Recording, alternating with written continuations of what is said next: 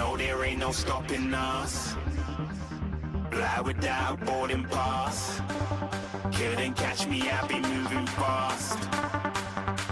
Call me a shooting star. Let 'em know who you are. Flying up in a bar. Wish on a star. Time to show 'em who's in charge. Call me a shooting star.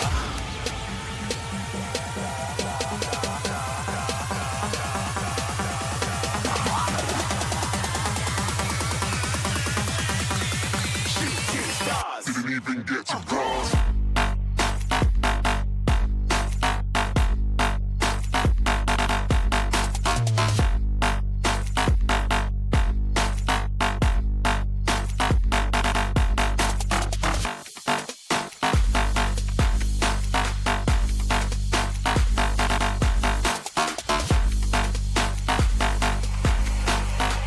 I said I'm moving too far. Get to glass.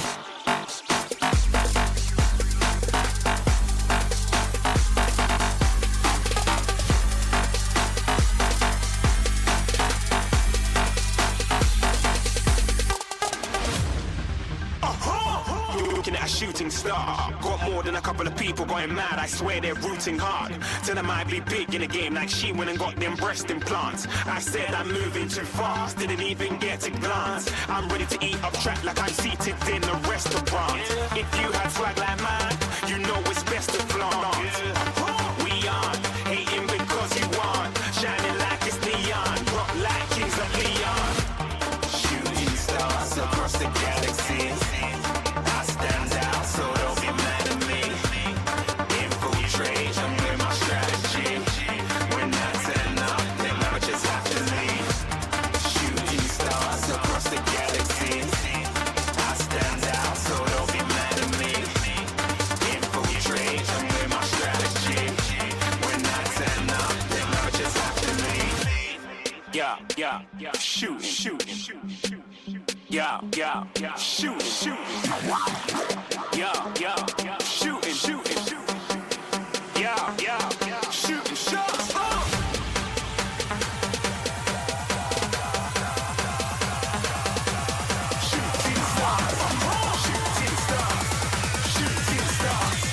Shooting stars. Didn't even get to cross.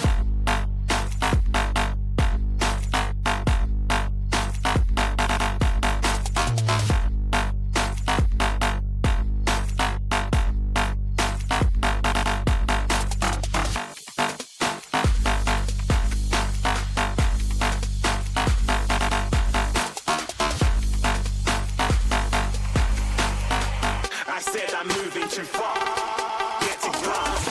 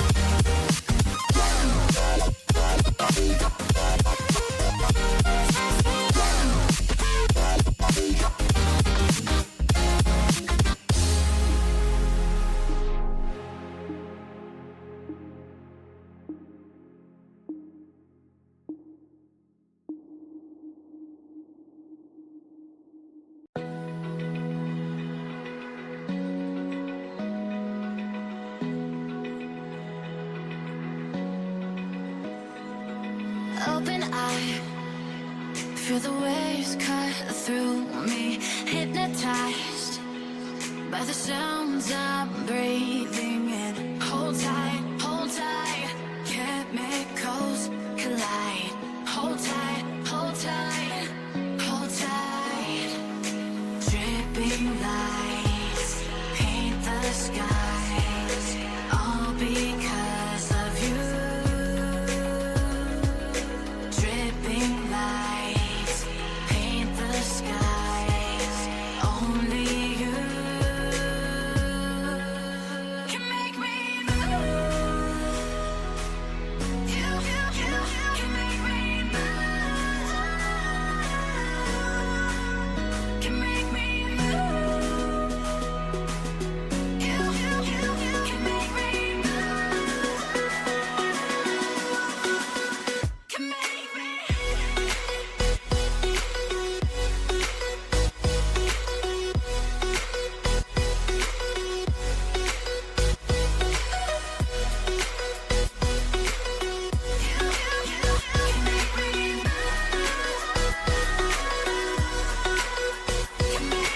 So alive, make it last forever. Stop in time, yeah, I'm surrendering. Hold tight, chemicals collide. Hold tight, hold tight, hold tight. Dripping lights paint the skies, all because of you. Dripping lights paint the skies, only you can make me move. You can make me move. Can make me move. Can make me move. You can make me move. Can make me.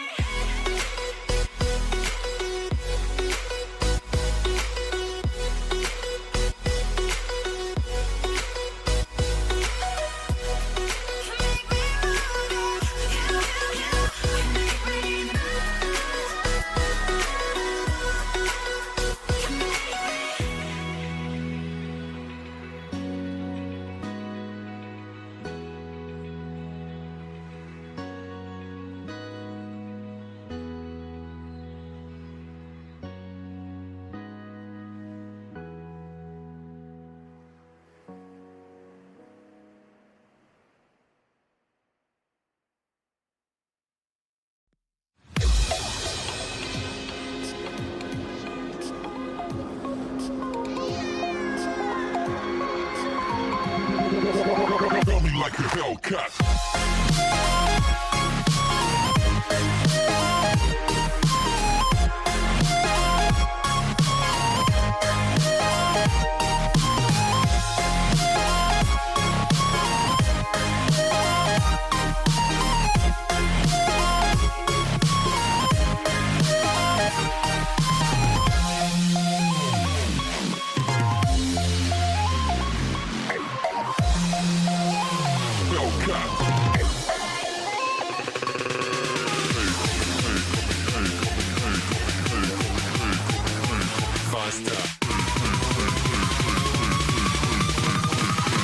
Coming like a Hellcat.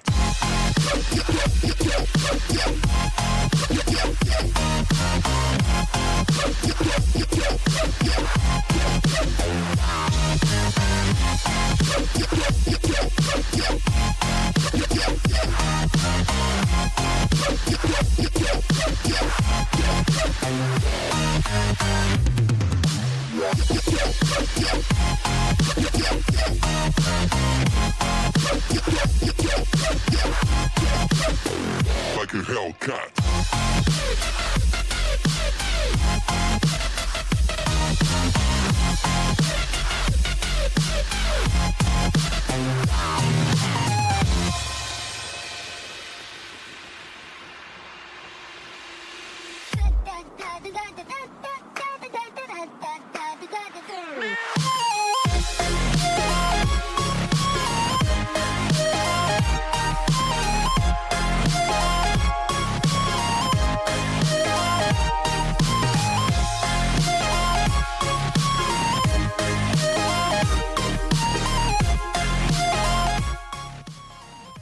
Welcome, ladies and gentlemen. We're coming at you with VRS Kivo Series, and these are two teams bringing us to the semifinals. This is going to be Forsaken Shadows versus Nightshade. Now, new caster, new games. It's going to be on the desk with me once more. The one, the only, the handsome Zane. Coming at you for game number 1. We have 3 best of 3s tonight, so make sure to stay tuned because this is going to be a long and deadly series with everyone pulling in their best. Yeah, and I love one thing about that, except for the great introduction that you gave me. All of the teams that have come to the semifinals from the quarterfinals, all of the series were best of 3, right? And all of the teams went 2-0. They didn't drop a single map. It's really hard to tell who's the stronger team or who's the weaker team. But obviously, the name, sometimes whenever I'm going in blind, like, okay, I don't know the stats about these teams, I'm just going to be like, okay, look at their name. Is it professional? Does it look scary? Is it something that we should be like, okay, yeah, Forsaken coming at us, we should be worried about? Look at this name, Nightshade and Forsaken Shadows. I think that's way better than some team called Beggars Hunters or something like that, that we usually see in Valorant.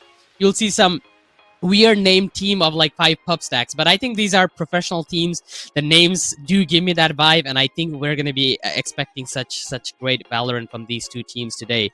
As we take a look at the bracket, as I mentioned before, quarterfinals, we had all of the teams go for a 2-0 swipe to make it into the semifinals, which we starting off the day with Forsaken Shadows and Nightshade, and then we're going to moving on to K9 Unit and Retired Goats. Now the second series, Cherry, is the name thing that I have. I think I got the better series. I feel bad for Ari. So, just to give you a little bit of context here, K9 Unit. This is a team that made it to the finals in the previous VRS series, so I'm thinking they're definitely going to have an edge up in that second series tonight, but this is Forsaken Shadows versus Nightshade. Nightshade, they looked a little bit weak on Split, which we will be seeing today during map number 2. That was against the number 20 seed. Now, Nightshade, they are the number 4 going up against the number 1. A little bit of a David versus Goliath storyline here, ladies and gentlemen. But Forsaken Shadows, they definitely can be overtaken. Both these teams, full Radiant. Zane, me and you, we've cast a lot of Valorant together. However, I don't think we've seen teams at this caliber being able to face off, especially this late into a tournament. This is the semifinals, ladies and gentlemen. This is where it really will come down to, can you pull out all the stops and can you take wins? Nightshade, I liked how they adapted in some of their earlier series. I liked how they took timeouts and pause. We haven't gotten to see Forsaken Shadows just yet, so we're looking forward to being able to really find what their flow is going to look like. But as of now, I think Nightshade's going to be my personal favorite to win this match. I don't know if you have other thoughts on it. Yeah, I mean, as you mentioned before, which just gave me some insights, like Nightshade, they are smart. They've studied Forsaken Shadows, obviously, because you said they are not really good on Split, which is something that we're going to see. Forsaken Shadows, they did pick the first map, which is going to be on Haven, and we're starting off with that one. So then, we're going on to Split on the second map, which is the map pick of Nightshade. So Nightshade, knowing their stuff, they're putting Forsaken Shadows in their weaker spot, in that weaker map, in Split, and I feel like this has a very potential chance of going to map 3. If Forsaken Shadows, they take the map 1, which is their map pick, then we definitely do have a chance of going to Decider. But then again, in Valorant, there's only like, I think there's, 9 maps now with the new map added? Or 8? Well, on the there's rotation. only 7 in the map. 7, okay. Because they limit that to 7 at all times. They've stated multiple times that we're never going to get past that point, and I want to give you a little bit of a just because I feel like I explained this wrongly to you, because I know you were here yesterday, but they were playing against the number 20 seed, and they weren't bad. The number 20 seed, I think, was like Ascended Immortal, so it's not a pushover team by any means, and it was 6-6 on the half, though, and if you're a Radiant level team, then you'd think that would not be the case, and then they went to their second half on Split, and it is how that second half on Split goes, and they just ended up winning 13-6, so I'm not going to say they look bad on it, but it's definitely going to really need them to get as many rounds as possible on that first half before they go and start really stomping, because as of now, I think that they look good on their attack, and it really is just going to come down to, will they be able to keep that up on the defense, because we did see them run the Tejo on Split, so I think they could try and pull that out again, maybe bring in the Vice as well. I think that they were the team that ran the Viper on the map, so we don't see a lot of Viper in the current meta, which makes me kind of skeptical. to see if we will pull that out again. I think Lotus as well could see it, but I'm really looking towards that split to have it. Haven, not so much. I think Haven, we're probably just going to see Cloves and Omens from both sides. Maybe one of them will want to pull out an Astra, but I think even that's a little bit skeptical, and you're not really going to want to go around with that. And here's going to be our players, so we will get to see the coaches, or not the coaches, but okay, never mind. I have a player named Ego. That's instantly my favorite. Okay. Forsaken Shadows winning this match for sure. Yeah, what are the odds? I mean, you are just watching Blue Lock and then you just get into a game and find Ego in it. Obviously, you're gonna like it. We're gonna introduce the team. Forsaken Shadows going off with Chips, Seraph, Freshy, Ego, and Leo. And then on Nightshade, we got Kunu, if I'm spelling it correct, Andy Yoshi, Freshy, again Freshy. In the middle, there's two Freshies for some reason. Strong, tall guy, 62. That is the most generic name I've ever seen, and I think this guy is gonna be really strong. And then we got Shadow Z to end things off from Nightshade. I feel like both teams have good names. Again, I'm judging people off of names. You can say I'm a big fan of names. See the map picks, who's picked what. It is going to be Nightshade, as mentioned before, picking up the split, but we're gonna start off with Forsaken Shadows on Haven, and then we get to the decider, which is going to be on Lotus. But amazing fact and a good fact is, in every single map, Forsaken Shadows are going to, Nightshades are going to be starting out on defense. So we're going to see maybe a similar type of play. Like if they want to play a defensive lineup and get an early lead on all of these maps, then that is something that we should look forward to.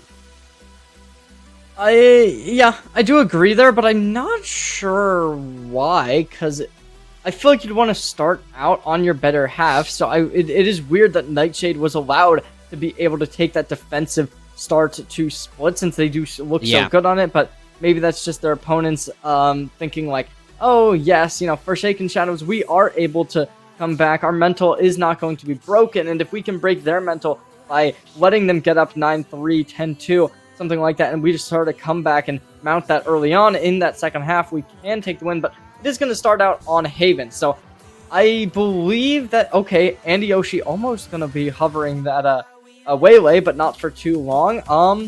I like the Harbor. I think we did see Harbor yesterday from this team. We saw Harbor at least once yesterday, but okay. Vice as well being hovered right now, but it's going to be a lock from a Jet and Cypher on Forsaken Shadows, and they seem like they just want to run a pretty standard comp, maybe put Ego on the Yoru for a double duelist.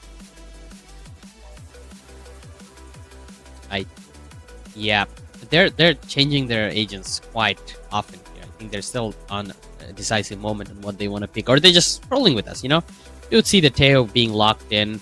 They're hovering over the Cypher, which is pretty standard on Haven. You need those tripwires to block off any sort of flanks that are coming towards you. And then you see the Omen, then they go to Bridge. I think that's a pretty standard good lineup from Nightshade. A pretty defensive lineup at that as well, so I feel like they are trying to look to have a better half to start the game with. I'm a little bit confused by Nightshade's comp, to be totally honest. I don't love the Teo Breach on this map. I think it's okay, but I just think that a Sova gets so much more value than a Teo right now. Over for Forsaken Shadows, they have a good composition. I definitely don't know how I feel about Chip being on that Jet along with Ego on the Yoru. I think that's kind of like a one or the other situation, and then you kind of like have to maybe either run the Zero or only one duelist with the Jet, and then if you want to run that Yoru, I think that a ISO can get a little bit more value than a Jet combining these. But I mean, Forsaken Shadows, they're good enough to the point where they don't really have to care about the composition. It's going to come down to, can they shoot their guns better, and can they have the best strats hooked up? And I mean, I think they can. It's interesting though, because you would not expect them to want this much of a self-centered jump at this high level play, since you do have that Clove as well, who gets a little bit less value than some other controllers on this map, as well as that there is going to be that your Jet, who both play relatively selfishly. Obviously, no Reyna or ISO, but that is partly because Reyna is no longer in the rotation, and the Yoru, it's an odd pick, but I don't hate it whatsoever, just because of how good it can be right now. Yeah, definitely. Well, all the stats and everything can be proven wrong, as you mentioned before. This is a FPS game in the end, and gunfight is all that matters in the end. No matter how much brain you use, if you can't shoot your weapons, if you can't hit those heads, then you're not gonna win these rounds. As we start off things with Forsaken Shadows losing one member right off the bat, that Jet is no longer making an entry. Twitch and Yoshi is gonna be able to find another one, and it's Seraph. A Cypher for Cypher. As they go down, Leo finds another one. Kunu gets taken out. Make it a 3v4 right now, but I do think Forsaken Shadows, they're trying to take the map control. They have the entire other half of the map, A site, and now the rotations are going to come through. Make it a 3v3 now, with Nightshade being very low on a health.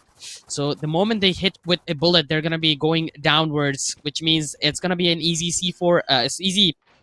spike plant. And then we're going to see a good hold off of Nightshade over here.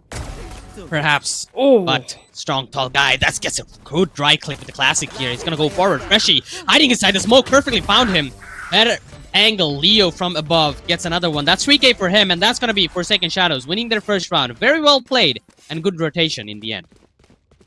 see, I don't know how I feel about that from Nightshade, because once it was that 3v3 situation, it was a good read from them to know where their opponents in Forsaken Shadows were going to be headed towards. But the divergence to have 3 players go for a flank, not take control of Heaven whatsoever, just look to kind of put some doubt, at least in my mind, because it kind of creates a situation where you need to contest them, and there's opportunities for Forsaken Shadows to start taking high ground positions, start playing in corners that you wouldn't normally be expecting if you're Nightshade due to this uncomfortable position you put yourselves into. And Forsaken Shadows, right now they are up 1-0, but Nightshade, they have shown in the past that they can create eco round opportunities. That doesn't seem to be happening right now with a Vandal to the face. Strong, tall guy going to be shut down. Yeah, that seems to be the case, and looks like Jet is going to take a quick entry to the side this time here. Kunu's there inside the smoke, but he doesn't want to take a risk. He want to wait for his teammate to arrive in the place before he makes a move. Sheriff on the hand needs to find those shots, but misses every single one of them. Goes whiffing perfectly there. Fresh is going to be able to find another one. Cypher is the last one alive, but a shotgun awaits him as he moves forward, but they don't know where he is. He's going to be able to land a few shots, but none of them is going to be on the head, as Freshie is going to stinger him down, and that is going to be a quick and easy round for Forsaken Shadows here. They only lost Jet on that round, so very, very good monetary value for Forsaken Shadows. It's really looking strong for them, and I do love how they are going to be kind of forcing up into that last round, which allows them to go into round number 3 here with 4 Vandals on the gun. Oh, never mind, they're going to be dropping a couple. Oh, never mind, just going to be going with the same buy as we expected. Going to bait us a little bit, and the Cypher from the side of Nightshade, we will be seeing them playing a little bit aggressively or defensively towards the C site, I guess would be the better words, and they do have that gate crash as well to create some early rotations, which will be utilized, and this aggression's already being capitalized upon because Shadows finds the first, looking to get something more. The flash is going to be phenomenal. Fresh is going to be able to get one, but it's not enough. Fresh is going to be taken down. That limits the arsenal with no more close-range weaponry in hand. Leo with a good head tap, and there's going to be them flushed out, but the flushing out does not work, and that's Leo on a triple! Leo's been on a tear, and they want to get more, but with the flank incoming, Forsaken Shadows has practically won this round already. It's going to be hard for Teo having enemies in front of him, and he doesn't have a single clue of the Cypher behind him. So he's going to try to take a peek with Leo, but Leo, he's just too strong right now. He's a beast as he gets the 4K, and he ends the round in a style. It looked like a round that Nightshade had pulled it off. They had a good defense. They had good rotations come through. Euro made it to see Cypher Trap was holding everybody down, but Leo, he was there from behind. He didn't need to do anything. He just stood there with his Vandal. Got 1, got 2, got 3, got the 4K. And that was the round for Forsaken Shadows. Now, the economy is not going to look really good for Nightshade here. Unfortunately, the economy is kind of, I would say, okay in Valorant compared to other FPS games, you know what I mean? So, there's something we shouldn't be worried about, but if they keep losing like this, then that's something that later on is gonna get a really, really bad a hold of them. Forsaken Shadows, they're playing really aggressively towards this mid with Leo already pushed up, trying to make some space here, and it leads them to believe that there's not going to be any early rotations over to the C site. Not going to stay, though. instead moving over towards Garage, and there's not many tripwires to call him out, and that's going to give the site over towards Forsaken Shadows. Andy Yoshi, though, playing ridiculously aggressive. Flash going to connect. Paranoia is going to be able to get some value out, but oh, Andy Yoshi with a headshot. They're going to be on site. They're looking for something more, but it's just going to be the head tap from Freshie to shut them down, and that's Seraph as well. Can be able to get something more. Bueno, last remaining shining ray of hope, and as of now, they will be connecting with Nightshade's second and final player, but Quino gets the shot!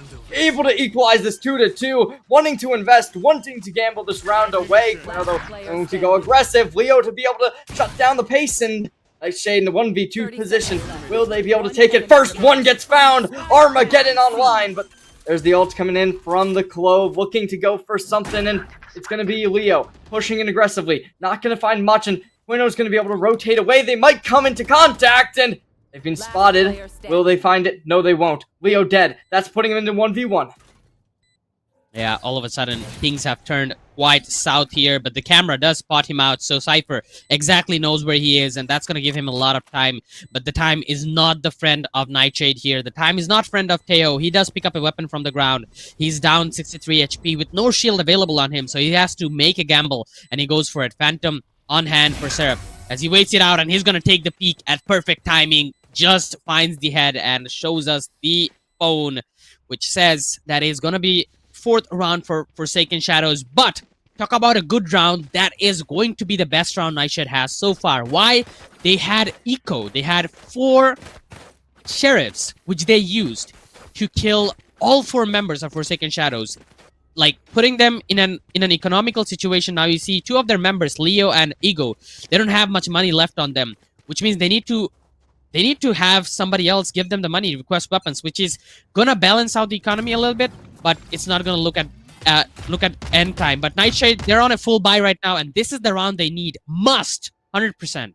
Otherwise, I think Forsaken Shadow is gonna have a wonderful first half. Look at strong, tall guy, though. Inputted right into the base of the side of Forsaken Shadows. This could be what they need, but it seems like it won't find much, with a lot of value coming out and a lot of utility going to be expended towards Garage by the looks of it, with smokes already come down, Owl Drone as well, and it seems as if Nightshade, they've made a little bit of a wrong decision with a lot of players stacked over the A site. There's going to be the gate crash. Let's see if the Yoru does extend it, because they might just want to go for the flank, but there's a tripwire to call them out, and Shadows, they're the decoy. It's so good. 1, 2, almost connects a third. Crowded steps to get out, and Andy Yoshi with a double as well. The Ego, 1. This is the blue lock. This is it for Andy Yoshi to shut it down.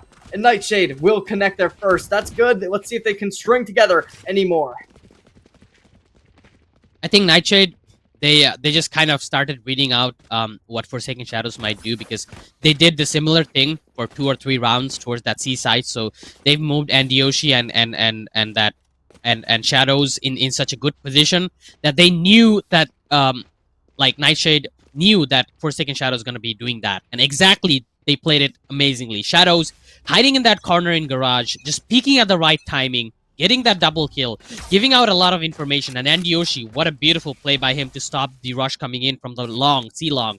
And that just gave them the round. And I think C is no longer going to be an option for Forsaken Shadows for a while after getting decimated on that round. So they're going to have to rethink their plans and try maybe moving towards that side a bit differently with a different approach. But for the time being, we see Forsaken Shadows, they're playing split again. They're trying to get information all across the map. And maybe this time, as I mentioned before, they might not pull out the same stunt as they did previous round on the C side. Instead, they're moving towards that A side, which could be wonderful because it's only Yoru from Heaven holding down the A side for the time being. So if they want to take a quick entry, it is going to be nice. They have blocked off the Heaven with a smoke. Yoru decides to jump in. He goes ham and he's going to get that kill and get out. Strong, tall guy. How can you do that? Among 5 players, all 5 of them were watching him do that, and he just gets out of there with the teleport. As they go forward, they might get the damage done on the C4 planter, and he gets taken out. Freshie is going to be gone, and Cypher's the last one alive, not for too long as he goes down. Nightshade, talk about a retake. That is wonderful. What on earth was that? Strong, tall guy with nerves of steel taking out the first player of Forsaken Shadows. honestly, that is absurd, and there's no reason they get away with it, but that was exactly what Nightshade needed. It slowed down the plant and allowed them to get that retake underway before it got out of hand, and without being able to set up Forsaken Shadows, they've been put on the ropes, and it's these crazy plays no one would expect that are allowing Nightshade to really get back into this game. Let's see if they can keep going and entertain us even longer.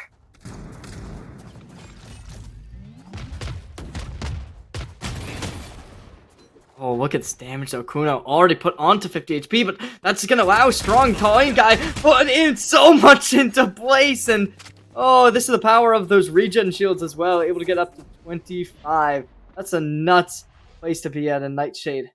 See if they can get anything to really bounce back after a couple of round losses. They've strung together too, and maybe you can find a third, but see, there is going to be a couple ultimates from Forsaken Shadows. They're taking their time on this one. They have found the site opened up though.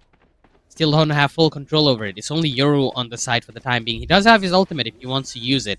Maybe he will later down the road, so we still have to wait and see. Shadows does have the Heaven, trying to take a peek onto Leo, but will not be able to do so. The Sheriffs push him out for the time being. Two of their members are very low, that Omen and Teo, so they're gonna have to really think about how they want to execute this one. Omen does have his ultimate available as well, but I don't think they're gonna be investing any of these ultimates here.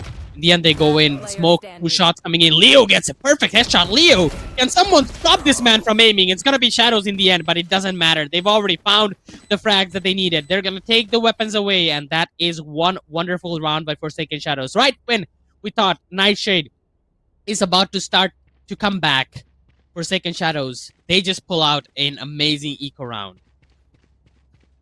That really was just absurd. I mean, I don't even know how you can, like, come back from that. Because Nightshade, they were up in a 5v3 situation. They had sight down. And with that lockdown, there was no reason Nightshade Forsaken Shadows should have been able to secure that round. But unfortunately, it was just that overwhelming presence, especially from Leo, who was able to find a double kill and bring themselves back into this round. It's going to be a lot of ultimates still for Forsaken Shadows as well. They could combo this Dimensional Drift and Hunter's Fury if they can get that online, secure an early pick potentially, maybe just use that to get onto a site though. There's a lot of options.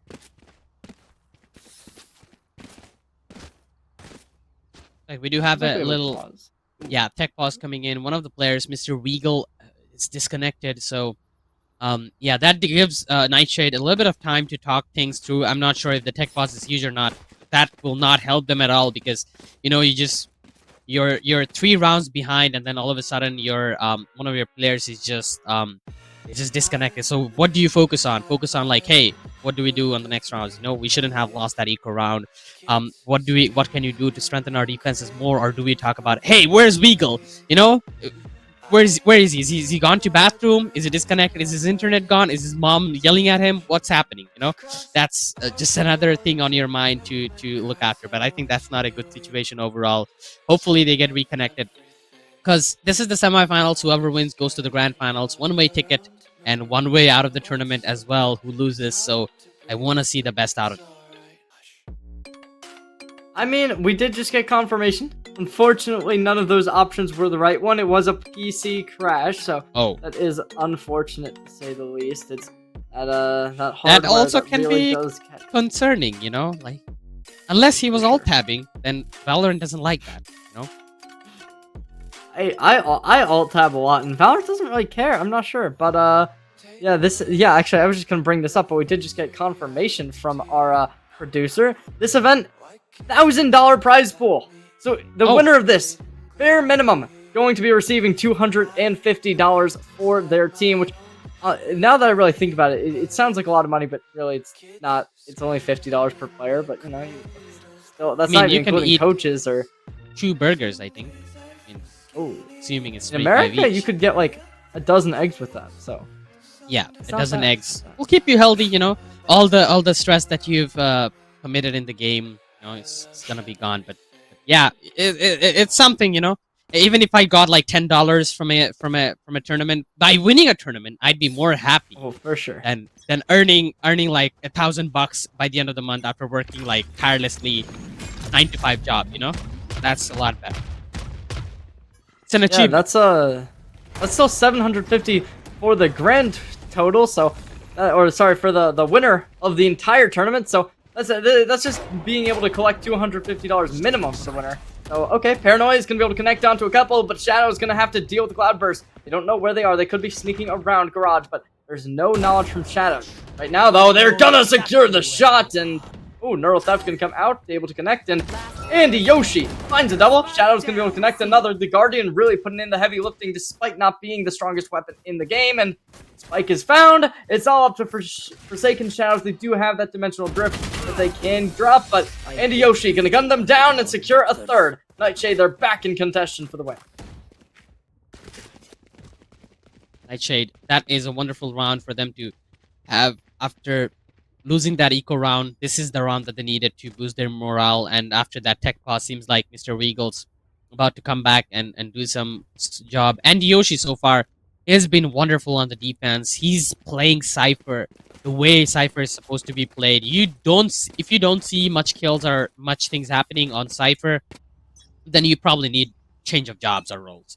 But yeah, so far he's been doing wonderful. They're gonna try to possibly do the same thing again. Forsaken Shadows. I like this from them. They try to read the map, see whatever is going on all across the map. Strong tall guy once again.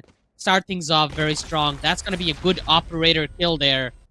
And he moves out, changes his position immediately after that. And I love that when operators do this. You just don't hold the same angle again and again, because the opponents, they're not dumb. They're not going to peek the same angle twice. This time he gets another one. Strafe! Doesn't happen with strong tall guy. He's going to send out the decoy, maybe try to get another peek, but he got greedy this time. Ego's going to be able to shut him. He does have that buff that you were talking about earlier. So he's going to be able to shut him down. Make it a 3v4. They enter the side, but immediately felt with a breach ulti. Rolling Thunder is going to be popped out, but he does go on in wrong position, and Leo's not gonna let him pass that. Immediately punish, make it a 3v3 right now. But still, I do feel like Nightshade, they do have the upper hand, but not for too long. Ego dropping down that dimensional drift. He's gonna get the information on one. KO spotted out. He knows information of Shadows as well. That's a lot of information given out. Nobody to peek though. He does Nobody to capitalize on the Leo. aggression this yours put in. Ego's so far in the back lines. Able to connect a couple shots. Right now, they're still gonna need to connect the final blow, but they will. One shot found. It looks to be connecting towards heaven. A little bit of lag on our ends, but there's gonna be the ult coming in from Leo. Leo's looking to get something, but the instant aggression will be found in 10 seconds. It's a race to the B site. They will be able to get there in time. 7 seconds, and the flank goes down. Andy Yoshi can be connecting up, and they will link together. It's a 2v2 situation on site. Isolate the first. It's all up to Ego. Both start stomping in like dogs, and Neural Theft comes in, looking to just spray down Ego, and they will. Andy Yoshi secures a 4K, collects the round, and Nightshade one closer to being able to even this up. Yeah, Nightshade. Very good retake in the end. It looked like very, very shaky and flaky for them when they were entering the A site. They just kept losing members in the worst way possible, but in the end they were able to bring it back. And I'm not sure if they saved. Yeah, they did save the the operator for strong tall guy as well. So he found double there, strong tall guy. And if you bring out an operator on a round and then find a double kill, I immediately say it's a good value. And if you can get any more than that, then that's also good. He did get a bit greedy, otherwise he would have like held aside even more, and they would have probably saved a little more members instead of 2. But it doesn't matter. Nightshade, that operator is doing the job, and as long as it does the job, it's good. Has a little bit of angle on that long. Oh, that's not good. Oh, they are so aggressive right now. Shadows in such a bad position. Smoke goes down, but it's just not enough. Nightshade to be able to get found out and equalized 1-1 in those kill deficits. And Mr. Weagle down and out. Forsaken Shadows, they have this Dimensional Drift on them, and that Dimensional Drift going to start causing a little bit of damage. Flash comes through, really starting to fight, but oh, it's Forsaken Shadows with a double kill to start to close out. Pakono looking to go for more, finds the first, finds the second. They're on for a 3K, but will they find the fourth? They have the salvos in hand, looking to try and get something, but they will flush out the final one, and that's gonna do it. Forsaken Shadows found out, and Kuno to equalize it. That's a beautiful play by Kuno there. I mean, wonderful play by him. Absolutely calm and composed. His team was dying left and right. You do not see him stressed at all in that situation. He is just getting all this information. He knows where they are. He just pulls out his Vandal, gets those shots. He hasn't had the best game so far, along with Chips, which is not good. I mean, your duelist is sitting at bottom frag. You do not love to see that from Forsaken Shadows. But Leo is doing the job. It doesn't matter if he's playing Clove, you know? He as long as you hit the shots, that's all that matters. But, you know, Kuno, with that one round, it's all that he needed to make the difference. Now, the scoreline is very, very even, and I feel like it might be a 6-6 half, which does make things interesting on the second half, because both of the teams have already played 12 rounds together, and they're equal. That means in the second half, it's a new game, it's a new day, but on different sides. Both of the teams should be able to play a lot better. Just making sure that that is a clone, not a real person. I love it. I love these mind games, you know, by Yoru players. Oh, but the A site, it's completely free for the taking. Anybody can get on there and find that site if they just take one step too far, and they'll realize nobody's here. Nobody's trying to fight us. It seems like that might not be the case for long. Nightshade starting to drive a couple players over there, and Seraph's going to be called out. Location revealed, and that will give a little bit of a spray down towards B main, but still, it's a fake completely. The B site is going to be just completely diverted away from. Armageddon's coming out, and that's going to leave Forsaken Shadows being able to completely take this A site in hand. Now, nobody's going for heaven, but Strong Tall Guy takes the first. Yeah, I think it should be a good retake for Nightshade. They did give away the site for a reason, because they can do a good retake on this one. I was expecting some ultimates coming in from them, but looks like they don't have the ultimates. But it didn't matter. They have the kills, and they're going to get one after another. Ego, the last one alive against two. Ego has the better positioning here. Gets flashed on when whiffs the shot, and Strong Tall Guy. He is actually the Strong Tall Guy. I told you, he has a fishy name, but he's not fishy at all. That name might look like it came out of Roblox, but he's playing Valorant right now. Nightshade, bare minimum, going to be able to take this half 6-6, and Forsaken Shadows, they're definitely not going to want to do this. They are that number 1 seed for a reason. They were up 4-0 at one point, and now Nightshade, they have experience being in 6-6 positions and being able to pull out a massive lead after that first half. Let's see whether or not they can bring it to 7-5, or whether or not we'll see them in the same situation we saw earlier this weekend, folks. But Nightshade, they have an aggressive play. They want to start pushing forward with 3 players over towards this B site. This could become extremely volatile with Strong Tall Guy upping very aggressively. Nobody to be seen, though, with a lot of players heading towards that A site, one towards C to potentially try and get a lurk on their way. But Nightshade not going to want to play the retake this time. Still, a lot of players controlling these extremities, but none really risking that involvement in trying to take that first engagement in CT. Yeah, definitely. Now the retake is going to come out. The clone goes first, gives away a bit of information, and look at the retake power from Nightshade. They're just too strong. They might just get a 2-round lead at the first half. It's a 2v5 situation. It's going to be a hard spike to defend. They're still going to try. Double, gets the triple here. Syrup, he's definitely onto it. They still didn't get the half defuse. Syrup, he's going to drop down the neutral theft, and he's gonna get the information. The first batch of information comes in. Leo finds another one. Syrup, he's gonna go down. And Yoshi, he's just too strong in the end. He gets a double to clutch this out, but Forsaken Shadows have gotten it the closest that they can get. But Nightshade, they pick up the 2-round lead in the end, and they're gonna be looking to wrap things up now when the side gets switched. 5 versus 2 situation turned into a 1v2 situation, but when the going gets rough, the game gets the most intense when Andy Yoshi is the last one alive, and they secure both players, securing the half. Nightshade, that was absolutely absurd, and now in Forsaken Shadows, they're going to be down in the dumps, but I'm definitely not thinking they are out. Now, if they want to win this, they need Chips to get online. So far, they've had a little bit of a lackluster performance, but now you're on your defensive side. This is where Jets will thrive. That's an opping character, and if you want to op, this is the side to do it. Chips, though, playing ridiculously aggressive to start us off with the Yoru as well. Going to be heading straight on in for window. Yeah, they're taking their time on this one. Pistol round is where they can extend their lead from Nightshade. If they win this round, then they're just gonna have a bonus round after that one, which will put them up in a really, really good spot and closer to that match point. But the flank from Ego is just too strong here. He's gonna be able to get 1, 2, 3. Ego find the triple, and they don't know where the last one is. And Yoshi, and he do pull a 4K. He cannot. Ego is just too strong right now. Again, the buff comes in handy, and Forsaken Shadows might have just equalized the score after winning this pistol round.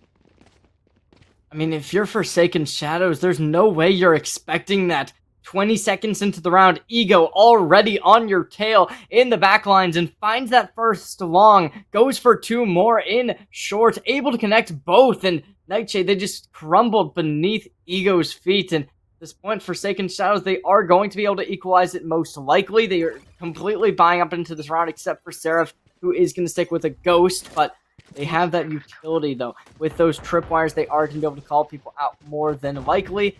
And they're going to be using 1 towards B, 1 towards C. Chip's going to be taking complete control of the Raj. But Shadow's going to find the first. That could be extremely strong for being able to take this round and bring it further. Yeah, but Ego is there once again with the Guardian. The Guardian Angel of Forsaken Shadows finds a triple. Seraph finds a double for himself. And that is going to be the equalizer brought in by Forsaken Shadows. And they're looking good, actually. Shadows. They're looking good on Zane, defense.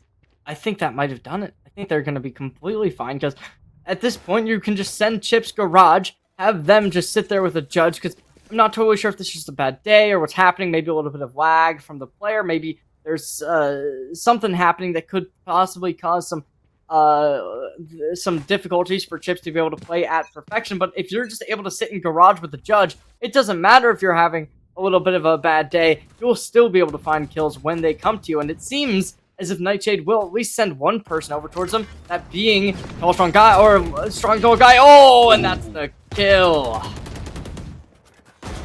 That's a very aggressive rush coming in from Chips. He's going to be able to find that kill after a long, long time. He has been sitting at 1 kill for a while now. Mr. Chips, happy for Mr. Chips there to be able to actually find something valuable on this round. And that is an important kill, by the way. That is the Yoru gun. That means the lurks and the crazy plays, you won't see them happening. And I like one thing about Forsaken Shadows. They like taking risks. And those risks are high risk, high reward risks. So I love it when I see players just not playing basic random Valorant. They just take risks. They just try to do something. And that turns out really, really well. And it's going to be the case. And Yoshi gets spotted out. Yoshi's going to take the backside for the time being. Ego's going to be able to find this one this time. But he goes down. But he has his teammate covering his back. And Ego's going to be able to get proper revenge done by him. As Ego's the only person falls down. As Forsaken Shadows wraps everything up. Takes the lead back from Nightshade. And now looking really, really strong right now. It's going to be tough if you're Nightshade right now. This is the map pick of Forsaken Shadows. If you can snatch it away, as we mentioned before, Split is going to be something that they have huge advantage on. And in a best-of-3 series, especially on elimination brackets, Cherry, you don't really want to go down 1-0 in the first map. It's never good. Yeah, you're definitely not wrong there, especially when this is single elimination. There's no third place. It has to come down to first, second, or nothing. And Forsaken Shadows, they've taken that nothing and they've turned it into a good lead to build off of. Nightshade, let's see whether or not they can take it back. This is their map pick, I believe, so they should be able to win, but if they can't, they'd be going on to Split, which would be rough. We've seen them be able to run that Teo breach with the Yoru before, looking well, but it's going to come down to can they do it again. That Lotus as well. That's going to be a good final map to really solidify who is the best team, because Lotus is a map that if you're not a good team, you won't have a good Lotus, because Lotus is a tried and true at this point with just how it works. Everybody understands how the map is supposed to be played, and Nightshade, they've looked okay when it comes to being able to play fundamentally, but when it comes to having those set plays and being able to play as a cohesive unit, they haven't been looking like that is their real strategy today, and they've just kind of been going for those we want to win and let's do it. Yeah, definitely. Did get a little timeout to talk things through, and after that break, it's gonna be Nightshade trying a different thing here. A quick rush to the C side. They're gonna have the side opened up as well, and a good use of decoy there. Try and deal some damage on towards that Yoru on the side, but it's not lethal, so they stay for the time being. They do get the spike down with all members alive, so it's gonna be a good. It's gonna have to be a good retake from Forsaken Shadows. Doesn't start out strong though. Kunio is gonna be able to find a kill there onto Ego, who's already dinged and low. Seraph gets hit by that, I don't know, whatever they're called, missiles or something. But they're now trying to enter the site here. Strong tall guy gets one. Kunu gets another one. Leo finds another one, and that's gonna be another spray by Kunu. Another 4K. That's his second one at that. And Nightshade, that timeout really did help them out bunch. They just played a fast-paced entry there, and the initiation completely worked out. Looks like Forsaken Shadows, they weren't able to react fast enough, and they weren't able to just play it out as a team completely, as they just all tried to enter through the link, and they got deleted with one spray, basically. Yeah, that's really rough. Chip's going to be put on an operator. Piloting this weapon, this is really going to be that glass cannon of, can they prove themselves on a weapon now? They tried it with the judge. They were able to get something. Besides that, though, they've been having a unfortunate turn of events this series where they haven't been able to find much value with those rifles. So this is where you really got to find a weapon that will work for you and allow you to be that glue for the team to be able to rely on you. And Andy Yoshi starting it off with a double headshot single headshot with the rifle click after to the body. Ego, though, trading it back in kind. Flash is coming through, but it's just going to connect onto themselves. Andy Yoshi securing the ult orb and securing the neural theft. Going to give them the information, and after only detecting 2 players in sight, that gives them the confidence to start this push. It's 2v3 situation on site, and Andy Yoshi to start it off, securing the kill, and Nightshade, they've been put in an advantage. The questions now can become, can they bring that advantage to fruition? Spike planted. Yeah, looks like Teo, he wanted to go for a flank, but he's going to be spotted out by Seraph. Good read by him to shut him down, so no longer have to care about the back here. But this retake is going to be tough. Wanted to get a camera up there to get a good view, but it's looked like it's going to be missed twice. Seraph is going to give up on that one. Wait for the last to go by. Take a little sneak peek inside the site. Doesn't find anyone. Smoke in, they go inside. Shadow's going to be able to find one. Chips, he gets one with the operator, but they're going to be only finding one value out of that op. In the end, I mean, Nightshade, they are again making the comeback happen. Forsaken Shadows, they feel like they have taken a stuck to the wall after losing that insanely good round by Nightshade. And Forsaken Shadows, on an economical situation right now, will be able to afford, I would say, just a little bit. I don't think they're going to be able to afford all the abilities. I mean, look at their creds. It's not looking good. It's going to be even harder to defend this one with what they have now. Lots of aggression towards B. They do have a couple ults for the side of Nightshade, but it's not as good as being able to find that opening pick. And it's going to be the Clove, so it's a character that can really find some good value when it comes to being dead. They get to play smokes remaining, so it's not the end of the world. Seraph be getting dodged out. Stun, no hit. Be pulling out. Shots through the smoke. One connects, but the rest do not. Swing and a miss, and they want to get something more, but unfortunately it's just a little bit too weak. Cam gets destroyed, leaving them no utility remaining on the site. And Forsaken Shadows, they don't have a flank, so they're going to have to brute force their way in. Very little utility remaining to support that pit, though. But immediately they're going to really invest. Dimensional Drift is going to give away a lot of position here. He goes for the shot, but his teammate already take care of that enemy. Nightshade has 2 members alive. It's all down to Seraph, and he's down 5 HP here. It's going to be tough, and the rockets come in. He has to get out of there. He does have the smoke to support him, but one of them connects. Kunu and Seraph underestimating those. Let me just check what they're called. It's the salvos, and the salvos, I don't know how they connected there, but unfortunately for That's gonna do it. Oh no. Oh Right no. itself. There you Nightshade. go. Yeah, so literally, like, I was not expecting Forsaken Shadows to win that post point at all, just because of like the insane amount of utility Kuno had there, especially since they also had that Armageddon, which does very similar utility-based damage, where you can place it down and it will just hurt. But Forsaken Shadows, they just said, okay, well, we don't think we can win either, and we're just gonna get connected. Oh, strong dog guy with the judge. That's wonderful. That's wonderful by Strong Tall Guy. That just gives away the site to Nightshade again. This is a buy round for Forsaken Shadows.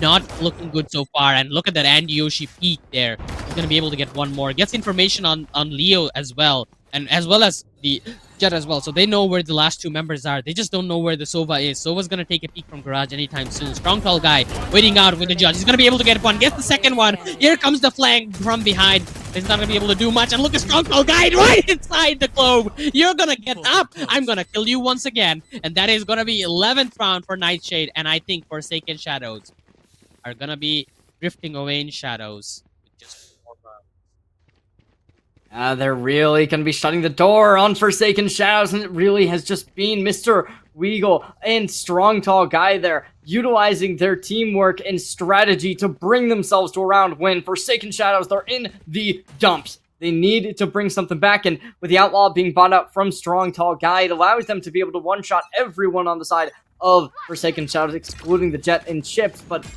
they will have that ultimate online, so that could be something really powerful, and unfortunately, Strong Tall Guy gonna have to deal with this dart, and let's see if they can find anybody. It's only a Marshall, so it's not as strong as an operator, but this Marshall gives you one extra shot there to just try and connect that. Fresh is not gonna take any risk there, just gonna drop down the headshot with the Guardian here.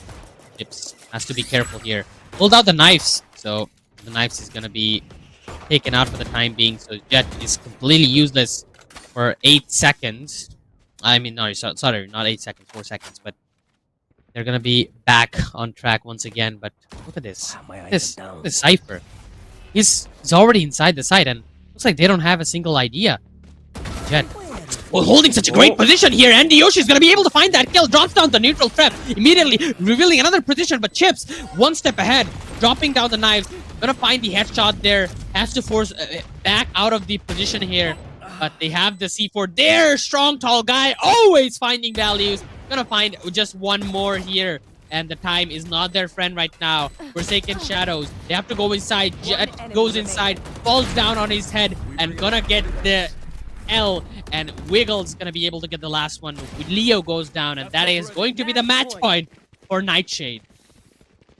Really is a good entrance into the site, and it allows the side of Forsaken Shadows to kind of be in a bad spot in general, and it really was just kind of off the back of Strong Tall Guy there, and I definitely have to say that they are my MVP so far in this game because of just how well they've been at kind of just breaking open sites and being able to take the advantage. Forsaken Shadows, they played that well, but they unfortunately invested a little bit too much. Now, coming into potentially the last round of this game, it's going to be the Neural Theft and that Hunter's Fury online. Immediately, Salvo's going to keep Ego from backing out, but they don't need to back out. They have the gate crash to get themselves out anyways. Chips, though, going to be able to work hand in hand and secure the kill from Nightshade. Strong Tall Guy, though, they've found this A site completely awakened.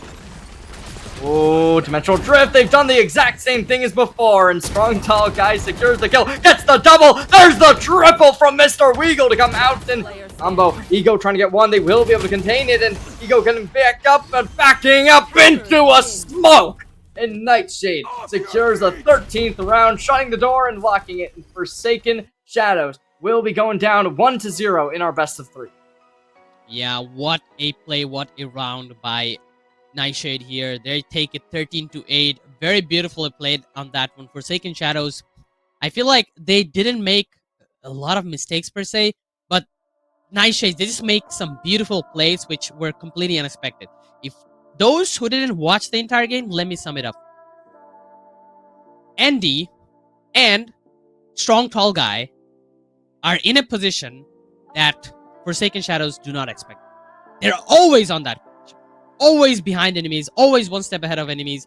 I don't know. I mean, Yoro's doing that, Strong Tall Guy, that's understandable. He has Dimensional Drift, and he has teleport, he has a bunch of other stuff to do. But Cypher, just getting behind them almost a lot of times and getting in those positions where he can get those kills without their opponents just being completely unaware of Cypher being there, is just something that you gotta give it out to. Strong Tall Guy and Andy Yoshi, amazing played by both of them, and I feel like that is a well-deserved win by them, which means now Forsaken Shadows are down two things. First of all, their own map pick, and they're down one map in the entire series in this best of three, which means things have just gotten real. They really have. Forsaken Shadows, they were our #1 seed coming into this map, but unfortunately, they were shut down and they were closed out. And that's going to be our first upset potentially coming underway, which, actually not our first. There was the #10 seed beating the #7 seed to make it into the quarterfinals, and it's not the end of the world for that kind of upset because it's only 3 seeds apart. This is 3 seeds apart, but it's our #1 seed. This is the team you would expect to be going the distance and going to the grand finals. Unfortunately, that is going to be it. We're going to go to a short little break here, but we will be back with game #2 going underway onto Split in just a little bit.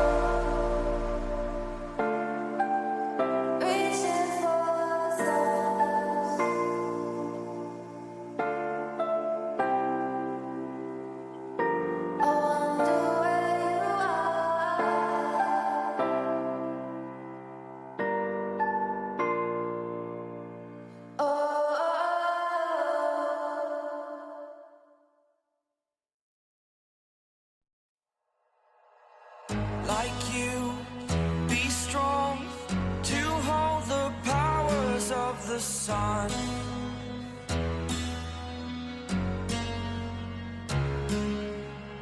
To dream, believe in strength. Now I'm the only one, only one.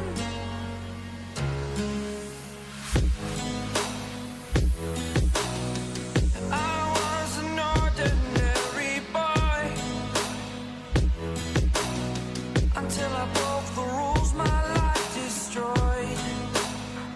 A life destroyed.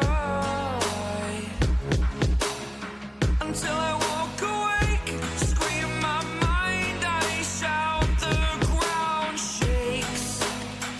How much can I take? My mind will break. Will it break? Can I take? Can I be your superhero? Superhero.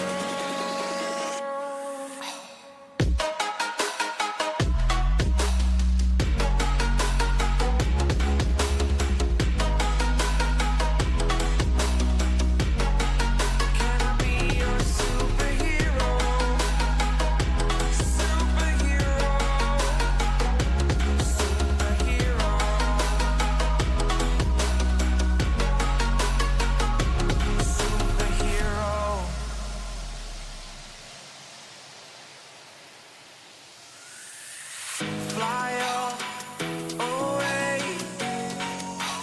first time of today.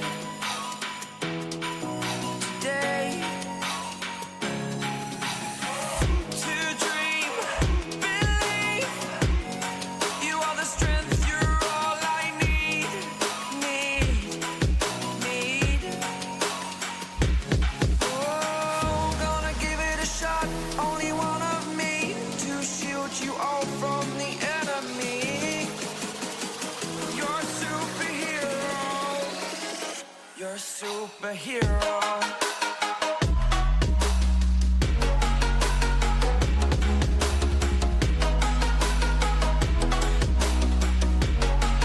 Can I be your superhero? Superhero. Superhero. Superhero. Can I be your superhero? Welcome back, ladies and gentlemen. We're returning to you with map number 2. We're going to split for our second map. As we remember, we had a difficult map 1 for some of these teams, with the shadows being overcome and overtaken. Joining us once again, Zane. How are we feeling about the second map? I feel like there's a lot of things that they need to work on the second map. A lot of things currently went absolutely wrong for them, and as you mentioned before, split can be something. I mean, they played against a team which we're seeing right now. I mean, Nightshade is a lot better team than what they played against in split before, and you said it was okay, it wasn't like bad, but it wasn't really good either. So now that you're playing up against a team like Nightshade, who seemed very strong on that Haven, I feel like split is gonna be tough, and especially since it's a map picked by Nightshade.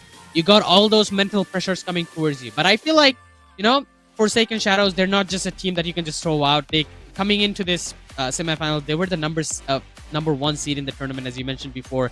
They probably have those qualities to stay calm and composure in these situations and probably try to make a comeback.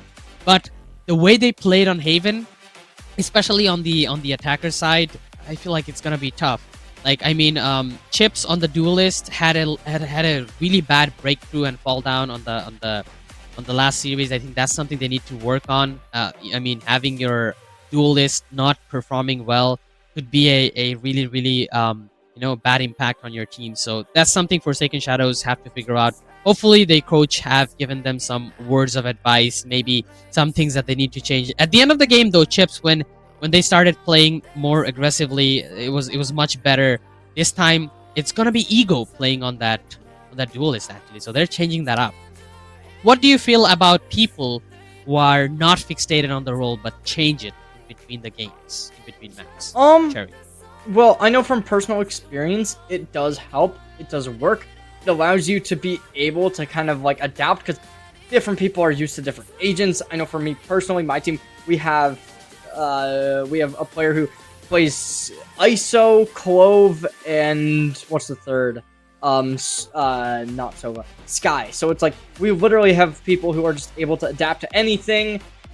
It literally is like it's a game where you should be able to play any role, and I like this from the side of Forsaken Shadows. Chips, they did not have a great game number 1. It kills wise and performance wise, it looked okay, but it didn't look like they were really able to get the impact that they would have wanted. Their entries looked good on their attacking half, but to be totally blunt with you, I think that they might have been kind of one of the more reasons why the team did not really have that impactful performance. They ended that first half 1-12, only being able to secure 1 kill for the team. But Nightshade, they're going to be going into this with the same composition they ran yesterday. They're tried and true. Now, Forsaken Shadows, can they break through it? The defensive half for Nightshade looks so good, though, so it will be difficult. And I'm really looking forward to seeing whether or not Forsaken Shadows can be able to weather this storm that will be upon them. Yeah, it is something that we gotta find out. They have a completely different composition. I mean, they're trying to play it completely different. So it's gonna be very interesting to see how it kind of works out for them. Now, Split is one of the OG maps, and people know how to play in it.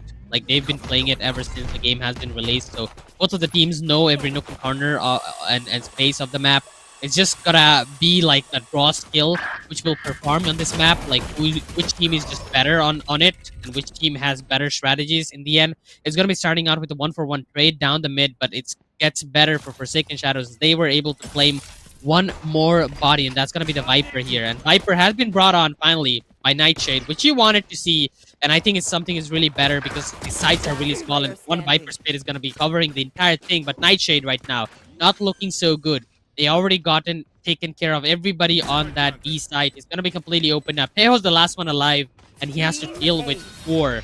And he's not going to be able to find any as Seraph finds him in the back line, and he's going to be taken out. That's going to be a good start for Forsaken Shadows already, as we might...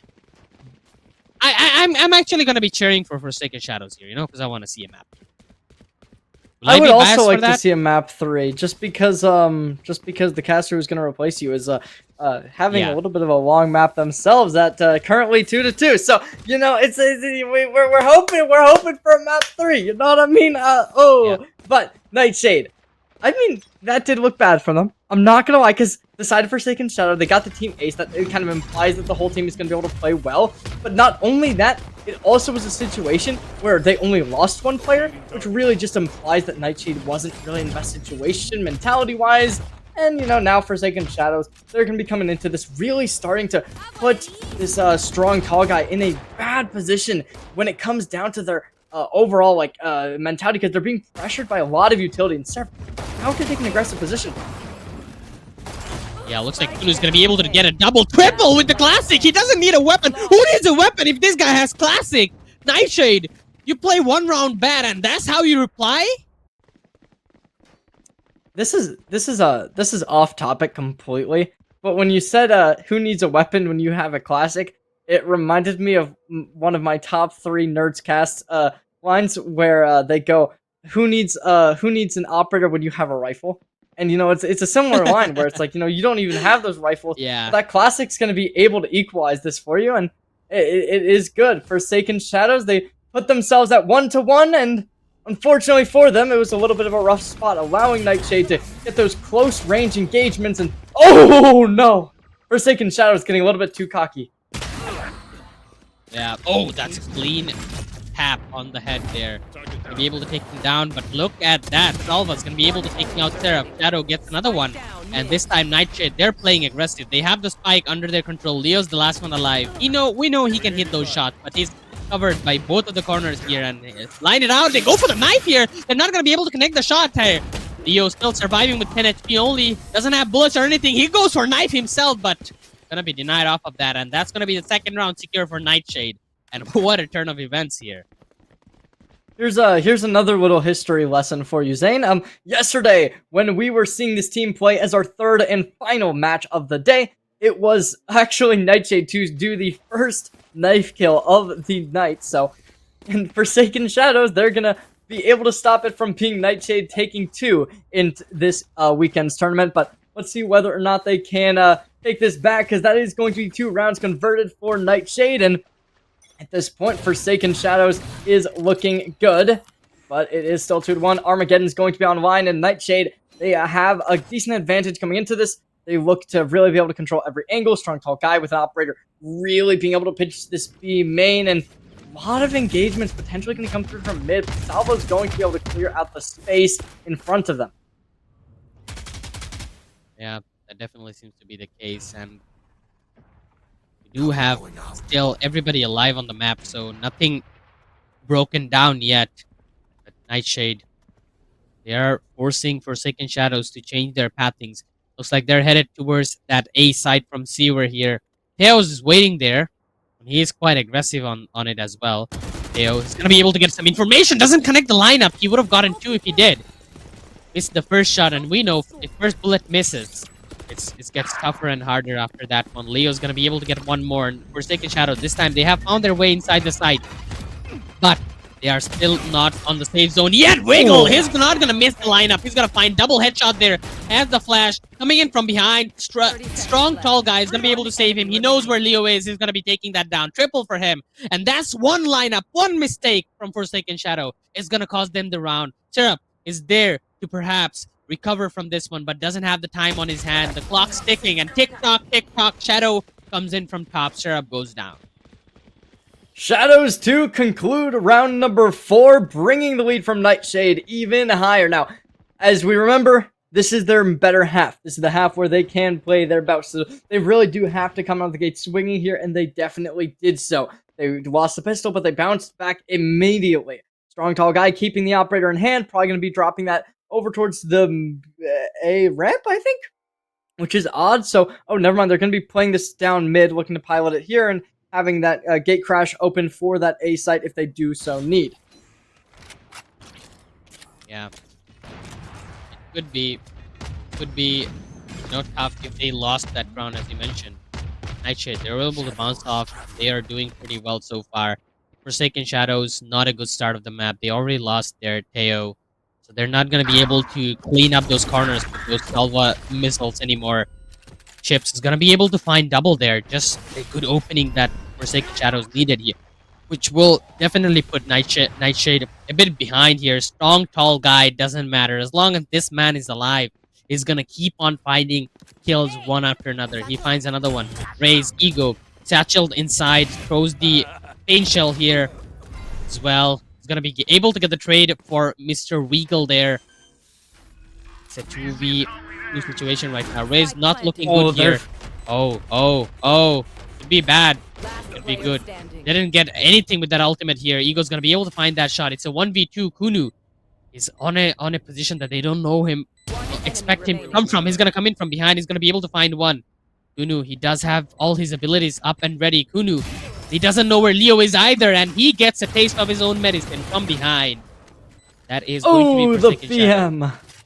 And unlucky getting egoed like that, but not even from Ego. It was Leo to do it, and Forsaken Shadows will take a second round. And Nightshade, they're not in the worst situation, but their economy is starting to get a little bit worse. Mr. Weagle only at 300 remaining credits, and Strong Tall Guy at 100 themselves, but they are still leveraging a one-round lead, and that will remain 4 light shields for their opponents, but with a Judge and 2 Phantoms, that could make this a very strong buy for Forsaken Shadows.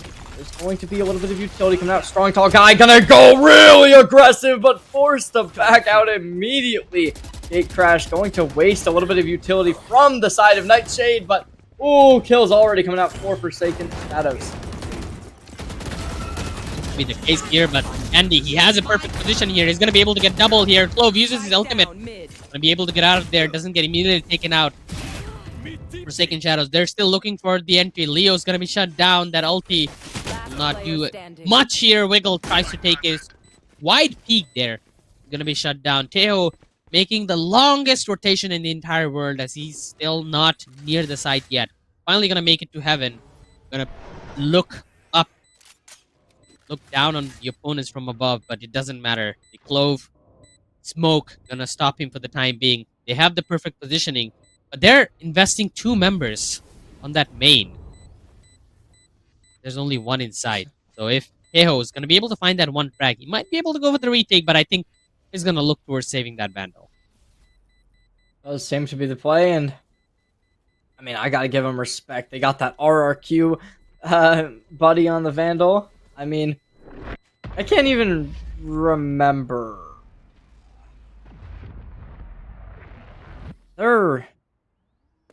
Yeah, okay. I was going to make a reference, but then I remembered that would be the wrong reference to make because yeah, they are the Indonesian esports team, and Nightshade, they've equalized this out, unfortunately, so they are going to be in a rough spot now. The economy not going to allow Strong Tall Guy to buy an operator, but they do have the money in hand to take up a Phantom.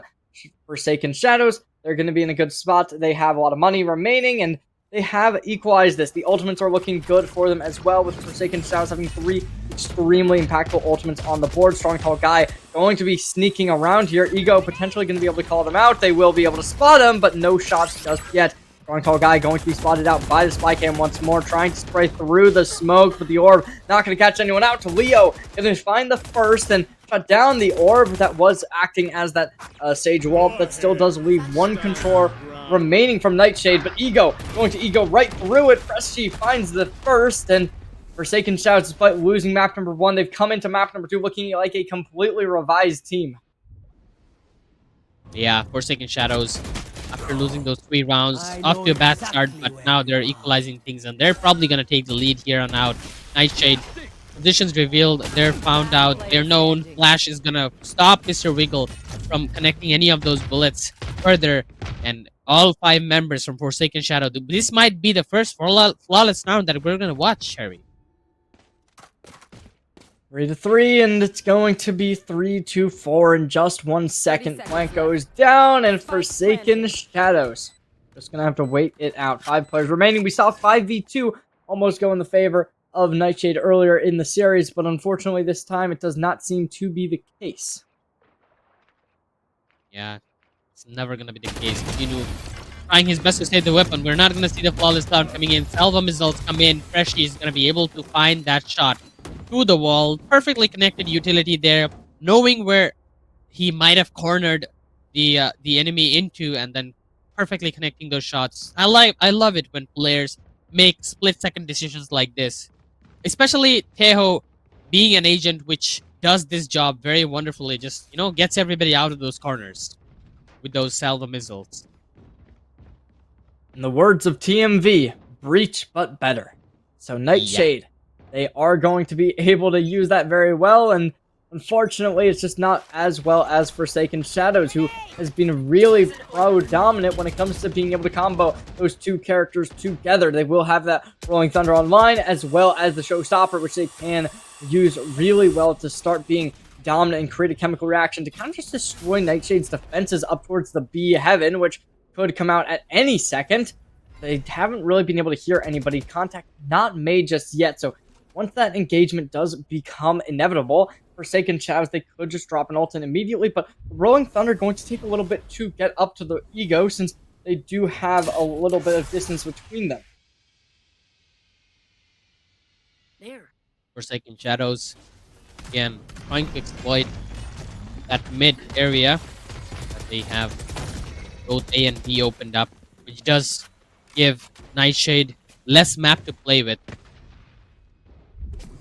And this judge from Andy Yoshi can be vital, and it is. Leo goes inside with no information whatsoever, gonna be facing off that judge. Judge down. That regen shield is gonna heal him back up. The Omen line is gonna stop them from entering for the time being. Shadow, the whiff! He could have gotten multiple frags there. He couldn't give the support to that Omen as he goes down along with him. It's gonna be a hard retake once again for Nightshade here. Unu, perfect guess from him, but he's down 11 HP as well. Strong guy is the last one alive, and strong, tall guy. He's gonna go down along with Unu, who was in heaven. Ego finds both of the kills. Forsaken Shadows, they're still taking the lead, and despite there being a situation where Nightshade has become one up in the series, they've become really good at the start of this half. They haven't lost their mentality. They haven't started really second guessing themselves, and they are just going to keep going into these fights, exploding onto the site, finding everything they could ask for in Nightshade. They haven't been able to find a response. This is a composition that should be good on that defensive side. They have that double controller. It's good to be able to hold space, especially towards mid. Unfortunately, it's been these utilities like the stealth drone that just come out each and every time, and it has ruined Nightshade's opportunity to keep this space in their control. Salvo's going to come out, going to be able to clear away, but nobody's going to capitalize. Forsaken Shadow, they're kind of just spending util, trying to push people towards them, but they're going to be doing a good job from Nightshade being able to hold this space. Rolling Thunder comes out, trying to capitalize, but it's going to be completely diverted, and the kills come out! Freshy with a double, and that's both controllers down. Nightshade with 3 remaining players. This is likely to be 6 rounds converted for Forsaken Shadows. Yeah, it feels like that's gonna be the case here.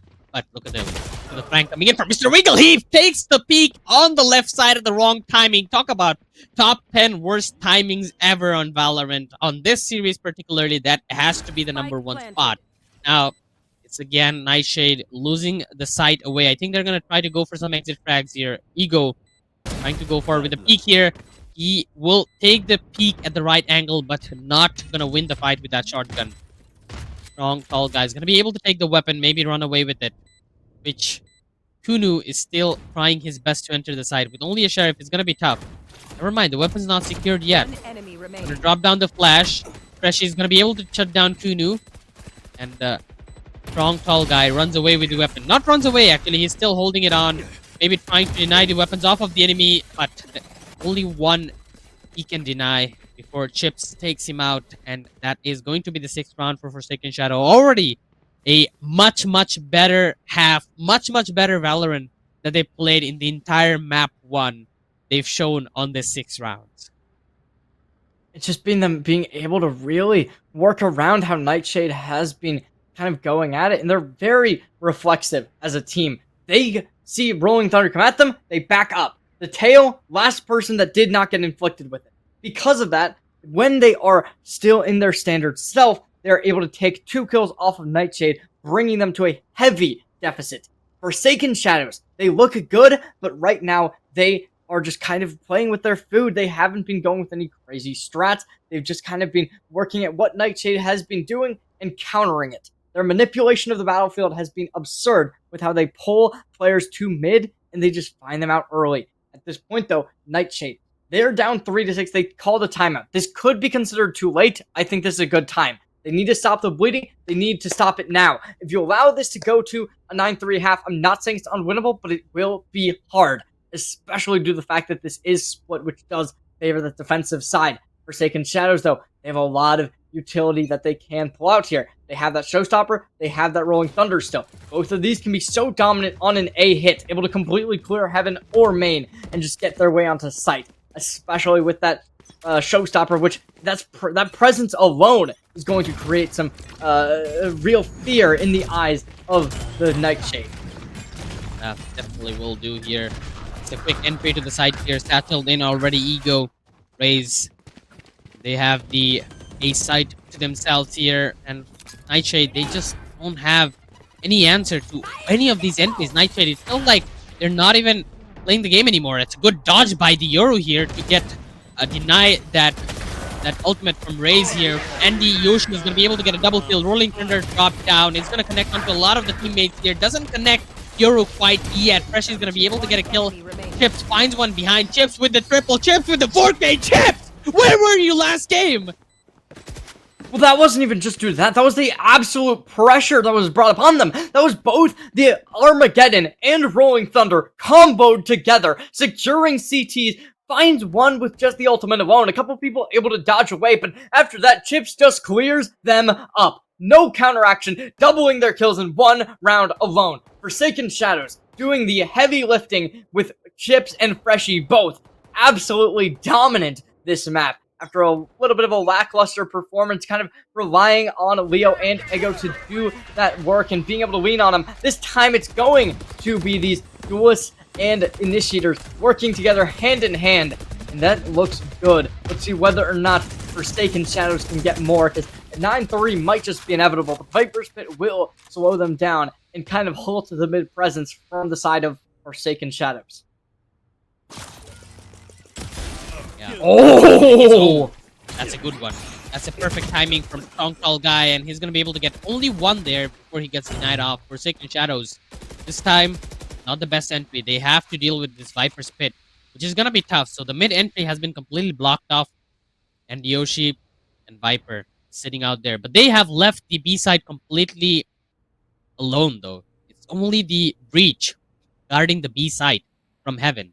If they want to enter from this main, they're going to get a free entry at that. And the Guardian, I don't think, has the firepower to stop it for the time being. But he does have utilities. He's going to use them, but it doesn't connect on time. That's why, Breach is just Breach. Sometimes it just doesn't work.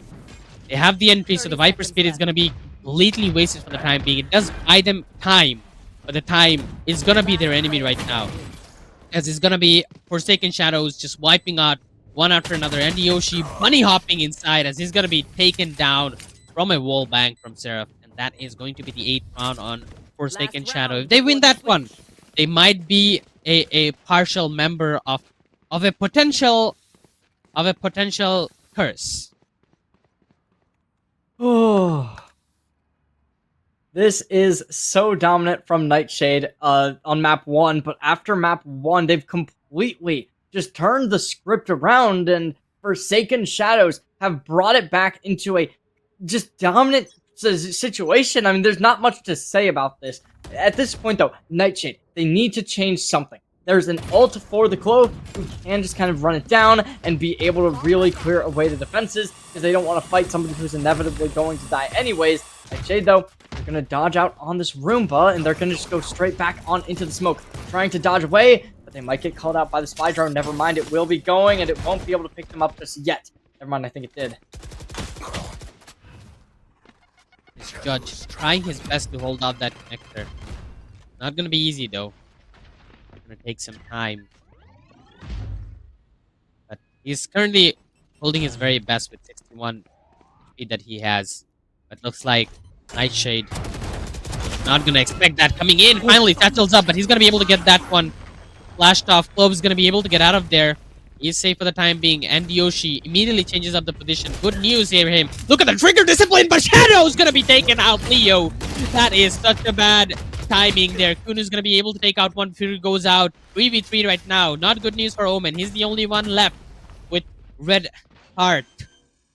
As they get inside the site, it's gonna be another retake by Nightshade. Retakes aren't happening for them in this game just yet, and Yoshi takes a peek with just 10 HP. He's gonna be able to get one. Syrup wasn't able to react to that.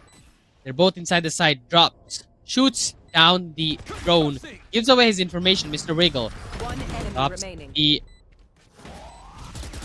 Wiggle's gonna be able to get one, and the stun is there. Fresh is gonna be taken out as well, and they're gonna be able to get the 4th round on their board. It's not a really bad half for Nightshade, but it's not good either. Yeah, I'm definitely favoring Forsaken Shadows in this map.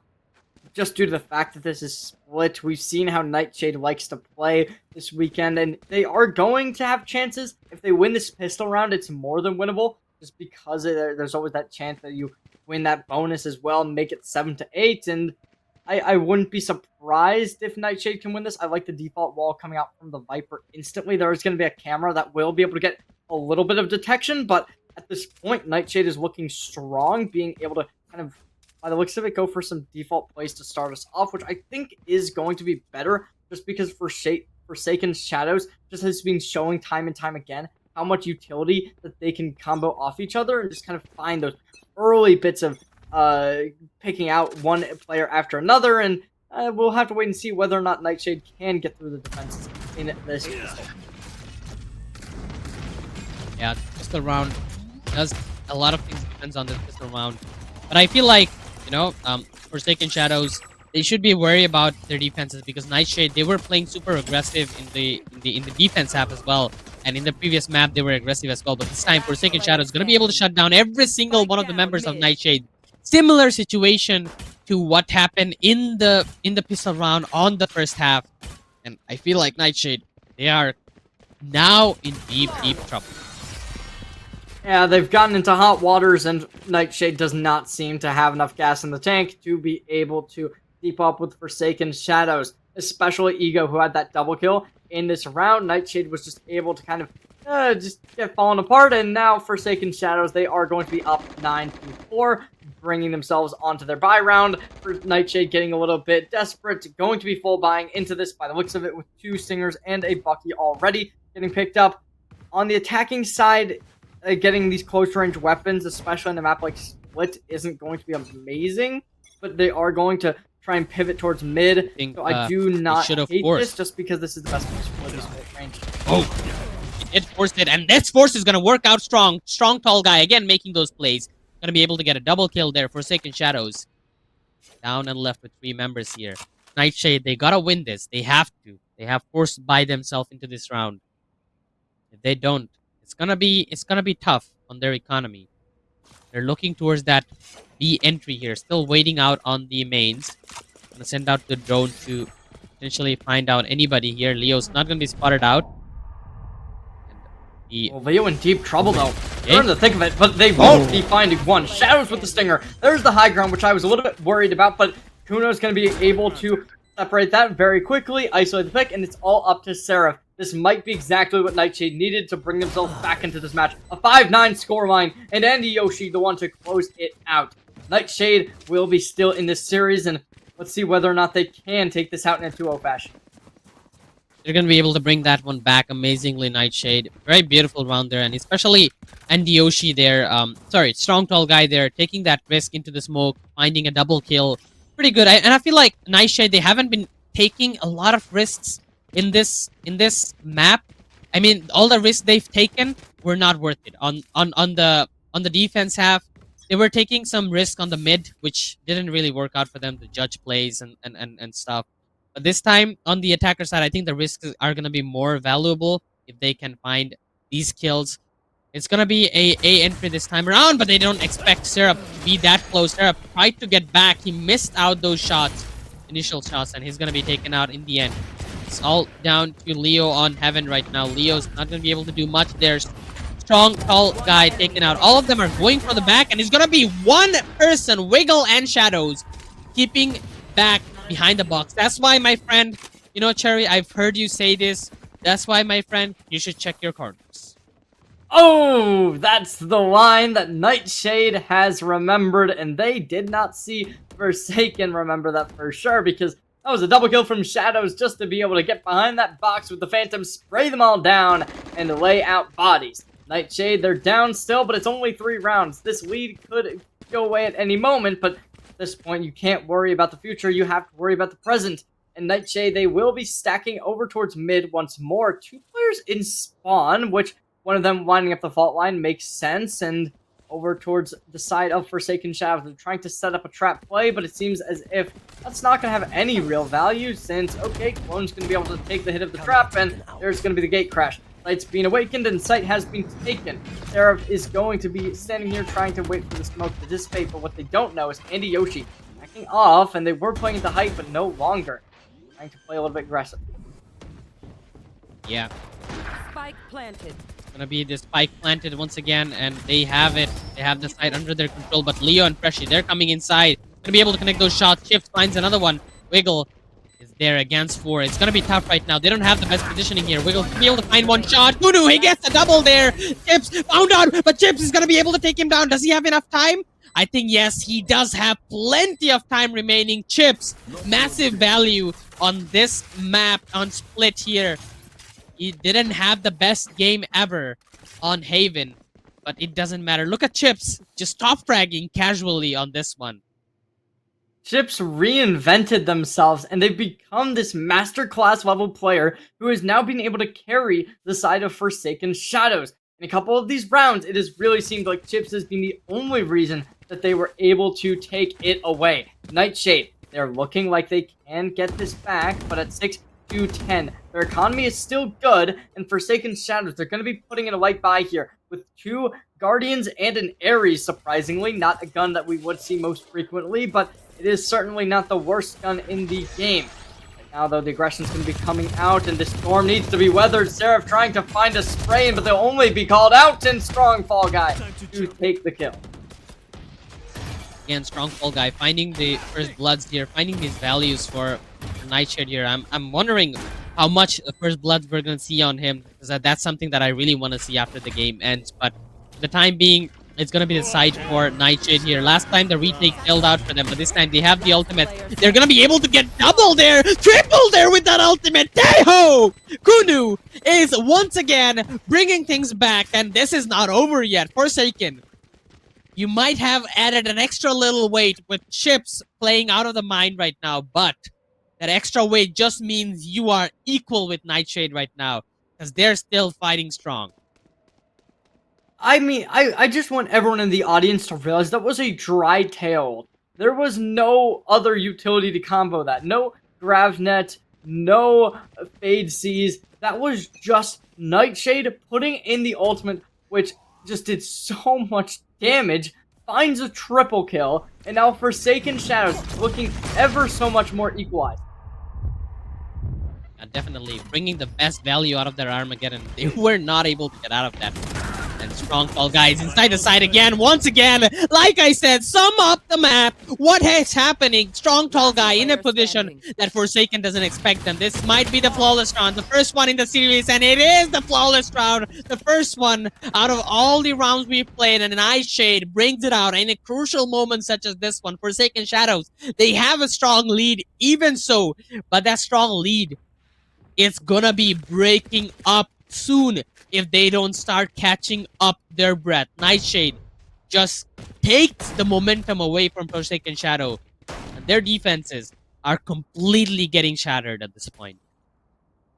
Forsaken Shadows, they're only up by 2 rounds, and if they lose this one, their economy is going to be in the dump once more. They need to find some kind of change, because Nightshade has been looking so strong recently. Strong tall guy, going to be up in the high ground, able to connect the stun, but the shorty goes long and able to connect it onto the box. The box ain't a player, buddy. And that's going to lead to Nightshade falling down, but Shadows to repay in kind. Collecting with Max. It's going to be Leo to be falling down next. Going in with the ult, but the second life is not going to matter too much because they will have to re-engage soon enough. Freshie trying to engage with Shadows to get the kill. Shadows on a triple kill. Ego finally going to shut them down on the high ground, trying to get something but not dropping in the showstopper because they know that's going to do it. Nightshade takes another. Massive round from Nightshade over there. It looked like a round where Forsaken were playing their usual, were trying their best to make some things happen, but in the end it didn't really matter because you saw how well Nightshade is. They're completely focused on the game. It looked like in the first half we were watching a different team play, and Nightshade suddenly a switch just ticked off, and all of a sudden they're just playing completely different on the attacker side, and they're just one round away from getting that equalizer. And I feel like this might be the round because Forsaken Esports, they didn't have much creds left after bye on the previous round. So this round, they shouldn't have royalty to just buy everything they want. They should lack in some aspects, which Nightshade could abuse and use in their advantage and try and equalize the scoreline. And possibly once the scoreline is equal, I feel like Forsaken Shadow should have a mental disaster where it feels like the momentum is gone, the flow is gone, and Nightshade should just feel strong enough to end this up. Honestly, this mental disaster might have already started. Because once you were up, I believe that was 9-4, one would expect that that is just a first scene future of we're going to make this 10-4, and even if they make it 10-5, this is a one game done and dusted. But now, Nightshade, they've come back and they have revitalized themselves and become this new team. However, Forsaken Shadows, they have ultimates on the board. These are 3 extremely impactful ultimates that they can drop here. And it seems like they want to play extremely aggressive. Salvo's coming out. Not going to be able to collect any space. They will not be able to flush anybody out. And they might not see the first. Shadow finds one. There's Andy. That's going to be a complete trap play. The over-aggression has been capitalized upon. And Nightshade is looking to regain this. Shutting down the showstopper. Shutting down the Armageddon. Those are 2 ultimates put offline.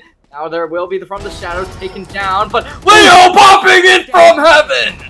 Securing the double kill, but Chips as well. This has been a playmaker. Andy to take the lead, though. Making this a 1v3, a triple kill, making a quadra. And it's 10-10. And Yoshi with a beautiful round there once again. Not sure why they used the From the Shadows there. I mean, it wasn't completely necessary, but I feel like they just used it to get information out of the opponent's players. But that was an eco round from Forsaken Shadows. I feel like the eco round could have gone better for Nightshade, but it was super well. That especially that starting of the round, getting that huge value out of that crossplay that they made was absolutely amazing. If that worked out for Forsaken Shadow, then Nightshade would have been in a lot of trouble after that one. But we do begin the equalized round here again. Now Forsaken Shadow, the mental damage is there, the stress, all the pressure is there from them. They have to get out of that one. We know that Nightshade, they can play under pressure. They made a absolutely astonishing comeback on the previous map as well, where they left Forsaken Shadows behind and they never were able to catch up to them. This time around, they made a huge comeback, and from 9-4, it's 10-10 now. And they already have 1 kill to start off the round. It's going to be traded out. Chips is going to be able to find that value, but they know where this Clove is. If they want to enter this B side, it's going to be possibly a very easy entry for them because Teo is down at heaven and Clove is leaving the side. Actually, mind games are working. I'm not sure why Clove is leaving, but it's gonna be a rolling thunder use committed.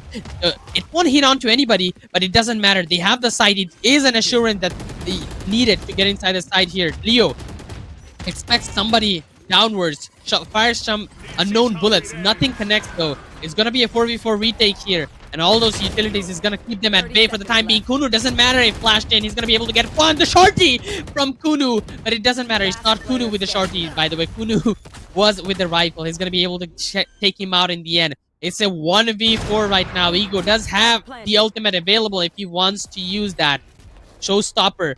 What can Showstopper do? It's not the old Showstopper that's gonna just decimate everybody in the area. It's the new Showstopper that is very, very, pretty much, I would say, useless. As a Raze main player, I don't like the new Showstopper. That's gonna do it. Nightshade, they've taken themselves back. They took a step back after the half, and they lost the first round, but afterwards, there hasn't been many thorns in the road, and Forsaken Shadows, they're down and out. They've lost the lead that they had gained. The momentum is being halted, and Nightshade has picked it up where Forsaken Shadows has left off, and at this point, I think Nightshade, they're definitely the favorites to win this map, and winning this map would bring you to a 2-0 situation, and Forsaken Shadows, they still have one more ultimate that could do a lot, with that being that Showstopper, as well as that Neural Theft, which is always nice to have in your hands. I know you said it wasn't your personal favorite ultimate anymore, but obviously it still can be good in certain situations. Yeah. Meanwhile, obviously there is going to be that Viper's Pit coming in from Nightshade, but I don't know how much value that's going to get if you cannot find the site. So it seems as if they want to fight towards B once more, but with no full shields and just a very light buy. This is where Forsaken Shadows really has to bring back, because if you allow match points, that's going to be literally just the absolute epitome of you don't want to be in the situation. But okay, trade's already coming out. I think I kind of caster cursed Andy Yoshi because I was about to, the moment you finished up, I was about to praise Andy Yoshi, saying like 2 rounds ago, he used his ultimate and he has his ultimate again, just 1 orb away. And he just immediately died. You know, we can cast a curse in our head as well. That's insane. But yeah, talking about the game situation right now, 4v4 situation, not the worst. But Nightshade, they have lost an important, valuable member here, and Shadows is very low on HP as well. So that means they don't have much left. And 2 of the members from Forsaken Shadow have their ultimate, which is Neural Theft and the Showstopper. So if they wanna rush in from a single spot right now, if the Showstopper is used, it's gonna be insane. Ego's gonna be able to find 2, sees the barrel of Kunu and uses that information to get that wall bag, and eventually taking Kunu down. And he's all down to strong, tall guy. He has a very good positioning though. He's inside the side and they don't know about him, as he's gonna be breaking the tripwire. They do get the information away right now. He's gonna go for the spike plant, which will give them a little bit of economical boost, but after that, he's just gonna have to like play out of his mind to try and stop this retake from happening.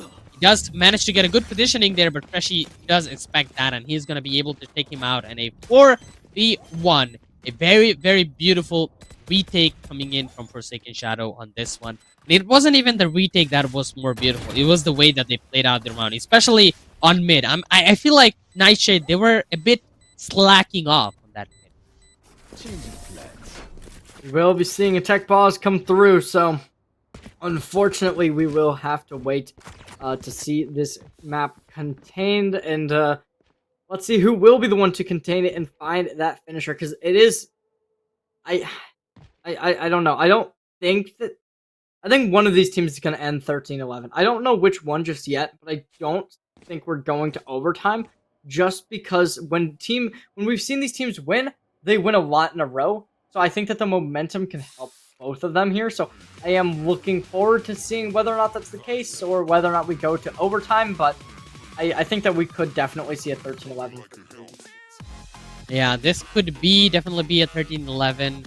I feel like Nightshade, they just need to play out their strong game. The risky plays, I feel like if they just pull off another one of that. I mean, Andy does have that ultimate available from the Shadows. If he uses that, then he should be able to get some information. And, by the way, just to mention, Strong Tall Guy, he also has his Dimensional Rift. So 2 of your strongest players have their ultimates up. And if they use that for their information, and if they use that perfectly, then that should be a quick and easy round given out to them. And I feel like Dimensional Rift with Tejo's Salva missiles is just too strong, because you can just go in, give the information like once one player's in that corner, and then just force him out of that corner, and then he comes out of Dimensional Rift. That is 1 kill. And we've seen them do it a lot of times previously. with a different agent, perhaps with different abilities, but that does work out really wonderfully. And I feel like if Nightshade just does the things that they were doing in Haven, they should be easily wrapping up this game. But on the other hand, you can't say for sure because Forsaken, they have been playing absolutely amazing this game, and they can just pull off another one of those 2 rounds where they get a triple or 4K onto one of their players, and I feel like the table's gonna be completely turned, and I feel like I'm gonna be caster cursing this entire thing. So, yeah, Cherry, take it on, please. Who's next? Immediately. Aggression's gonna come out. There's gonna be Dimensional Drift activated. Now I think we're gonna be seeing a stun lined up already, but they will be able to sidestep it. Oh, it won't matter. Strong tall guy only being hit with 1 shot, and Chip's gonna be a little bit aggressive, not called out by strong tall guy in time though, and there is a kill. Leo able to secure 1, and it will be equalized. Ego being the one to do it. They were the ones to bring the side of Forsaken Shadows through the gutter and bring them to 11 rounds, but now Nightshade, they have this ultimate online, and they have shotguns to handle. Ego, though, pulling out the showstopper. This is almost a free kill. Let's see if they can make it happen. Oh no, this is not. One enemy. You missed the showstopper in the wrong place here. Shadows just putting out the Viper's Pit to such a great use. And even before the round ended, I think I did see a lot of things happening over there. But what a play! As I mentioned to you before, they have their ultimates, and if they want to put it in this bag, they definitely can.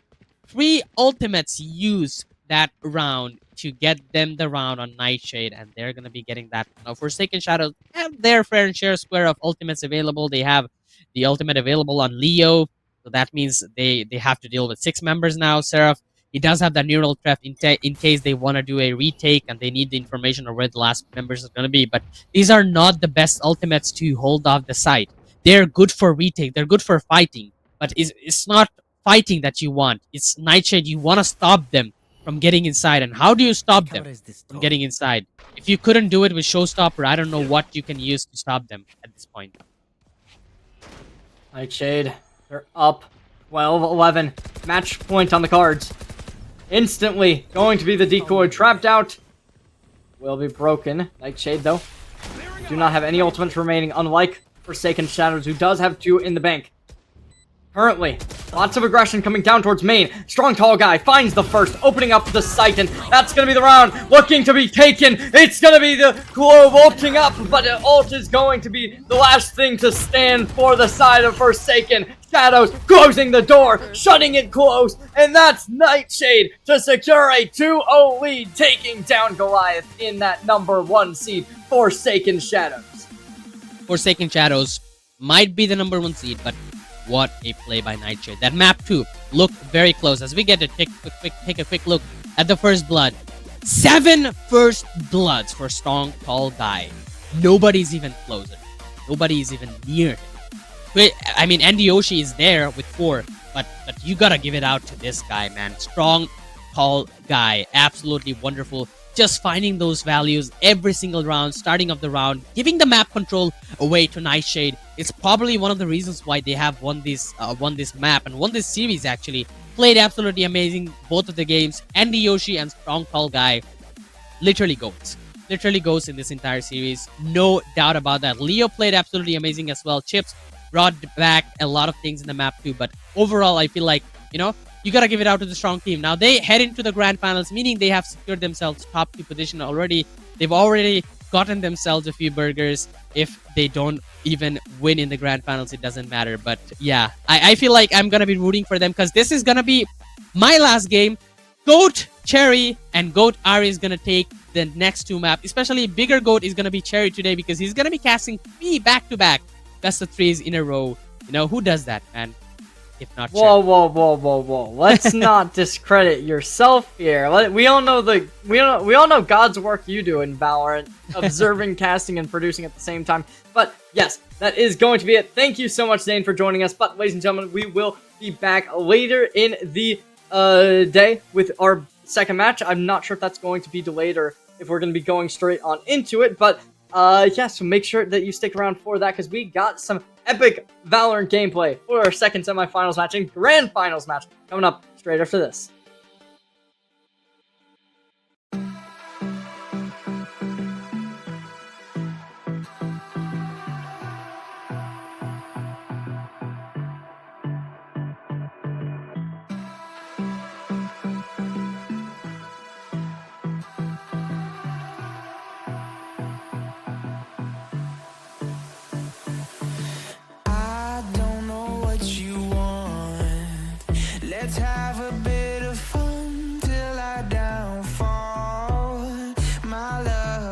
if you feel like I do right now. Don't say you're on the run to the other side, my love.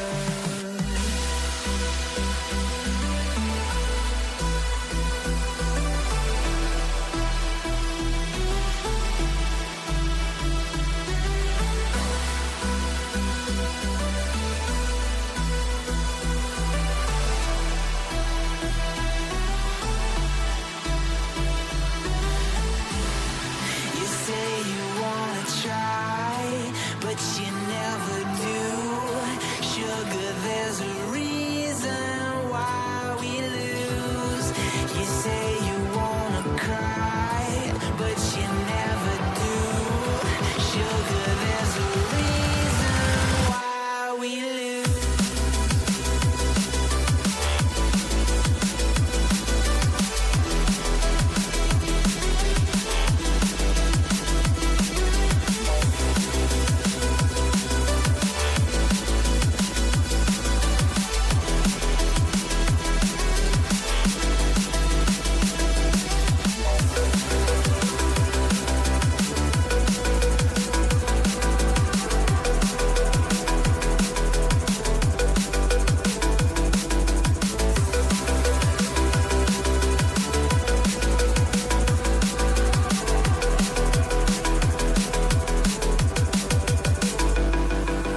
I don't know what you want. Let's have a bit of fun till I downfall. My love, if you feel like I do right now, don't say you're on the run to the other side, my love. You say you wanna try, but you never do. Sugar, there's a reason why we lose.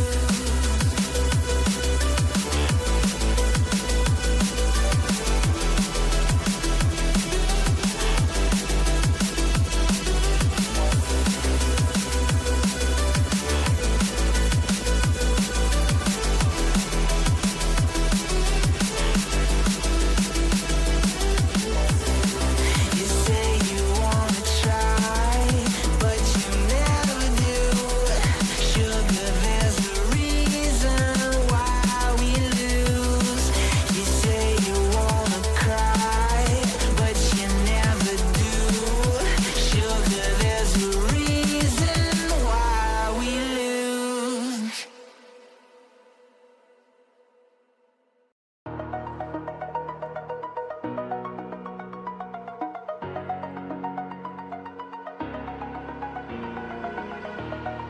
Over the edge, feel like I'm floating through the air.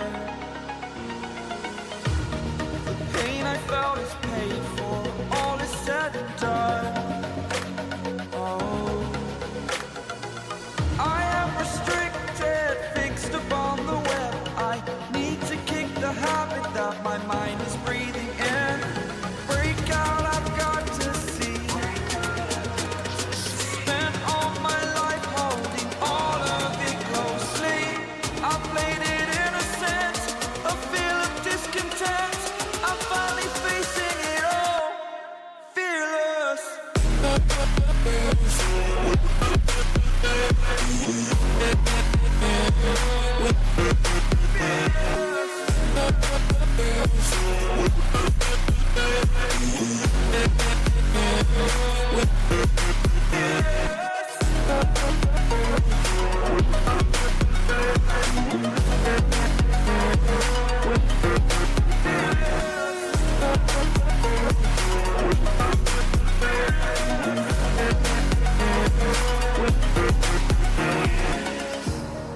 Burning the bridge that keeps us. I'm here and I'm feeling fearless. Exaggerated, that's what you assume. The story's over now, I must conclude. I am conflicted, watching where I step still, hanging in the balance. Not the life I want to live, I want to take it all. Standing tall, fear I weighed the person you are.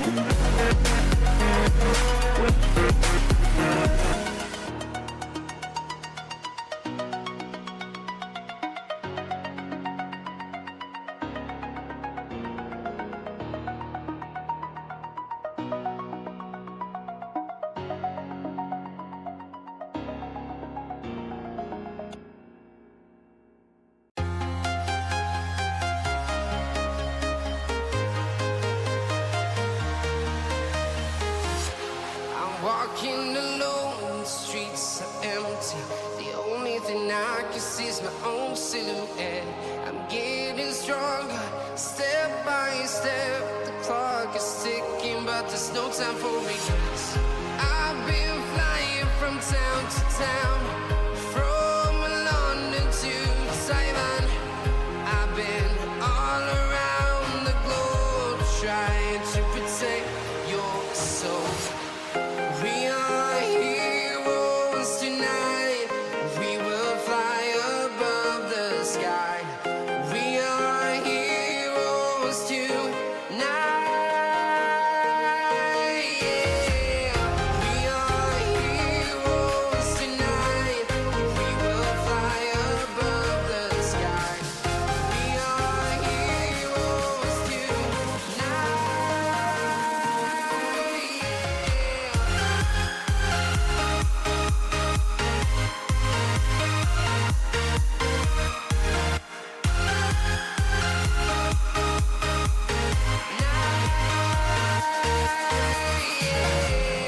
Feel like a dynamite, ready to explode right up in the sky. I need you to listen, I need you to hear, and don't show any fear. I've been flying from town to town, from London to Taiwan. I've been all around the globe trying to protect your soul. We are heroes tonight. We will fly above the sky. We are heroes tonight. Yeah. We are heroes tonight. We will fly above the sky. We are heroes tonight.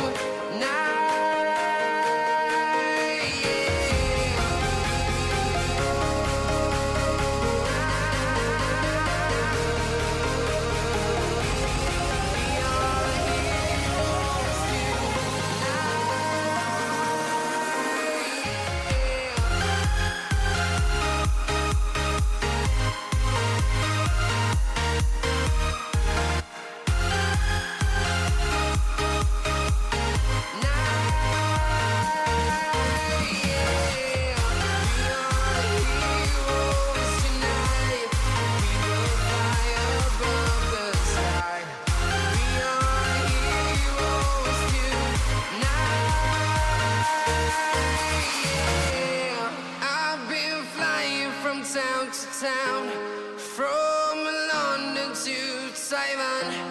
I've been all around the globe trying to protect your soul.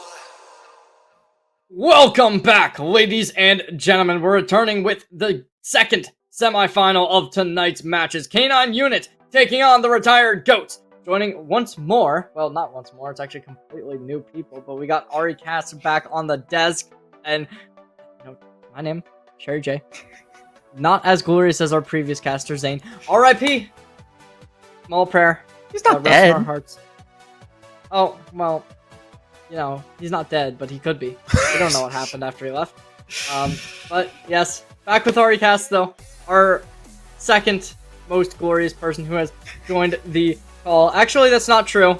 We have Hazza here, so maybe like a tie there. So, you know, there's a lot of people, a lot of great people that we're gonna be here. But you know, we got our leaderboard here. So Nightshade taking our first semifinal. K9 Unit gonna be taking on the retired GOATs. Now, when it comes down to seeding, this is going to be our number 2 seed K9 Unit taking on the number 6 seed of retired GOATs. So I'm thinking number 2 versus number 6. You'd expect that number 2 seed to win easily, but as we saw last game, that is not always the case. So I think that it really is going to be a 50-50. I'd like to get your opinion on that. Well, unfortunately, I didn't quite see the games leading up to this, so I can't quite give you the full insight on what I think and what's going to happen in which of these games, but I can just give you the normal Valorant jargon that pistol rounds are important, momentum, really going to be valuable as well. And both of these teams, right, coming off of these 2-0 victories in this top 8 stage, you're looking to go forward not only winning, of course, but you want to make it as clean as possible so that you can transition into that grand final as best as possible with as much effort as you can contain. Oh my god, they have Ass Pass. They have Ass Pass on their team. It's GG's. Holy K9 unit. So, you know, you said you haven't seen these teams before, but honestly, these are new to all of us. We have not seen either of these teams play this weekend, so unfortunately, we only got to cast the round of 32, I want to say, and then also we got to cast the semifinals, so there wasn't a lot that we got to see on either of these teams. And K9 unit, we've seen them before, playing in the grand finals last time, but this time it's going to be them versus the retired Goatsu. I'm not sure if I can get a fact check on this by our lovely producer, Haza, but I believe they're new, and if they aren't new, then I don't think they've gotten very far in previous Kivo events. Yeah. Yeah, so... Not to confuse everyone, but there is a player and the team name that is the same. They are both K9 unit, so I'm going to be referring to the team as K9 unit. The player themselves will just be unit to make everybody's lives a little bit easier. Let's just try and stick with that.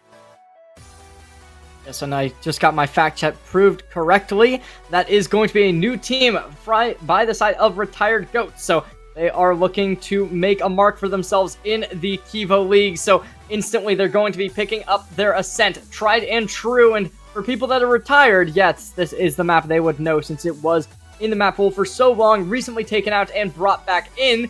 Pearl are going to be our opener, however, and Lotus to close it out. So Pearl and Lotus, we've seen that a lot in this weekend, but Ascent, this is going to be our first time seeing this in a while for Kivo.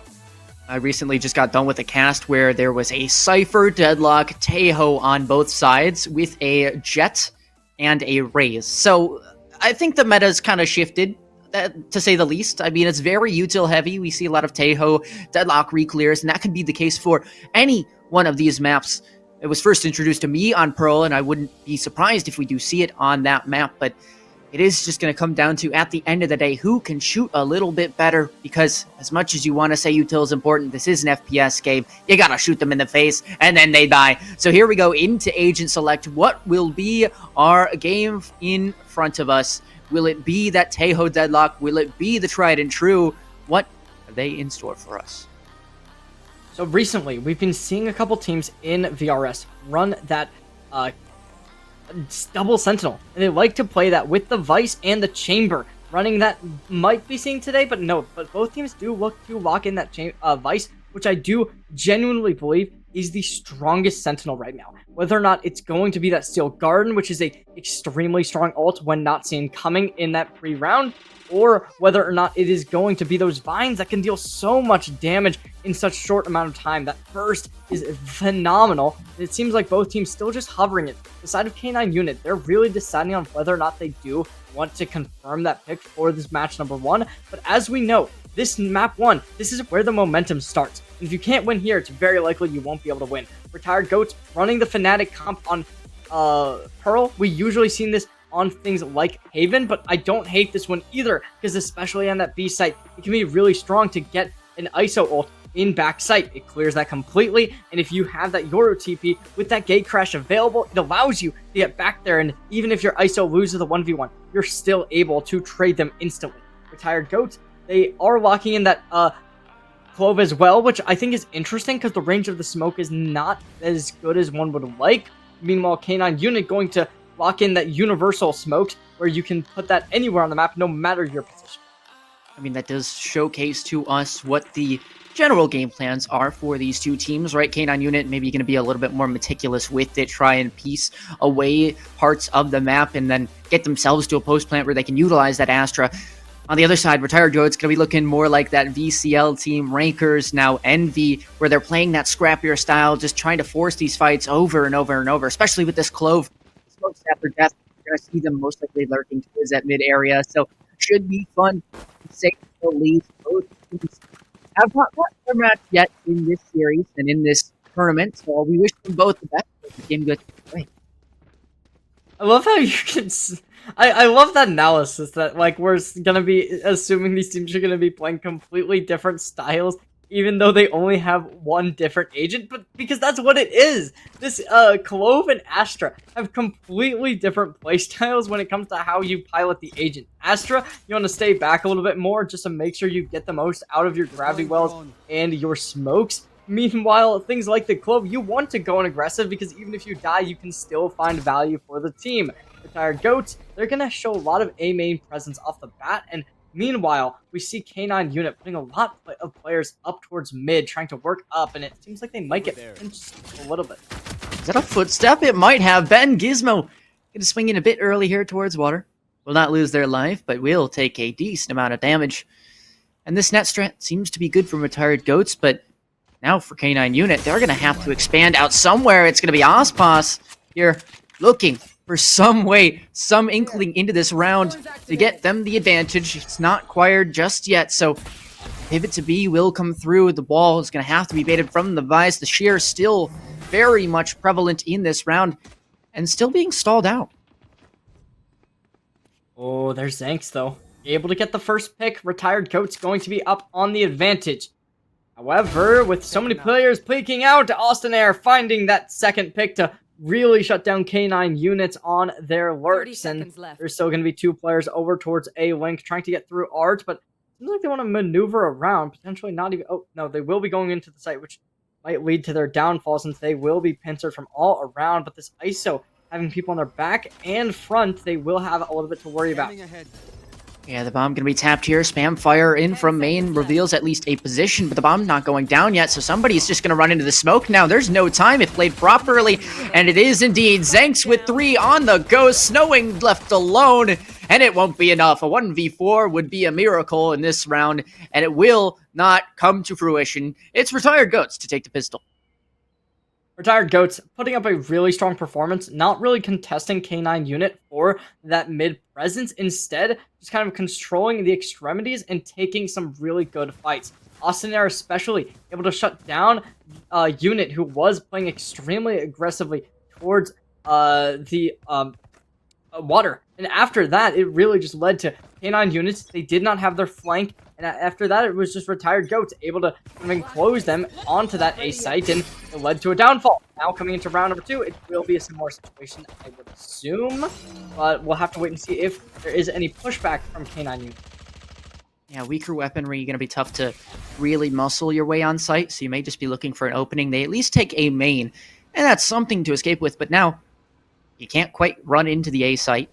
They are just going to set their sights elsewhere as mid gets cleared out with a drone as well. You're going to see the jump spot towards B long, and Zanks holding this with an outlaw. Very, very deadly. One shot to the body. Will it come through the star to push them off the angle? And so they escape with their lives for at least a moment. One shot whizzes on by, but just damage dealt to the ISO instead of a body on the floor. Meanwhile, hello, there's a fight going on A. Everybody just trying to peek around, but this is Eco, guys. You got to group up somewhere. Lots of aggression.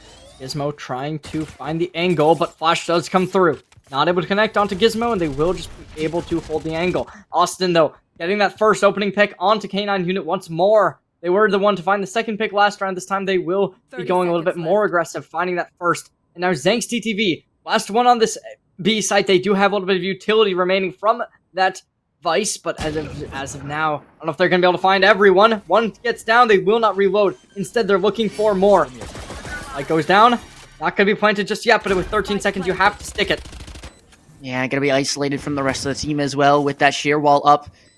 The Thorns, even that, ticking away. And that smoke's going to fade, but not going to reveal the one player remaining still behind it. It's Zanks with the outlaw to at least claim their victim. And now it's only a matter of time before the crossfire will be broken up. The superior weaponry once again taking its fair dues. It's going to be Retired Goats to convert on this anti-eco in a flawless fashion. Retired Goats have been so strong, and honestly, Austin Air able to find these early picks has kind of just been a momentum changer for this team, able to breathe that air into the lungs of Retired Goats, giving everyone on this team that ability to go a little bit stronger, just due to the assists that they're getting from the darts and the just general damage that they find in impact early on in rounds. Despite not being one of the two duelists, they've been time and time again that player to find those early picks. Zanks TTV as well, though, on that outlaw, able to find a lot of kills, shutting down K9 Unit's push onto that B site. Coming into this next round, they're going to be gambling this A site a little bit along with mid. Nobody sticking on B, which might be a misplay since there is 3 people remaining here. Ooh, contract comes out, but it will not connect. And at this point, domain is down, and Retired Goats they're going to be misreading this play a lot. Spike is still not being picked up. This is the beauty of the Vice setup, is that you can just leave the sheer wall and then rotate onto site as soon as the wall does go up. You'll have at least those rotations in place if you choose to use them. And it looks like there's not going to be too much of a commit. You're going to see the spread out back from K9 unit. And they'll make some contact with the Vice towards back hall, but there's no real punish set up for this player, kind of left alone. Papa Smurf having some really good intuition and secures the kill. That's just not supposed to happen. Like, I mean, it's unlucky for the defender there. You also have to realize what potentially is holding you on the other side of that smoke. As for K9 unit, they'll gladly take that. They'll waltz into this A site free, now losing their B anchor in that kill.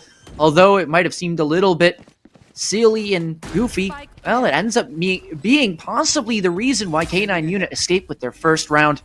You're going to see them get on site and then back all the way off. Thanks. With this Stinger in hand, the Astra Stars available. It's going to be scrappy, that's for sure. But what is the play from K9 unit? It's just going to be to spam. Retired Goats still try their best, but swinging into a closed smoke with all this spam, even with the ping nerfs, it's proving not enough. Gizmo will TP into the entire team and hope for the best. Won't get them much. Yeah, the manipulations of that rotate over towards the B site really just led to K9 unit able to gun down everyone from Retired Goats, and really was unit as well, being that main playmaker to stop that push onto site. Before this round, they'd only gotten 1 kill total, but there they were able to really just destroy everyone and left in a really strong fashion. Now coming into round number 4, there's still going to be a good buy from both sides. This Outlaw going to get a little bit less value than one would like, most likely, since they can only one-shot Enzo with that regen shield, and K9 unit able to get some spotted out players, and oh, that's the aggression, and finds a first, and a second is just to follow. Yeah, Enzo now going to be tested here in this hard position. The double swing comes through. They're only good for 1. And that makes this round that much tougher for Retired Goats. They were up 2-1 in the first place, up 2-0 even before that. But now, maybe on the back foot in this round, hoping for some way back into it, some avenue. I mean, if you're really being picky on that information, you might have been able to notice that Shot Dark did not go all the way back to the wall, so you could have that information if you are really paying attention. But it looks like that Sonar Dart now just going to be the one thing to try and provide that information for this attacking side. K9 unit looking to spread their resources out a bit more, not get crossfired, and it's Papa Smurf with 2 shots on the Outlaw to pick up their first kill of the round. It proves to be enough here as Retired Goats will fall once again. That's the equalizer. K9 unit able to pick up 2 rounds in a row, ruin the economy for Retired Goats. That's a strong round. Question's now going to be, can they continue it? And I think Papa Smurf having that Outlaw really is going to create a lot of pressure just by existing, because it really forces the side of Retired Goats to question what they're going to peak. And when it comes down to it, that little bit of hesitation instantly will lead you to falling down on the floor. And K9 unit, let's see whether or not they can keep up this lead. They do have that Hunter's Fury online, which obviously is a big tool, and they're going to put up a lot of aggression towards mid, but no sound just yet. I want to be nitpicky with what the plays are, but as long as they work, they may just be the right ones. It's Austin Air to pick up 1 towards this mid. A lot of mid-space gain now, and this pinches K9 unit. They have to execute B. There's only a hope that they can land the shots with the rifles, and they do. It's unit to grab their first kill of this round, make that 3 now total as they find the bullets onto Zanks. Papa Smurf getting in on the action, and everybody doing their part. It's K9 unit as they move up 1 on the board. Retired Goats, they took the pistol round, but after that they kind of just fell off, and they haven't been able to secure many kills whatsoever, and they have 1 ultimate on the board after K9 unit dropped theirs off Papa Smurf, putting in that Hunter's Fury, able to just get a little bit of pressure onto their opposition. And Retired Goats, they look to potentially go for some more aggression towards B here. I like the idea of the Yoru doing this because they have that gate crash. The ISO maybe not so much, but they will be able to apply that vulnerable effect. Never mind, they do not have that in their arsenal. So let's see what happens here. Okay, Dart's going to come through. It will call them out. That will give them the idea that the fake is going to be that decoy, and they won't even attempt to grab that out. Zang's TTV hiding behind this, and that might be a great play because it allows them to realize that Zang's TTV will most likely not hear, baiting for the Yoru. Zangs finds one.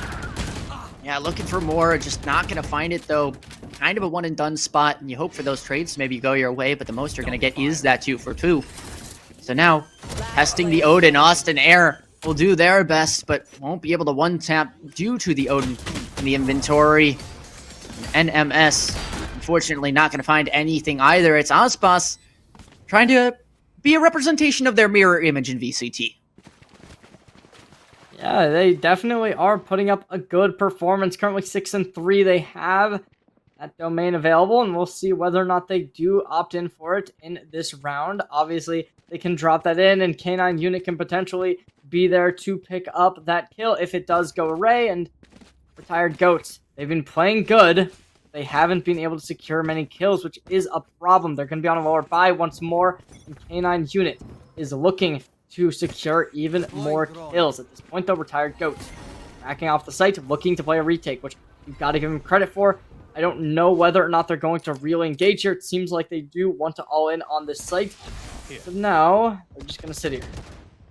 Yeah, you can tell Retired Goats even a little bit hesitant of what even they want to do, as you see them kind of post up towards deeper in B main and then retreat back, try and silent stack here.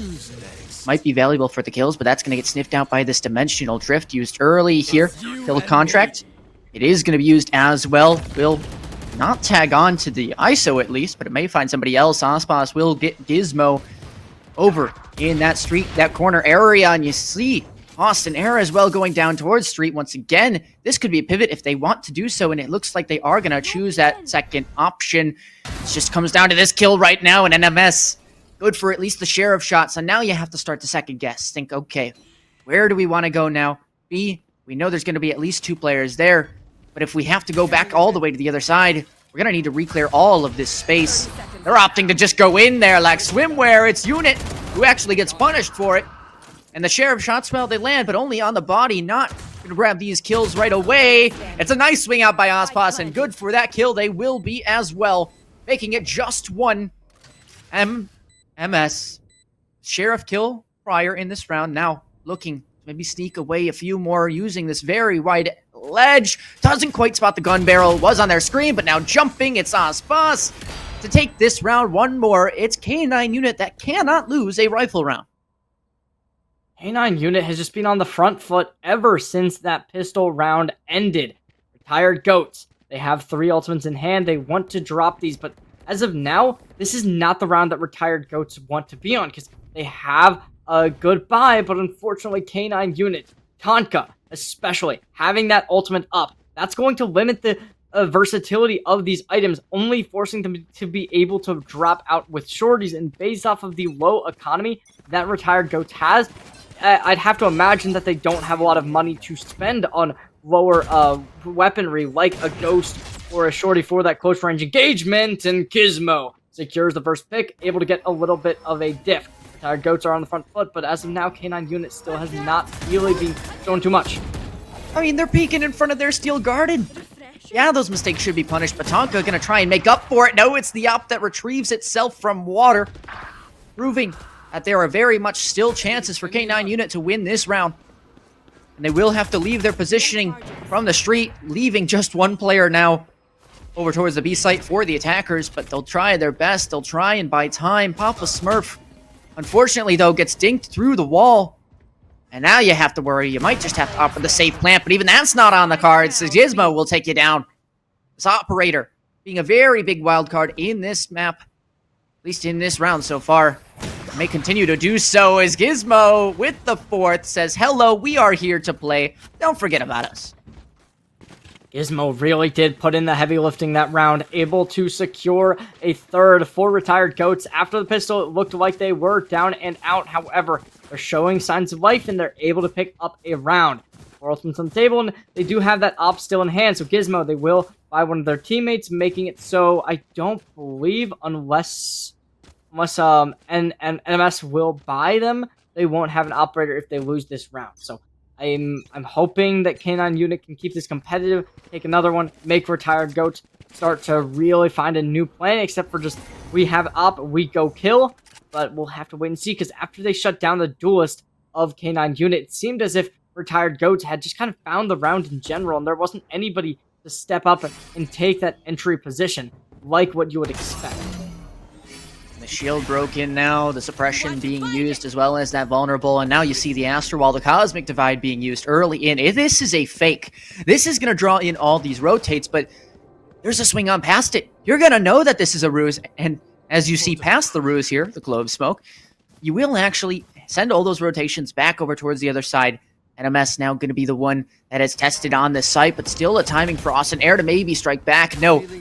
And at this point, K9 Unit, they have to realize, hey, this is going to be an execute that's going to be contested, but we have to speed up anyway. We have to go for the best. And it's going to be past that sheer wall. That is the first move. Ospas sticking with the bomb plant. Hunter's Fury invested here as well. Kill contract available will be used. And Austin Air finds one with this Hunter's Fury, making it that much more doable. Losing in the kill contract is Ospas, though, so a lot more doable for these Retired Goats on the defense. Dimensional Drift to spot out one, maybe the second few players. They're going to assume they're both arc because they actually did not see that Yoru. And oh my gosh, no way does this actually happen. Snowing blinded up at a 1v3. Now going to need to be salvaged from Art. Won't be able to do that. And so Retired Goats, they bounce on back and bring this map within one. Going to be a 4-5 situation. And Retired Goats, they're looking to keep this momentum. This is 2 in a row, and they will be able to keep this operator in hand. Unfortunately for the side of K9 Unit, their economy is starting to run dry. Papa Smurf not going to have enough money for a full buy. However, I believe Snowing will have enough money to keep them afloat for just one more round. Never mind. They will not. Oh, yeah, they will. They just have to buy regen shields for that. It's a much better look, though, in these past few rounds for Retired Goats. I mean, do you see anything that they're doing that's majorly different? Not really. I feel like they're just kind of going for the same thing of, like, we make presence B, maybe we put some aggression A, but I mean, this is kind of the name of the map you want to play for B control and then just go long, but it seems like Retired Goats has just been so good at just continuously stopping it, especially with Zanks TV, who has just been the real playmaker for this team. Yeah, and now somebody else maybe going to need to step up to the plate. It looks like maybe potentially Enzo. Gizmo will find one with a shorty, but now just down to one player for this K9 Unit side. It's Tonka, and even they're herd over towards mid. Crosshair not quite looking in the right direction as maybe a glance at the mini-map comes through. It'll be Retired Goats to tie this game up, and K9 Unit could maybe benefit from a timeout here. Yeah, equalizer has been found in K9 Unit. I think that would have been the time to call a timeout. There's only 2 rounds remaining in the half, but I guess they just want to try and brute force their way in. Maybe try and go for something that isn't a B hit.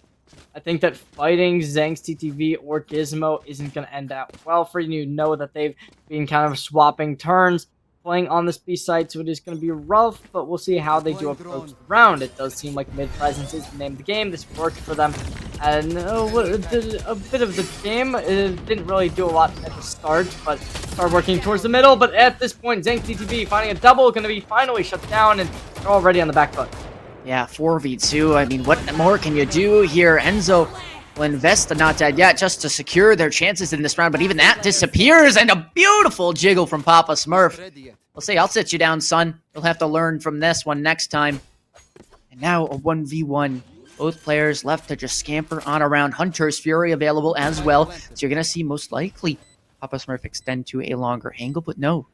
Decides, hey, that's what NMS is going to expect. I'm going to go all the way into spawn, make you second guess yourself, and potentially we will see this timing go wrong for either player, but most likely the tap will be the first step of this game.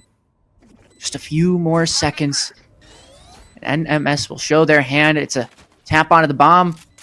Player knows that it's being stuck, and now he's going to have to spam. Wait, do they have the timing? Yes, they do! They end up squeaking around the corner, just barely, and Papa Smurf will luckily keep that one for themselves.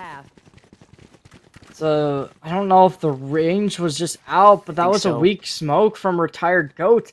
They allowed it so that they knew that the bomb was being halved, and the smoke just barely covered them, so it just gave them a situation where, okay, we know that they have to be diffusing, and this smoke isn't covering a lot, so they just sprayed and were able to hit that concise headshot just to start us off. K9 unit, they are going to take the advantage once more at 6-5, and let's see whether or not they can extend this to a 7-5 half, or whether or not Retired Goats can bring back the momentum that they slightly lost in the previous round. A lot of respect being shown, though, over towards this B side, right? You know, you don't want to face the operator there, so this hit looks like it's going to come towards A relatively. The Odin. Oh my, it's just a good old Everest Jonas combo. Using those two ultimates to provide the information for yourselves and brawl it on out. NMS will be left back site here, but with 4 players staring at them, not going to be an ideal scenario. Steel Garden, though, kill contract as well. Everybody trying to flood into this site, and Zanks will at least be good for theirs. Make that Enzo as well. The site fully cleared now, and this is certainly doable for Retired Goats to come on back in. It's not the best of plans, but they still will get pulled off the bomb. No half just quite yet. Where is the spam? Where's it gonna come through? This player's sticking. You gotta do something about it, and they just do not. It's 6-6 on the half. We thought K9 unit would have this in pretty confidently, but instead Retired Goats, they find a way. It really was just based off of Aspas and unit dominations. Papa Smurf as well, putting up a strong performance. It looked like Retired Goats just could not get around the fact that, I mean, they just looked so strong towards that mid game, and I think at this point, Unit is definitely going to be the team to beat. To Retired Goats showing a lot of pushback at the end, though, especially with Gizmo on the op. Now that they're on the attacking side, however, that operator is going to fall off in strength significantly. You're going to be forced to hit that B site time and time again, and it really does require K9 Unit to push out and really take that aggression against you for you to be able to get good op shots off. Just narrowly gonna dodge that dart, so looks like the A orb will be claimed by Unit. You're now on the defense, of course. And it looks like, you know, obviously with no Vice over towards this B side, it is just going to be... Oh, I lied. The wall's still gonna be there. And it actually separates off the Clove, just barely stalling it out a bit more. But NMS finds 2 in mid, just a timing where they land the shots. The Retired Goats, as long as they speed up, they should just have anywhere they want to take. But you can't go down a snowing here. You need to at least hold on to your numbers advantage, and they will do at least that. Clear down out the mid, sure. But a 4v3, much difficult for this defensive side. They'll now have to kind of just hope to go in with this very little utility that they have. 4v3 situation, a mountain to hurdle Retired Goats. They're playing back towards main and back site. See K9 Unit can take a little bit of an engagement. Enzo to be able to hit them from behind. Getting the snowing though. Jump shot comes through. Papa Smurf, last one alive. Finds one, finds a second, but it's just not enough. It looked like they had something there, but unfortunately, it's going to be K9 Unit faltering once more and Retired Goats to really start this pushback and take the next pistol round of the half. I'm just curious, right? Like, if we look at, like, the scoreboard, you know, that little section in between where you can see all the rounds strung together, it was 5 straight for K9 Unit, and now it's essentially 5 of the last 6 for Retired Goats. Is this just a game where both of these teams are very much based on momentum? If you had to kind of take this map 1 and put it in the grand scheme of things with this best of 3, is it that the team that ends up winning this map is just going to take it 2-0, or do you think it is going to be back and forth for the entire series? I mean, I imagine that this is going to be a 2-1. I'm not totally sure which team picked which at this point, but I think that if K9 Unit picked this map, then yeah, I definitely favor Retired Goats because of how well they're looking on these pistol rounds. And Unit, they are going to be able to go back site, not going to be faked out by the decoy, instead going to pick up the fallen compadre weapon, and let's see what they can do, and oh, on the flank.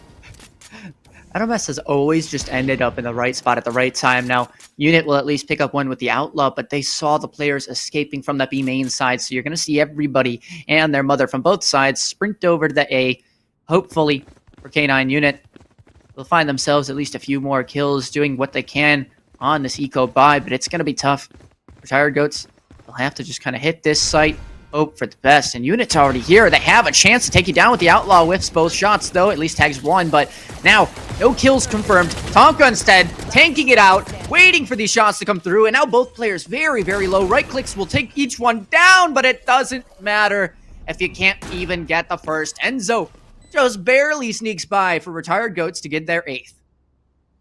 This was the pick of K9 Unit map-wise, so for them to be on the back foot, it is a little bit unfortunate, but that is just because of 4 pistol round wins, basically. That's half of their overall wins, so K9 Unit, they definitely still have opportunities to win this map, but right now, they have to start it out with this bonus. If you can't convert this, it's going to be extremely difficult to convert this map, especially with the fact that the side of K9 Unit, or sorry, the side of Retired Goats is not investing into this round whatsoever. Instead, they're just going to play with minimal weapons and try to get a couple kills off the board. Sheriff here is going to spot out one player with the drone. We'll bait out that rotate. And you see K9 Unit actually grabbing a lot of space into these early rounds. Even a pick here or there, but they just can't quite push their advantage, especially not in this one, as the Sheriff duel will go the way of NMS. Retired Goats once again making it just that little bit easier for themselves. Boss, though, and company rotating over towards this A main space. They want to clear it out. They want to contact, and why not when you have somebody like an ISO that can just get that information in wide swing and hope for the best. Retired Goats, though, just going to slow it down a bit more. They have the Not Dead Yet available for the Clove, so they're pretty much free to make any play they want. Retired Goats have a lot of players looking to move towards mid-side, and they're just going to deathball here by the looks of it, but they will be doing that extremely silently, trying to minimize noise as much as possible.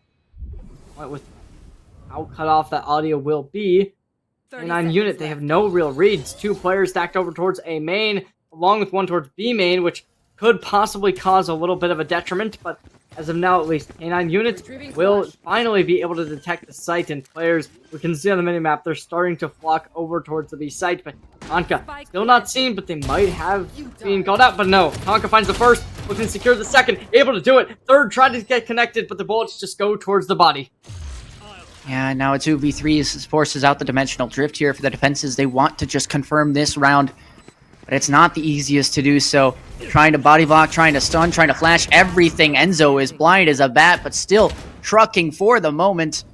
And now 2 players to beat, won't even get the first yet. Uses the ultimate to try and escape around the corner, but it's just the right click to take you down just like that.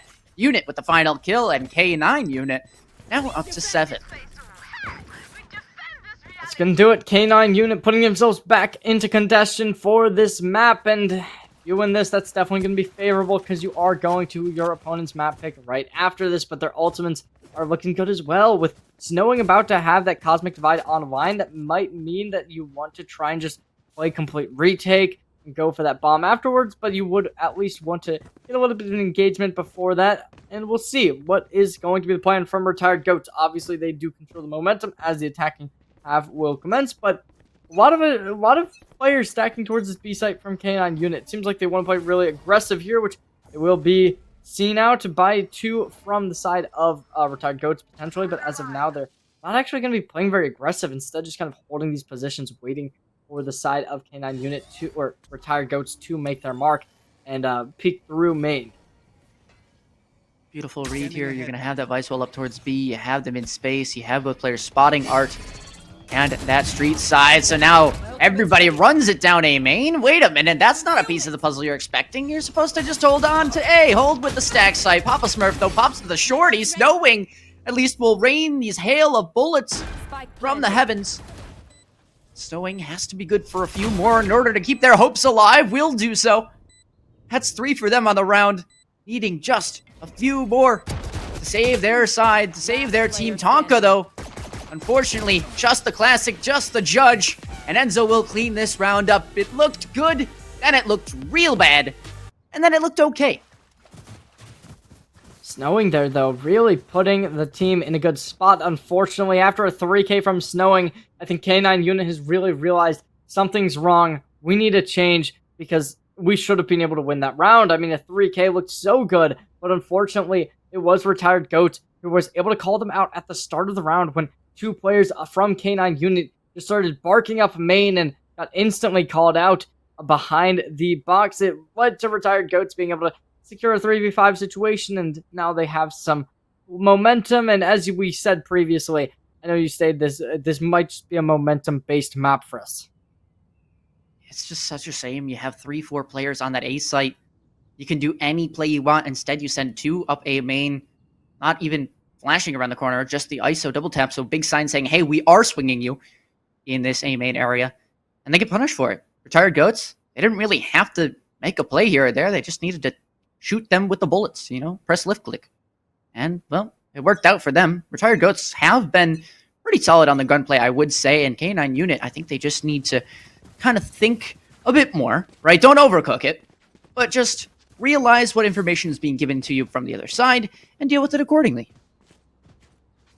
Just to recap for those of you who have not tuned in to game number 1 here, Retired Goats, K9 Unit, they're fighting for that number 2 spot, that place in that finale. But even if you just make it to the finals, you will automatically secure yourselves a $250 check to your team. So that's already going to put up the stakes for both of these rosters. Meanwhile, the winner of that game in the grand finals will receive that $750 prize. That's very coveted by both these teams, because these are that number 2 and number 6 seeded teams. So this really is that match that you have to want to win, and you're kind of desperate to be able to close it out now and here, because if not, you're gonna be in deep trouble. This one, of course, a best of 3, so not everything on the line, just this map, but it would be nice to have some sort of advantage. It's going to be Papa Smurf here with the Sheriff. We've seen them be clean with it earlier, but looks like they're not even going to be given a chance to use it, as it's Gizmo that just immediately takes their head off and then runs into sight, using their ultimate to clear out all this space. I mean, this should just be a round K9 Unit has no chance at, right? Like, I don't want to curse it, but, like, they've got Sheriffs, they got Class 6s. It's about how much damage they can do at this point. Pass, double tap, runs out. No more chances for them to be able to connect headshots and benefit from it. Snowing. With only a classic in hand, they want to get something, but Austin Air to get the first. Looking to get something more, and they will. Enzo to secure the second. Snowing goes in with classic, secures 1, but they're just going to be able to get that 1 miracle and fall. Tonka, last player alive. They pick up a Sheriff. They want to be able to die to get that extra money, and it's going to be Gizmo breaking their legs and throwing off their aim, but the Retired Goats secure double digits. I believe they call that one the crab peak. Not quite sure. It's bouncing around, looking like a crab. Either way, Retired Goats looking quite strong here. What is that? 8 and 2 in the last 10 rounds for them. Pretty good. 2 ults on the board, 3 ults for their opponents, but we want to see these clear game plans from the defense. And every sort of initial aggression they make, it never seems to work. So maybe they're just choosing the wrong timings. Currently Retired Goats, they want to play towards A, which the gate crash coming in from K9 Unit, sorry. This could become really volatile. Owl Drone comes out instantly broken, and Zanks to peek, no double tap implied, and because of that, they will fall. A bit of a misplay from them, and that will allow the side of K9 Unit to really be confident in this round. Papa Smurf trying to attach some hits with the Hunter's Fury, not really going to be able to find too much from it, and both sides just going to concede the fight, and, Ashbash trying to keep a little bit of pressure, but they won't be able to find much. Austin Air re-peeking with full HP, and no kills come out just yet. Crucial part of this game plan for Retired Goats being NMS on these lurks. And just not able to find one here means that the chance is very slim. Papa Smurf will take you down, Enzo. And one more round for K9 Unit. But I think that's off of Retired Goats, maybe overcooking it, maybe just being a bit too occupied with that B main space.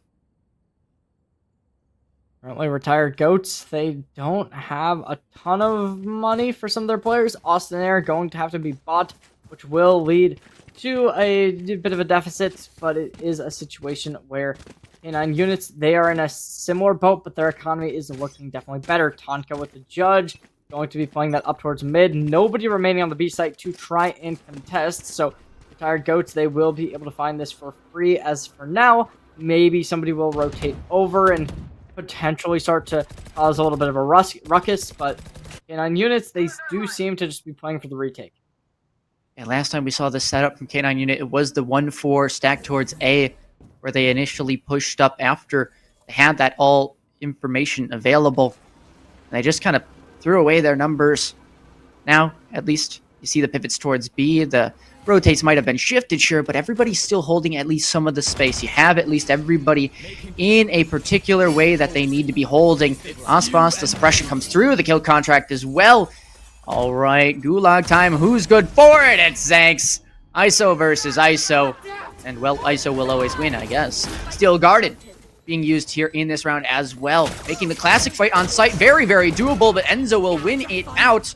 Once again, trying to revive themselves, but the classic now going to be punished. One flash, spots out one player. 17 bullets, looking for a kill, but just trying to burn this time. It's the operator still in this picture, the flash as well, but you're going to need to have some beautiful aim here. Some plan of attack to defuse this bomb. And walking into the crosshairs, that's not exactly the best plan. Now just having to deal with the op, the jiggles, everything. Peek before even the smoke goes down, and it's just like clockwork. The protocols tested and tried to be true. It's Retired Goats with 11. Retired Goat now able to leverage this lead. 1 round away from that match point. Once you get to that, it really is going to become just a race to close it out. 4 more attempts after that, but as of now, there is still the K9 Unit, and they have chances 2 remaining, to be honest, but let's see whether or not they can be able to collect those 4 rounds minimum to bring it to overtime. Maybe 5 if you're really feeling lucky, but as of now, Retired Goats going for some more mid-presence, trying to make their way up, but over on the side of K9 Unit, they will be starting to work their way up towards A main.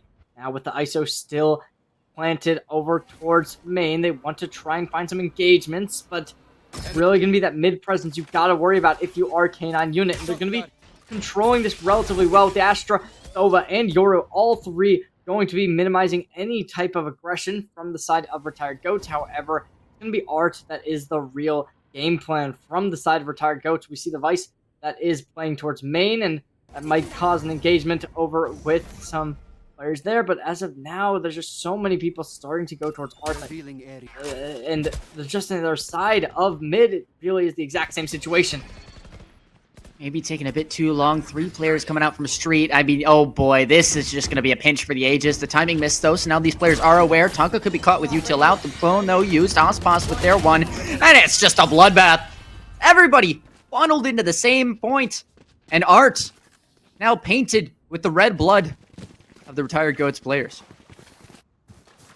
At this point, Retired Goats, they are not in the best situation. Their economy is going to be lower than they would like, buying up a couple of sheriffs and a stinger with 1 rifle in hand. That's the hero rifle, NMS. This is a player that has been able to get value time and time again, but the question now becomes, will they be able to do it here? A little bit of a misplay from Retired Goats in the previous round, able to be stomped upon and kind of just swiftly taken out. But K9 Unit, they still have more to go, but they want to play really aggressive once more. If they can input players here time and time again, able to really find their way up, and it could work well, but it really has to start now. And Retired Goats putting up the smoke, able to recall it instantly, though, and Owl Drone to come out, able to find some value, vulnerable to apply, and that's the complete just gun spray to come down, and there's no congestion, but finally, K9 or Unit will be able to find 1, and Smurf to follow up with the second. Yeah, a lot of this fire looking so good from both of these sides, but eventually its chip damage will be enough. It's Papa Smurf with 3, and now Austin Air. We talked about them needing to get to 12 here. They're only going to get 1 kill, and just sneaking on back in is K9 Unit. You give them an inch, they will most certainly take a mile. K9 Unit really showing why this was their map pick, and I mean, at this point, I think that Retired Goats, they need to start playing a little bit more carefully. They need to be decisive when it comes to winning out, because NMS, they did buy a rifle here, so their economy will not allow them to purchase a second, and they will be forced onto a sheriff. I believe they're going to be going for another lurk. We do not see the same situation from K9 Unit, though. They're switching up their play, and I think this is a great read from them. They realize the fact that their opponents have been getting stomped in A main, so now they're going to be starting to work up towards B. The Owl Drone's going to be able to call them out, and okay, the clone is going to be expended, but right now, that's not a lot of utility exhausted from the side of Retired Goats compared to what K9 Unit has delivered just to be able to push up. But K9 Unit, so aggressive. Unit finds the first. Gizmo not able to really find that one, and they will be shut down. Papa Smurf finds their death, and Zanks to be shut down next. It's a little bit of an ISO diff with Aspas getting the kill. Double Tap still alive, but it's a 2v3 right now, and you might need to rely on that flank. Yeah, the Slurk coming in, but spotted. Tonka. It's going to be the battle of the Vise. Tonka will be victorious. All of that first initial contact could have been avoided with, guess what, an Astra. But no, you got a Clove, you smoke it a little bit later, instead of just pulling that star, recalling it. Instead, Tired Goats now going to be at that numbers disadvantage because of how they chose at the beginning of this game. Might just be the call to save here. 30 seconds Both left. players not exactly the antsiest to try and maybe lurk around the map, find one player, and maybe get themselves caught out by two. K9 Unit, good looks here. Being really aggressive. No time on the clock, and it will lead to an equalized 10 game. seconds left. K9 Unit able to get this to 11-11. Retired Goats saving 2 rifles to go into this round this will lead to one team able to take a match point, but the question now becomes which will be the one to hit the punch and find it. Now, if you're a betting man, K9 Unit is the one to bet on. They have gained momentum, and they have gained the economic advantage with K9 Unit having their operator. But as a man who has seen time and time again Retired Goats show some promise, they were able to upset the number 3 seed to get here. It does kind of question, will they be able to do it? Will they be able to create another upset to shut down the number 2 seed? I mean, it's only poetic if you can fully finish the story, right? You can't just have half a poem. So for Retired Goats, you're going to want to get all the way to the end.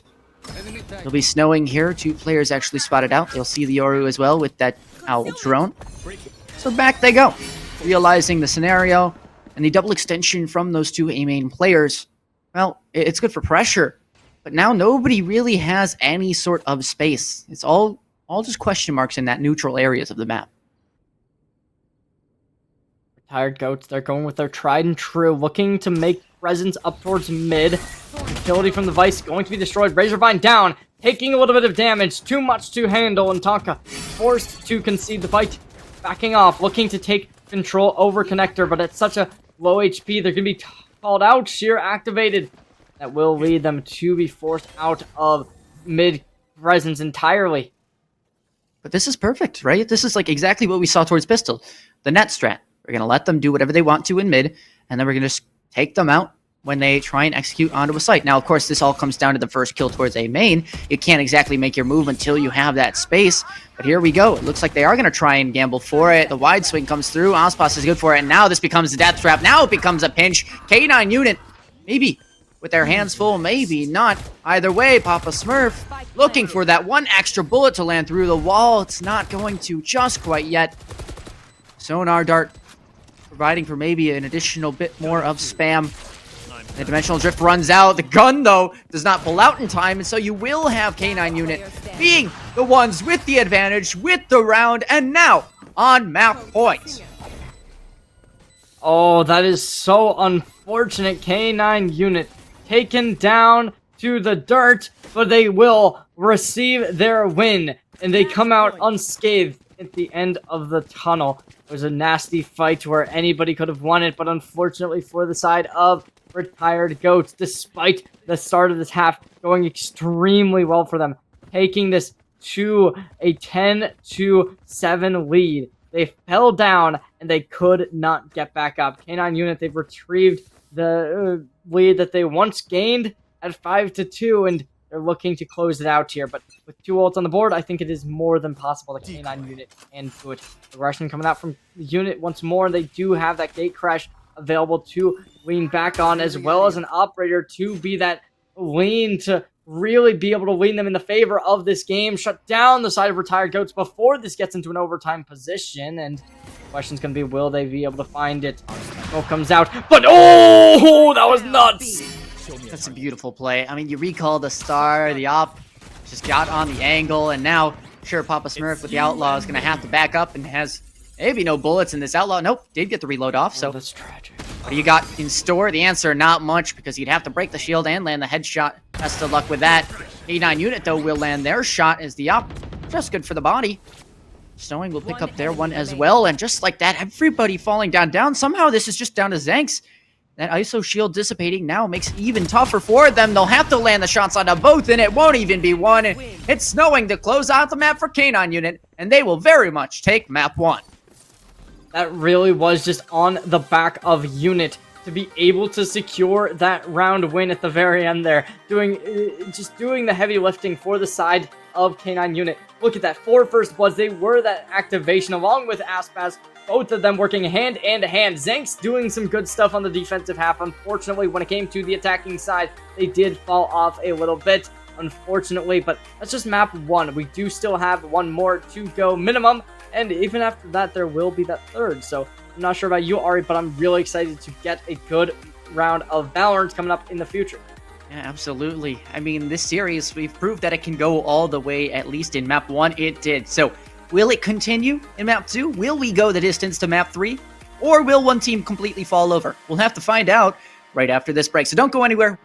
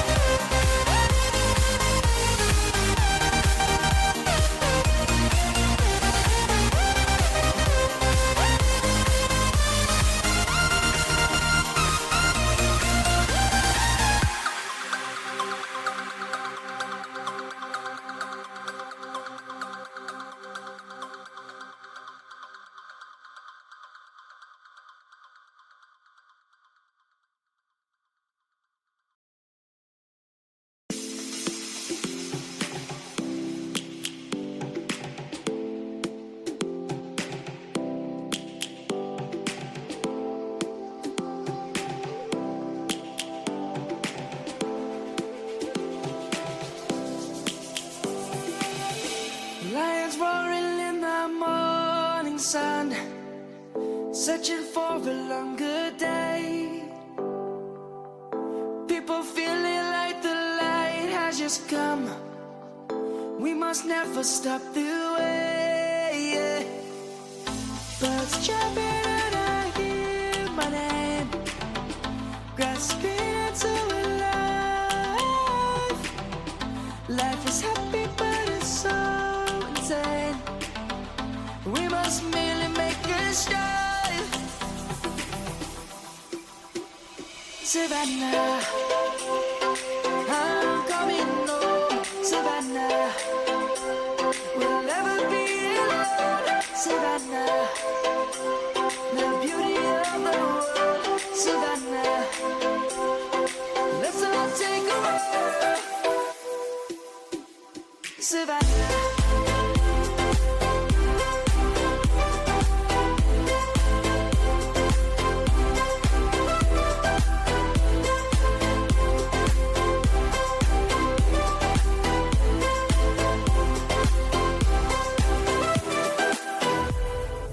Lion's gonna come.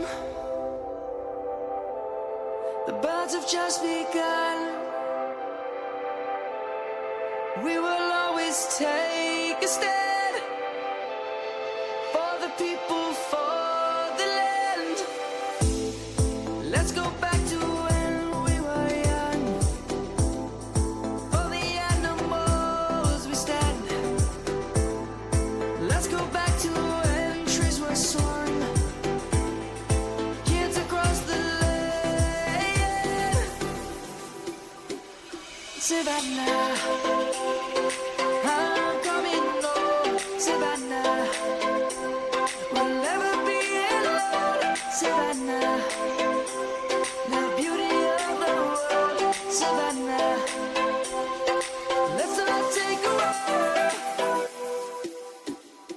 Savannah. I'm coming home, Savannah. We'll never be alone, Savannah. The beauty of the world, Savannah. Let's all take a walk.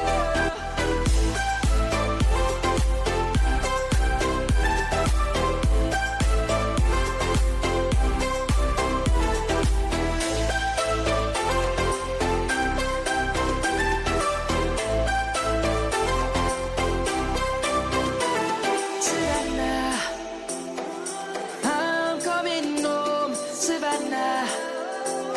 We'll never be alone, Savannah. Take me in small, breathe me in and let me go. Filling the lungs inside you, and the blackened eyes make my way into your mind.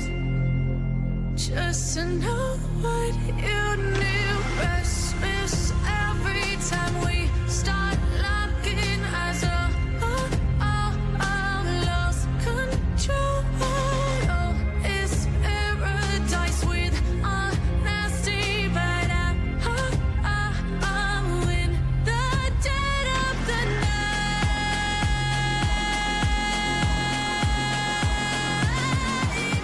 Let the darkness take control.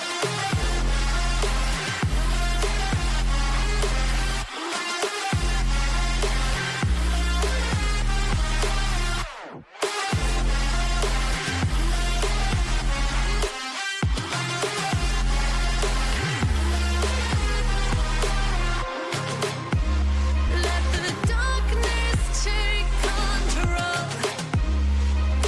Darkness take control. May the darkness take control.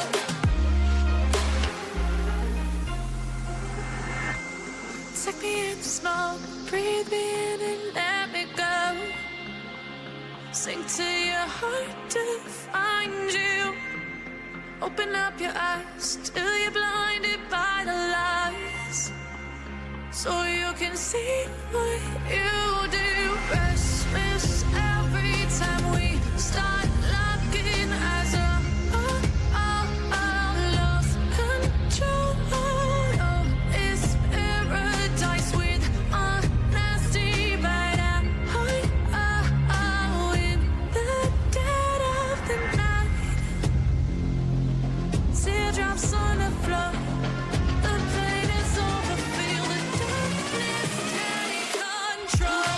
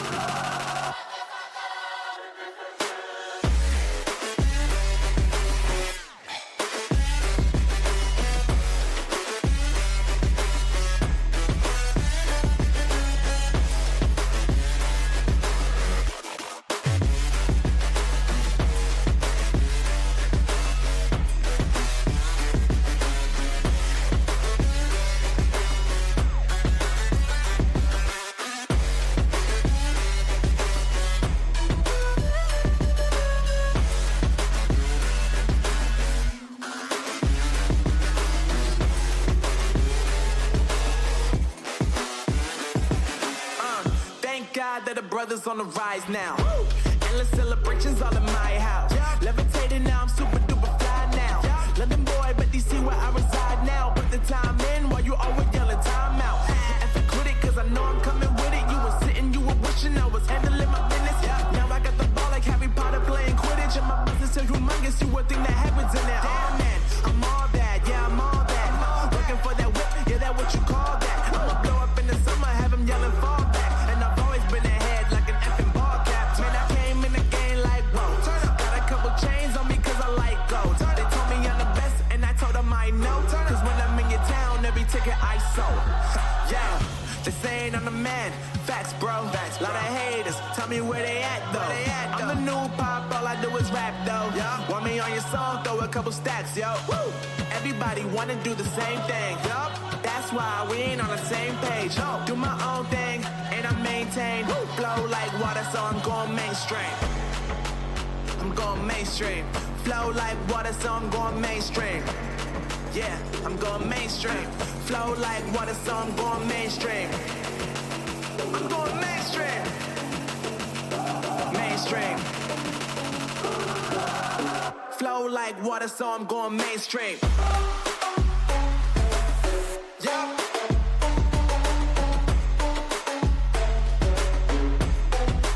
I'm going mainstream. Damn. Flow like water, so I'm going mainstream. Woo.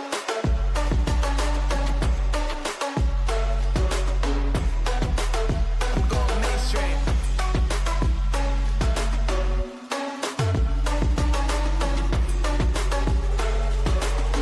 Flow like water, so I'm going mainstream. Just saying I'm the man. Facts, bro. Lot of haters, tell me where they at, though. I'm the new pop, all I do is rap, though.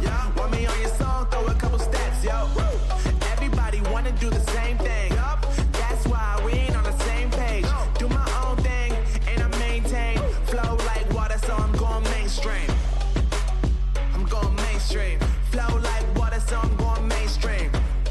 Yeah, I'm going mainstream. Flow like water, so I'm going mainstream. I'm going mainstream. Mainstream.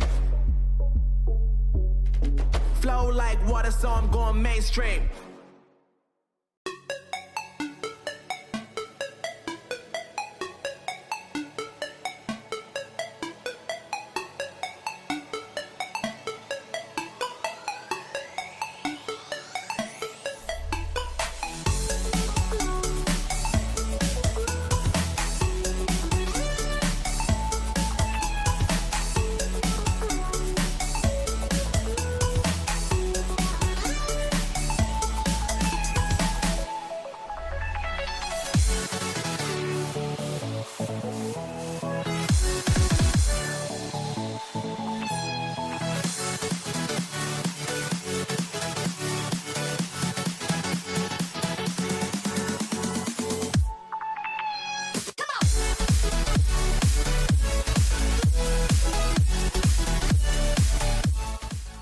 Welcome back, ladies and gentlemen. We're returning to you with game number 2. Game number 1 on the books. K9 unit able to close out on their map pick, but retired goats, they are going on to their map pick next up. So this is going to be the map of Ascent. We have not seen this a whole ton in today's matches or yesterday's matches, but this is going to be a big game. We'll see how the meta has shifted ever since this map has come back into the pool. Obviously, there has been many of changes, many of big impact changes. Sova no longer as viable, as well as a couple of other characters that used to be seen all the time, such as Killjoy and Jet, who may not get nearly as much playtime as one would imagine. We might get to see the Waylay though, and that's what really matters for entertainment purposes. Smile. It's just we want to see new things, and these teams may show up with them, and they may not. So Ascent map 2 on the horizon. We could see 2-0, could see this tied up game. Either way, one for the books for sure. And as we get into this agent select, we are going to reveal how these playstyles will shape up. Of course, in the last game, we were talking about the Clove versus the Astra and how that might have a difference in effect, but really it was just kind of the overall shooting and how well everybody played as a unit together. with K9 unit. Haha, I made a pun, funny. But yeah, I think Sova, Yoru, Clove, all reasonable here. I think you're going to see relatively the same things. Interesting seeing the double sentinel come out. Maybe we will see them place their util switch sides in case they do expect a KO. KO used to be extremely prevalent on this map. Unfortunately, neither of these teams will be locking that. Well, I don't know if that's an unfortunate thing or a fortunate thing. ISO's locked. Looks like they want to lock in a Yora with it. Retired Goat really, really loving this Fnatic comp tonight, but we'll see whether or not that will find them much value. Obviously, Yoro is one of, if not the strongest duelist in the game currently, especially dealing with things like Cypher setups, like Vice setups. It can be so impactful. The flashes are strong. Gate Crash is a crazy good ability to get out of aggressive angles. I love that from K9 unit for trying to solo duelist that.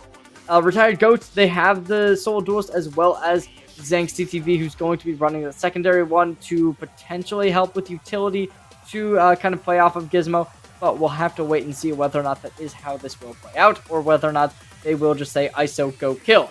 In a unit, they're going to be starting out on the defensive side, which I believe will favor them significantly just due to the fact that there's a double sentinel composition. Obviously, Ascent made a little bit more attack favored now that there's no longer that Sova wall banging through B main every single round. So we'll see whether or not that will really affect how this game will play out. Maybe K9 unit will have a little bit of a harder time doing anything, and Retired Goats might be able to just steal away this first half, because you would expect something like that with how aggressive this backline comp can be from Retired Goats now that they have that Yoru to get behind everyone and the ISO to snatch away somebody like a Cypher or Deadlock.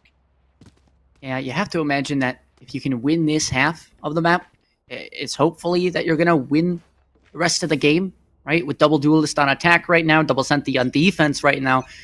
You just got to go with it. Try and grab as many rounds as you can early into this game. Bit of an aggressive start for Austin Air as they find somewhat of a dink in B main, but that's going to be all she wrote there. No additional casualties, no fighting. Walking into the one-way, that's a new one. I haven't seen that one in a while, and maybe there's a reason for that. It's maybe because you don't quite get too much value for it. Retired Goats will be gifted a first blood in this round in a way to increase this health damage deficit. Unit. They want to play aggressively. Tonka's going to peek out first, playing in front of their setup, and shots come through. Unit able to find one, but it's still a 1v3 situation with Papa Smurf down, and that's going to be NMS for a 3K, securing round number 1. And honestly, I think K9 unit, they played that okay. The problem was Retired Goats was able to just kind of snatch away that A site, and K9 unit did not really have a big defense to kind of counteract that.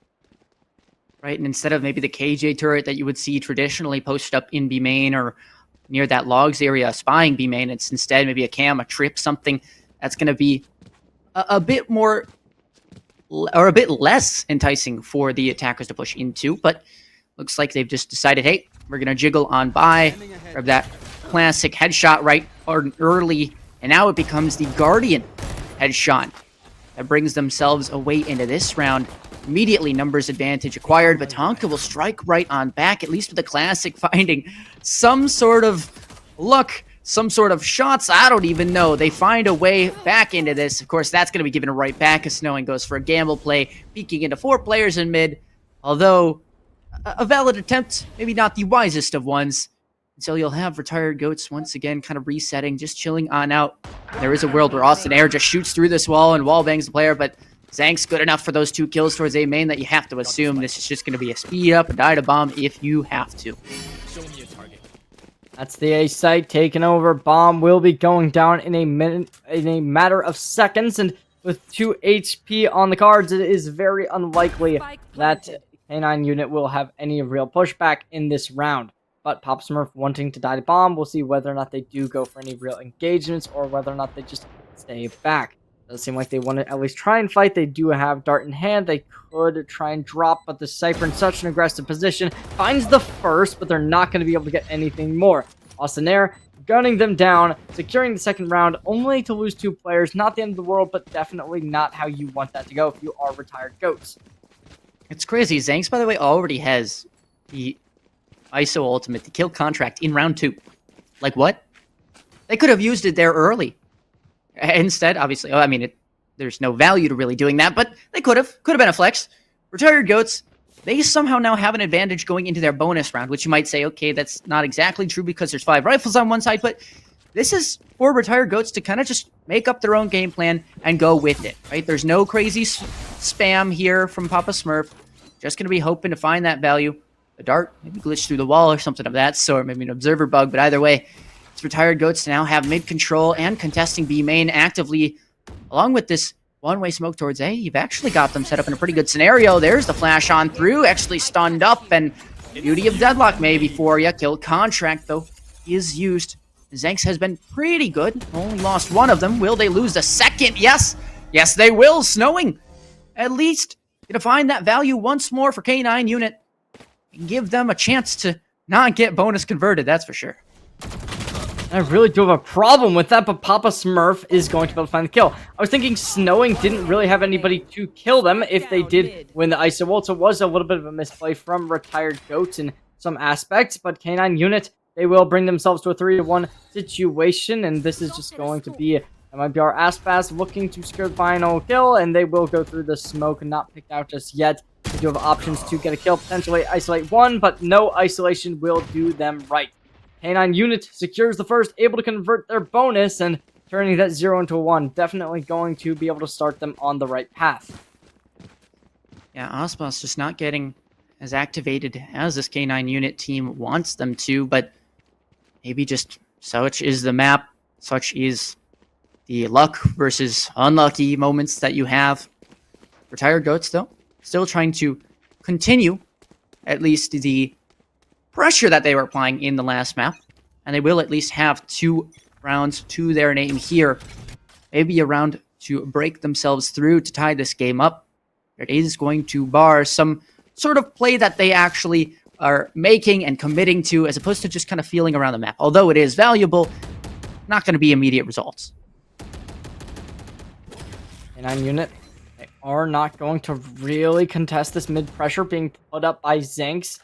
They're really just making the way up towards mid, looking to try and get some space gathered for the team, but after the barrier gets activated, it will instantly be gunned down. K9 unit not going to really contest that at all anymore. Still, they are just kind of controlling these extremities, Snowing, looking to get this angle under their control, but a dark cover to take them off the angle.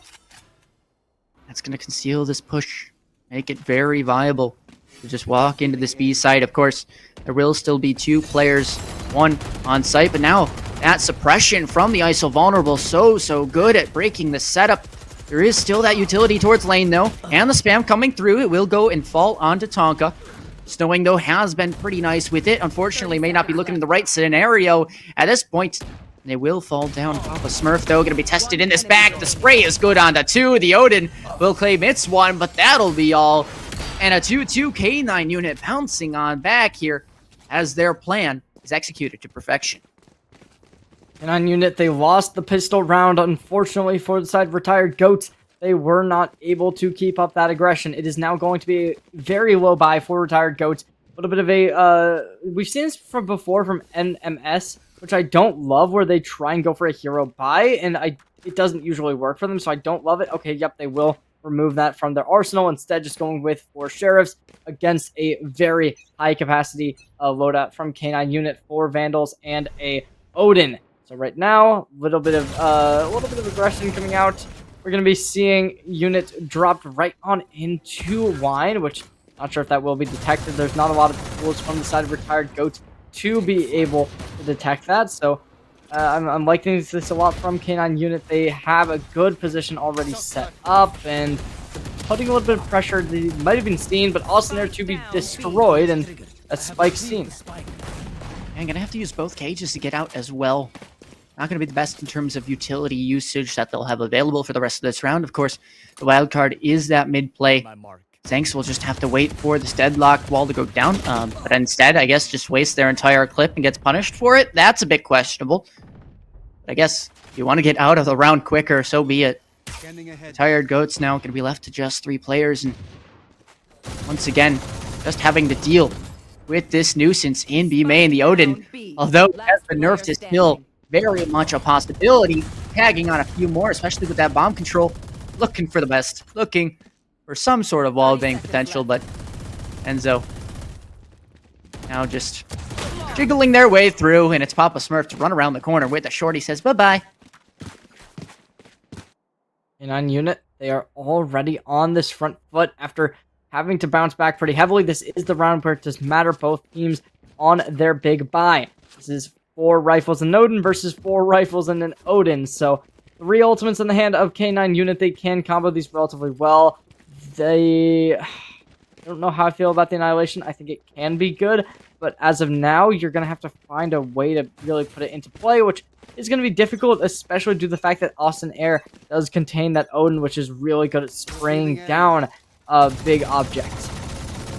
I mean, this was, ironically, the exact sort of sequence that we saw on the prior map, where the first team would win those first 2 rounds, and now the second few 3 will be moving on in and favoring the opposing side. Gizmo will fall, or excuse me, will take down Tonka and make them fall. There's the Hunter's Fury as well to strike down one. Gizmo can be traded for their life, and Retired Goats, very convincing execute. Neural Theft as well to stop Aspas from doing anything crazy in this round, but give them a rifle and they may just do that.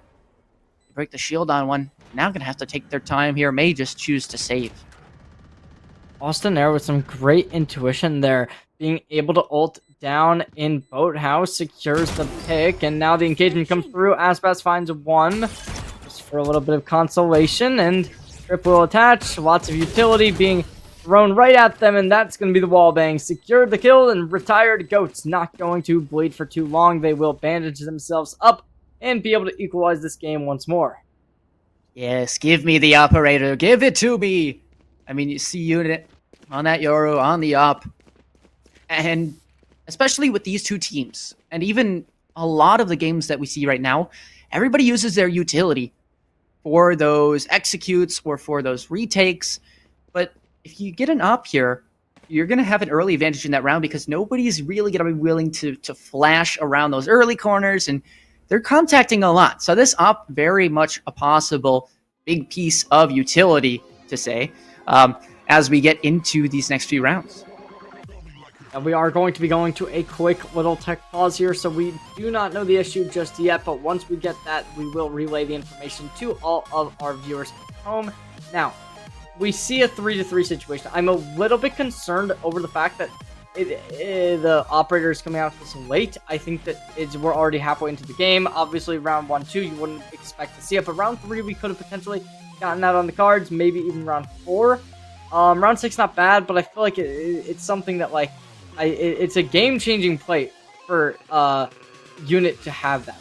Okay, it is exactly what one would expect. I remember we made this exact joke yesterday. Somebody's mouse died. So PSA to all viewers out there, once more, we had this yesterday. It seems like these teams were not listening. Charge your mouse. Do not be that guy. Or be like me and have it plugged in permanently, even though it works wirelessly. It'd be weird, but that's okay. just plug it in or charge it. Either way, enjoy the game of Valorant that you're playing or watching here, and the best that we can hope for as well is a nice close matchup all the way till the end of at least map 2 and 3. Do you see this going as 2-0, or do you continue to go with your theory of 2-1 like you said earlier? As of now, I see a 2-1, but it's gonna depend on if unit can get value out of this operator for me. Because these Sentinels have not been doing as much as they should be in terms of finding value and early picks on site executes. So we'll see whether or not something's going to change. I think this round is going to be perfect for unit to showcase if they are going to be able to put up the same performance with the operator as they did before. But Gizmo not even going to be able to see them. Unit finds the first, but instantly gunned down. See, you needed to have a crash in case of something like this, and Gizmo with the Gizmo barely getting shot down as well. You see maybe a chance, but no, Austin Air takes that one right back away. Bucky, maybe not as annoying as the shorty per se, but still very, very much valuable. And now this drone tag may just be the end of the round for all we know with that spam going through. It's going to be tough for them to recover. And Zanks won't even take the wall bang. Will just land the headshot in the first place. Tonka will fall, and Retired Goats bouncing back. We might be seeing a timeout right after this tech pause. So, to conclude your question, Ari, I do see this going at a 2-1 at this point. I think that the fact that Unit was shut down there, it's going to leave this in a situation where a 5th round will be found for Retired Goats. After that, we're in 5-3, and I just think that K9 Unit, where they're going to lose this defensive half, and when you're running this double Sentinel composition on the defensive side of a map like Ascent, something that has traditionally been a very defensive-sided map, I think Retired Goats, they're just going to be able to stomp through them, and then once they get to their defensive side, they'll be able to do a similar situation. Now, obviously, they are running double duels, so their composition is a little bit more towards that attacking side as well, so I'm not totally on that win, but, I think that realistically, map 3 is going to be inevitable, especially just because of how good both these teams are and how they have practiced their map that they picked, so they should theoretically have the advantage compared to their opponents. It's all just who shows up in these rounds. Of course, I guess the call was right to make the timeout now, but is it a little bit too late? Would that have helped you with the operator being purchased in the prior round? Having that extra few seconds to think? Either way, now going to be in the past. They'll have to make up for it here.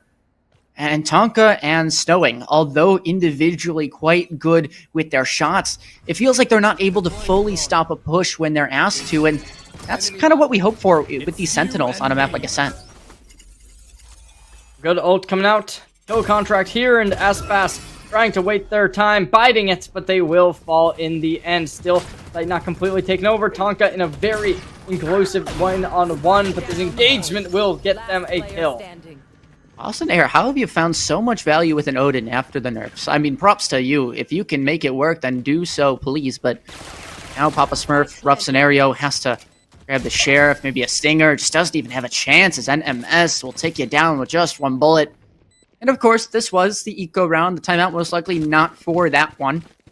But here's the real swing, right? Will this be a potential secure 6-6 half for Retired Goats, or will K9 Unit keep them on their toes? I think more realistically than not, K9 Unit should be able to take this round, just due to the fact that there is going to be another operator for Unit, and they don't... Yeah, they're waiting to get that gate crash before the seconds run down. Maybe, yeah, there it is going to be. They want to play aggressively with this operator, as one would imagine. Let's see whether or not they can find any value. Obviously, not just yet with the drone coming out, but a great shock dart to close that drone in its tracks. Yeah, Trapwire going to be broken towards mid as well. And now you're going to have to make some sort of adjustment because you've taken B main, but you have somebody potentially in this market space. Drone broken, might have actually been able to squeak by that without shooting it, but better safe than sorry. Oh, no. Yeah, thank you, Osbus. Although choosing the right timing, the reaction came in from the attacker. And now you have a moment just to breathe a fresh air. The space, though, gained towards the B main side, so you're going to assume that players are shifting towards A, and that they are. A lot of utility already coming out. We see the camera, and as well as that the sound sensors are being set up. That being said, if you try and connect any shots to your opponents, it will lead you into a stun, and instantly Papa Smurf to be the first one to take the aggression, and there's Snowing as well, getting the next shots in, and it's just an absolute masterclass in K9 Unit, forcing the final player of Retired Goats to concede the fight.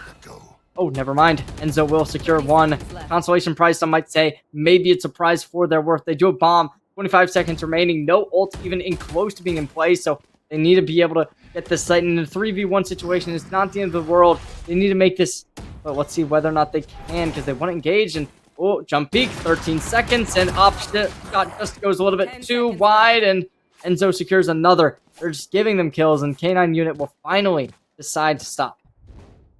Like maybe you could have taken the orb there as well, but yeah, definitely around where K9 Unit at least utilize the op the way they're supposed to. They get set up on that B main line. They have the Sentinels being towards that A side and stacking mid, right? Because no matter where they go, you're at least going to have either time to rotate over or the advantage in just the pure straight up brawl. So I like how they use the op there. Hopefully they can continue to do so. Now though, Retired Goats, they do have the advantage still, but question now becomes how long will this advantage be able to continue, because it seems a little bit like they're losing a momentum because that last round definitely was dominant. Obviously, towards the end, there was a couple of kills to be conceded. K9 units giving away 2 for free, and now lots of aggression over towards Catwalk. Lots of players working up, and this could just be a death ball that might want to really start going into tree, but with the sound sensor there, Snowing is going to have a good position to try and get value. Instantly, net goes out, not able to connect onto anybody. Oh, never mind, it did connect onto a few, and oh, the Massacre. Yeah, everybody just falling down there in a shredder right now, and it's only a matter of time before these bullets do find their mark. It's the spray down, but eventually Tonka will land the shot, the final body shot onto Zanks. Hospos with 3 here, make that 4, and 5-5 we will be at. It's a good old side game. K9 unit, they looked a little bit rough at some points, down 5-3, but they've officially equalized it once more. K9 unit, sorry, back on the operator once more, this time with full shields instead of the light shields from the previous round. So I hope that we can see them get a little bit more value out of this op than what we've seen in previous rounds. There isn't going to be a dimensional drift available for Gizmo, so there's a good chance they will be able to pilot this weapon into finding a couple more kills than what we've seen from them before, but still same situation as before. They will be going and placing that op down in B main, looking to get a little bit aggressive with it, really pushing out, but there is going to be an Aldrin we do see able to tag onto him, and now it's going to be a retired Goat trying to get the operator down and out, but it might just be, oh, it's a 2-for-1Z, and that's the kill. Somehow Snowing gets punished for that. I mean, it's just unlucky. You get caught in the crossfire. But hey, utilizing that mid space, maybe realizing the gap in the K9 unit setup, quite good, but Hospos going to be not long for this world. We'll return to it, and we'll fall down once again, actually. Papa Smurf, at least the Odin spray, good for a few, but now Tonka's going to have their times tested. Have at least the bomb, but this spam, you have to assume, goes in with the shock dart. Austin Era has felt like the MVP on this map for retired Goats. And hopefully that can continue for the rest of the series. But K9 unit in particular, swinging on around. It's just the timing that sucks for you completely. The flash, the TP, it is available. But they'll use the dimensional drift instead. Figure out where this plant is coming from. Where is it going? And Cotton Eye Joeing. Looks like we'll just be towards Jenny. You can try and isolate this 1v1 fight, but now caught out between the two. Went for a risky play, and it will not pay off. Leaving this just down to one player who's kind of stuck in Narnia here. Barring a miracle, this round most likely is over. We can't call it over just yet. There's still time on the bomb. Dart in hand. Able to push it forward. Nobody to be seen just yet. Gives them a little bit of info. First gets found. Isolating the first. Looking to go for the second. No information on their location right now. Bomb will get halved. Wanting to play aggressive, wanting to go for it, but it's going to be retired Goats. Securing a 6th round and putting them at that halfway mark. Last round before the switch. Just barely escaping with that round. I mean, we knew that they should have won, and they just barely did secure it as well. Very nicely done there for retired Goats. They'll have 2 ults of their own to use for themselves in this next round. Bit of a weaker buy here for K9 unit, but they'll still have at least some wildcard pieces like that Bucky to maybe catch retired Goat's side off guard with the unusual pieces and playstyles. And of course, they still have the op on units, so this round very so much doable. Who's next? I'll wait and see though, because as of now, both teams are in a good spot going into the second half. K9 unit instantly going to have to be a little bit weary. Oh. Gizmo with the the Bucky secures the first. They want to go for more, and they will be able to collect. Gizmo doing the heavy lifting, able to secure a double, but Papa Smurf trying to trade it back in kind. Shots go through, and shots go and get collected. K9 unit going hand in hand, able to get next to this, Snowing, using that Hunter's Fury to their advantage, making this a 3v5 situation. Owl Drone is able to connect onto one. Papa Smurf dropping in some shock darts, and despite the HP difference, there's no hesitation. Ooh, that's a rough angle to peek, and just nobody peeking with you. Gonna definitely get punished. Snowing with the op here, the darts available for both sides. I mean, surely you just use the grab net here, right? You realize the situation you're in, but no. Just gonna be holding down, taking the 1v1. Timing's a little bit off, but now the op should be sticking. The other one should be shooting, but no, it's Snowing that actually grabs the first. Oh boy, there's the Odin, and yeah, this might just be over with. Just has to swing out of the smoke, and it's good. It's a clutch for Austin Air. Definitely pulling their weight here for Retired Goats in the first half. This certainly is looking good for the side of Retired Goats. They've gone through the ringer with K9 Unit in map number 1. It came out as that lower team, barely being taken aback. And going into map number 2, they were in a bit of a rough spot after 3 rounds from K9 Unit to push them back. But now they have taken the lead once more after 2 rounds to close out our first half. But despite that, it is not over. It is not done. There is still much Valorant to continue us with, even maybe a third map, which this game is looking ever so much more likely that will be the case. Just in terms of momentum, I don't even know who that would favor. Like, we're seeing both of these teams just kind of going blow for blow. And at that point, it might just be whoever can win that first pistol. Of course, now in a pistol of ourselves, might be able to tie this one up with the conversion here.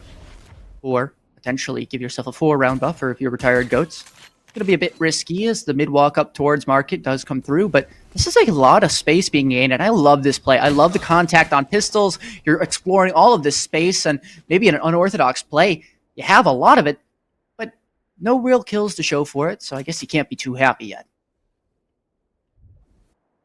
Oh, this wall, it's not going to be impenetrable. You can still see through it, and that visibility will let them get that information. And Retired Goats, they're playing perfectly. First, maybe a second, no second in case. But now, Enzo playing very volatilely, wanting to go for something, but at this point they will not be able to get anything forced back and away. The net will do that, and now it's a 3v4 situation to try and play the retake. Austin looks so comfortable on the Sova, and it's a shame that we didn't get to see them in the meta that was so Sova dominant, but here we go, Snowing now. Going to be proving that Deadlock can do just as much here. Runs out of bullets here, not the reload. Somehow Aspas is the one that grabs the kill after not having any bullets. And K9 Unit will bring themselves back in within 1. This certainly is looking good for K9 Unit. They have been able to secure the pistol round. And now they are going to go into the second round and hopefully conclude it with a win for them. If not, they will be in a bad spot. And Austin Air trying to stop that as much as possible. Buying out a Bucky, we've seen time and time again from Gizmo especially that this gun can be a factor that really can determine rounds, but it will not buy completely into this. Only 4 real weapons on the cards for the sides of K9 Unit. The other side of Retired Goats going to be playing very weakly when it comes to the weaponry, which makes sense. They don't want to buy up. Seems like they might have gone for a Bucky, but instead they will just save. Looking to make this 7-7 and take it 7-8. Retired Goats here. Trusting that the ISO will be the strong one towards A to hold them down. Oh boy, they spotted out somebody, but Snowing, you gotta clear your corners, homie. You gotta check every single which way, and, well, they at least spot out the one in logs. They land the transfer onto the one over towards the stairs area, and now you've just got one left on this site. The ISO gonna come on in and back through spawn, but that Deadlock wall we're seeing more and more often to actually just stop those rotates. You'll have to at least break it in order to help out your teammates. Aspas, solid spot right now. The spam gonna come through. Shorty in hand now, maybe just that kill on through, but the flash, it's nice, but it's not nice enough. It's not gonna blind everyone, not gonna give you infinite health, and so K9 Unit will tie this one up. Once again, we have no clue who's gonna win this game. This game really could flip-flop either way, but already K9 Unit, they've taken 2. They want to take more, and with 2 light shields on the table, this Outlaw could put in work. But K9 Unit, or Unit specifically, sorry, they are definitely going to need to really put in the work here, because that's actually going to make it 3 light shields, 3 players that can be taken down within 1 shot. But Zank CTV, that's going to be a different story, since they do have that double tap, which really is going to be causing some problems for something like an Outlaw, especially when you do have that 50 shields on the line. And on Unit, They do have some decent weaponry, and we've seen them time and time again being able to play with lower weaponry and still be able to come out on top. Just the same play that we keep seeing from K9 unit where they walk up mid, they break that trip, and now with that trip not being broken, Tired Goats are, again, just going to kind of have the same level of peace of mind, but Gizmo goes down the lurk cage into the player in lane, and just like that, it's disaster. Retired Goats, they thought they had a read, and now, well, they have some HP. They have a lucky stroke there with Zanks at least living for a moment, but they go down as well eventually.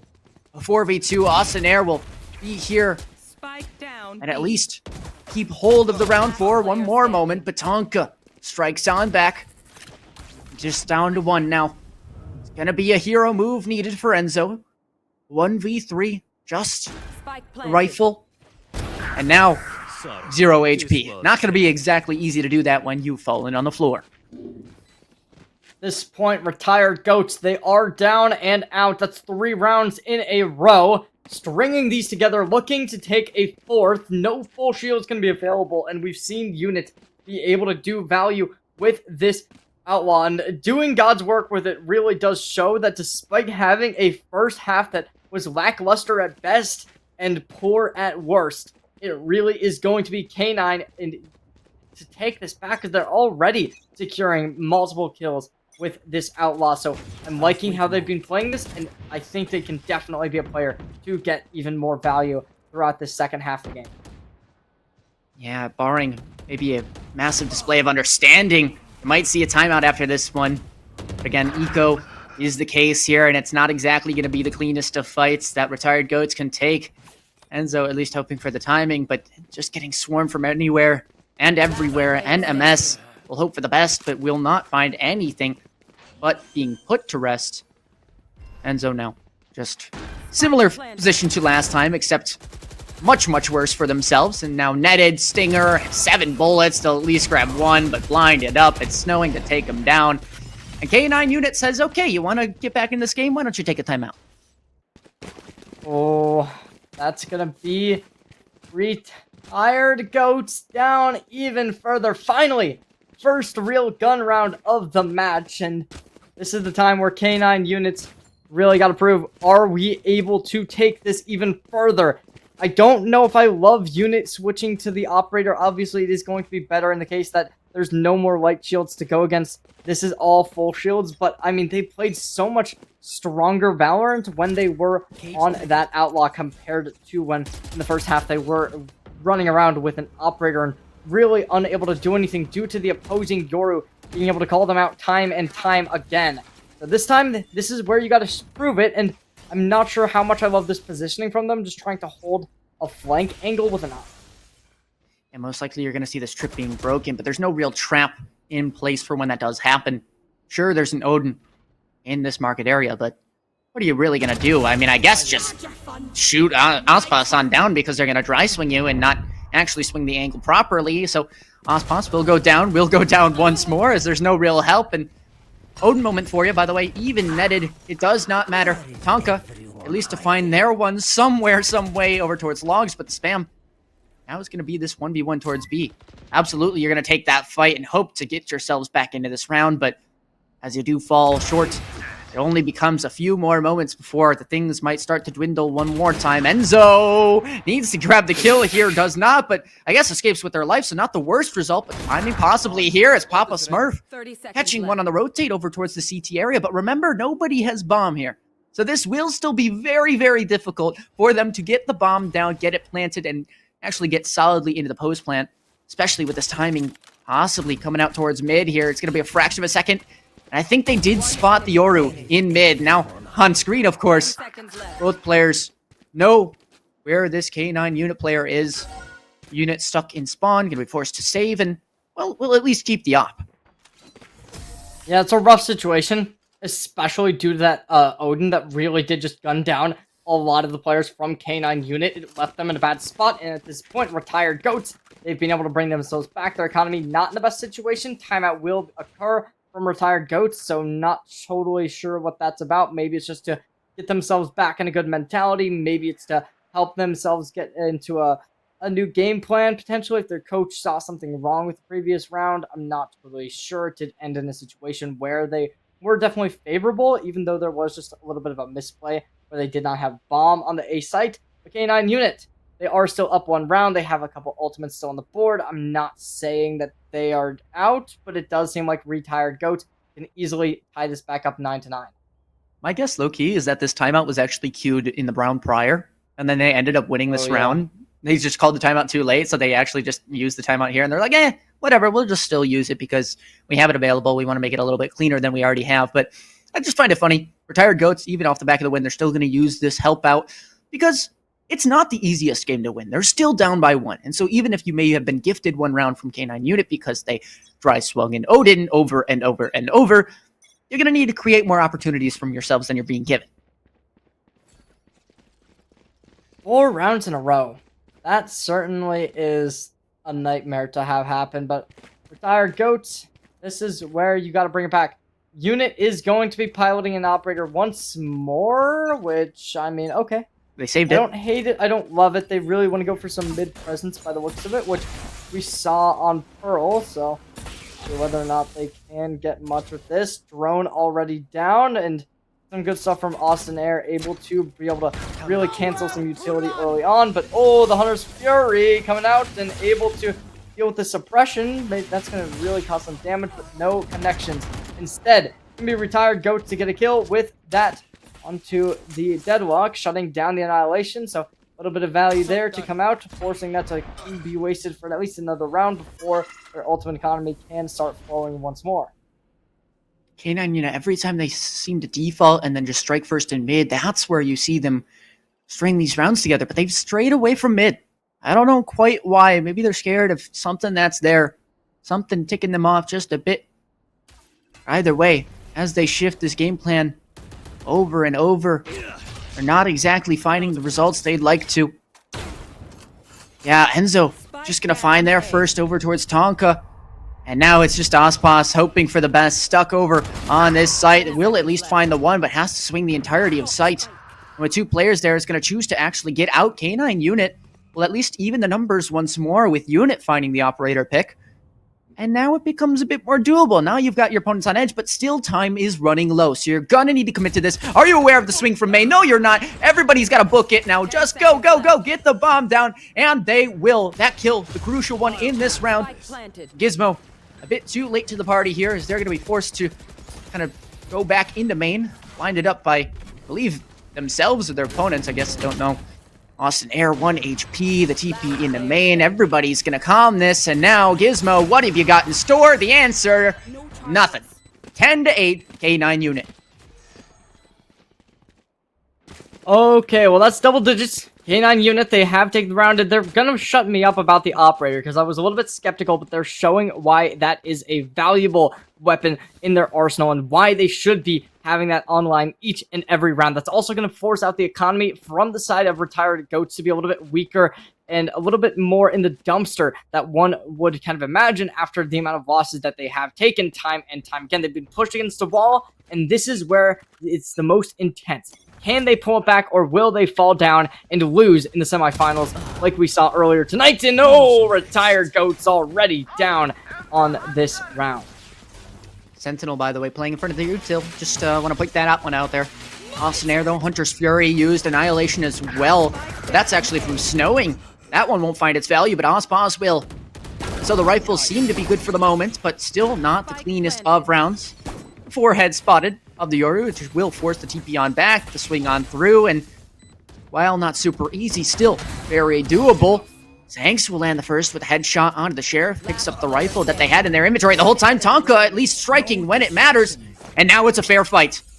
Now it doesn't matter, it's a Vandal versus another. One more time, and it's Unit to come out on top. That was your one way back into this map, but Unit says, bye-bye, I'll take that away from you. A9 unit, they have taken an 11th round, and they are 1 away from match point. Weaponry has come out from the side of retired goats, but it is just not as much as you would like. It's going to be 3 light shields, lots of rifles, and Odin as well, just to try and replicate what happened earlier on their only round win in this half. They were able to secure a lot of kills with that Odin online, and maybe they can do it once more over towards market, but it is definitely going to be difficult to reproduce that.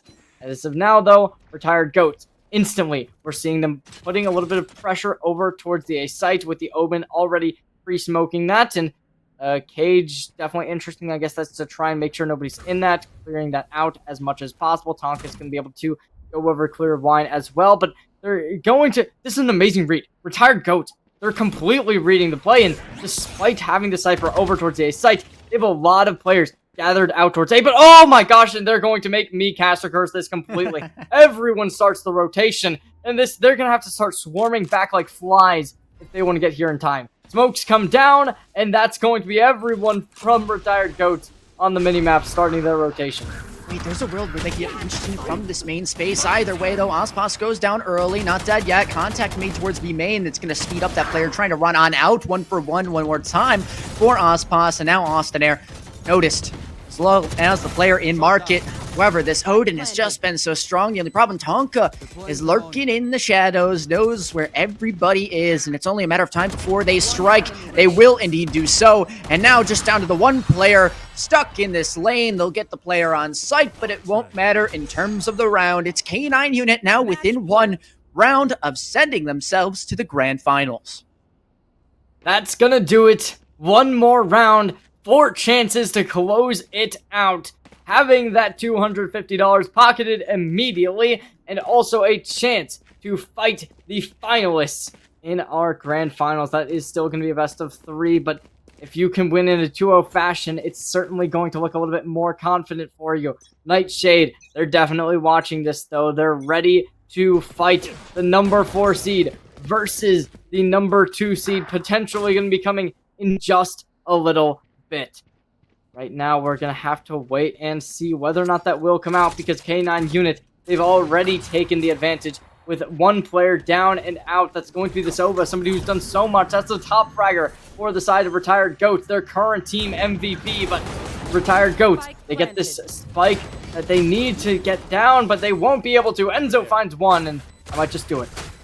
I mean, at least it wasn't Enzo dropping, though. You'll still have these smokes for the retake, but you gotta at least get these trades somehow. Hunter's Fury, though, gonna be used to expand on this space. Just buy a bit more time, and if one connection does come through, you'll see that Cypher go down. NMS now the only one left. The Shorty will finish it off, and K9 Unit will be your second grand finalist. They'll be secured, and we'll see them in the next series. K9 Unit doing it all, making these heavy choices, and making this idea of we want to go to the map of Pearl, I believe, yes, as the first option. That was absurd, but it worked out so well for them in the end. Then going to Ascend, something that has not been in the pool in quite a while. It was certainly an interesting idea. It was a lot less close than map number 1 that went to 11-13, but that certainly was a good game. Ari, I don't know if you have any other thoughts on it, but I cannot wait for these grand finals to commence. I mean, if this is just a preview of what we're going to see with the grand finals, because, right, we got to assume that these two teams, they had a little bit of trouble getting the victory here, but now you have the best team of this one, you have the best team of the one prior, and now you face them off against each other. You're telling me this game is somehow going to be closer than the series we just saw and the other one combined? That I can't wait for. Cherry, take us out. Yeah, that's going to be it from us for at least a little bit, but that's going to do it. And honestly, this grand finals, as you said, this is going to be crazy. So ladies and gentlemen, make sure to stay tuned, because this is it. Here it is, the final best of 3 of the first Evo tournament of 2025. So that's going to do it. Stay tuned.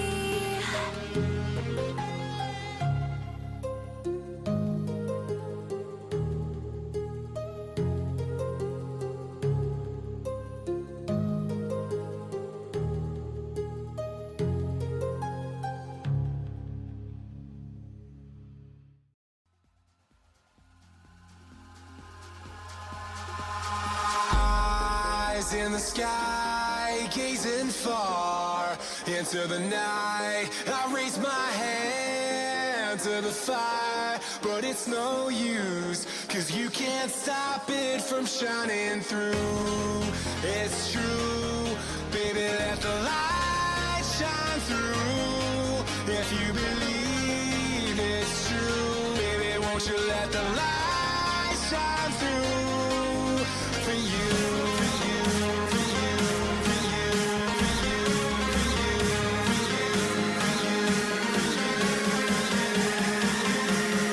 won't you let the light shine through?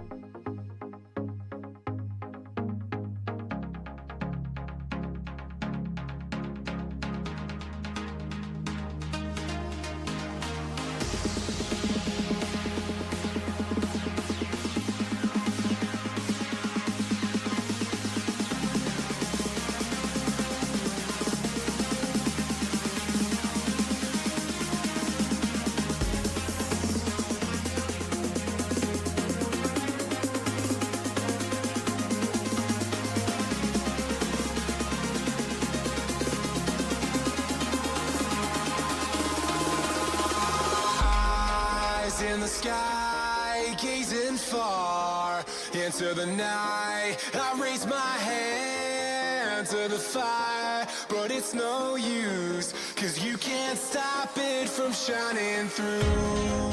It's true, baby, let the light shine through.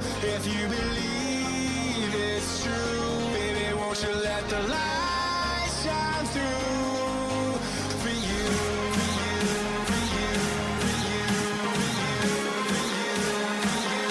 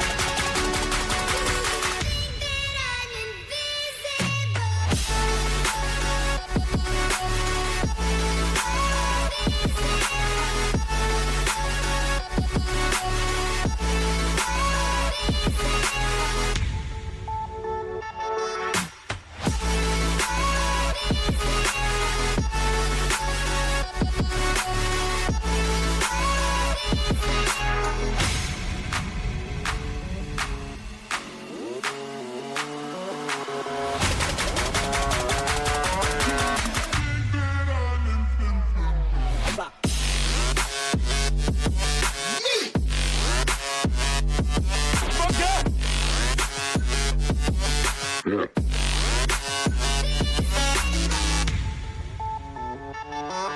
Yeah.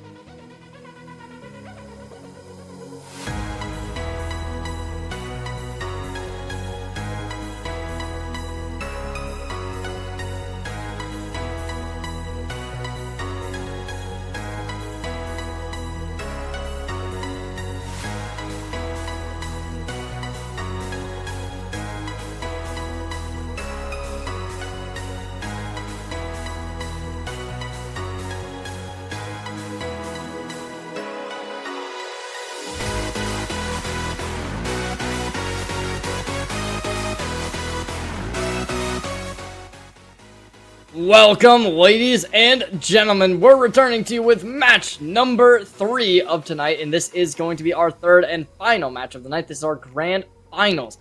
Going back with Ari, and Ari, we have two special teams, and look who's going to be facing off against each other. Nightshade, after a phenomenal 2-0 against the number 1 seed, will be making their way against K9 Unit. Not going to get an upset win, but they get a win nonetheless. We have to wait and see whether or not these Clash of Titans will come out in the best of 3 and go the distance, or maybe a 2-0 sweep.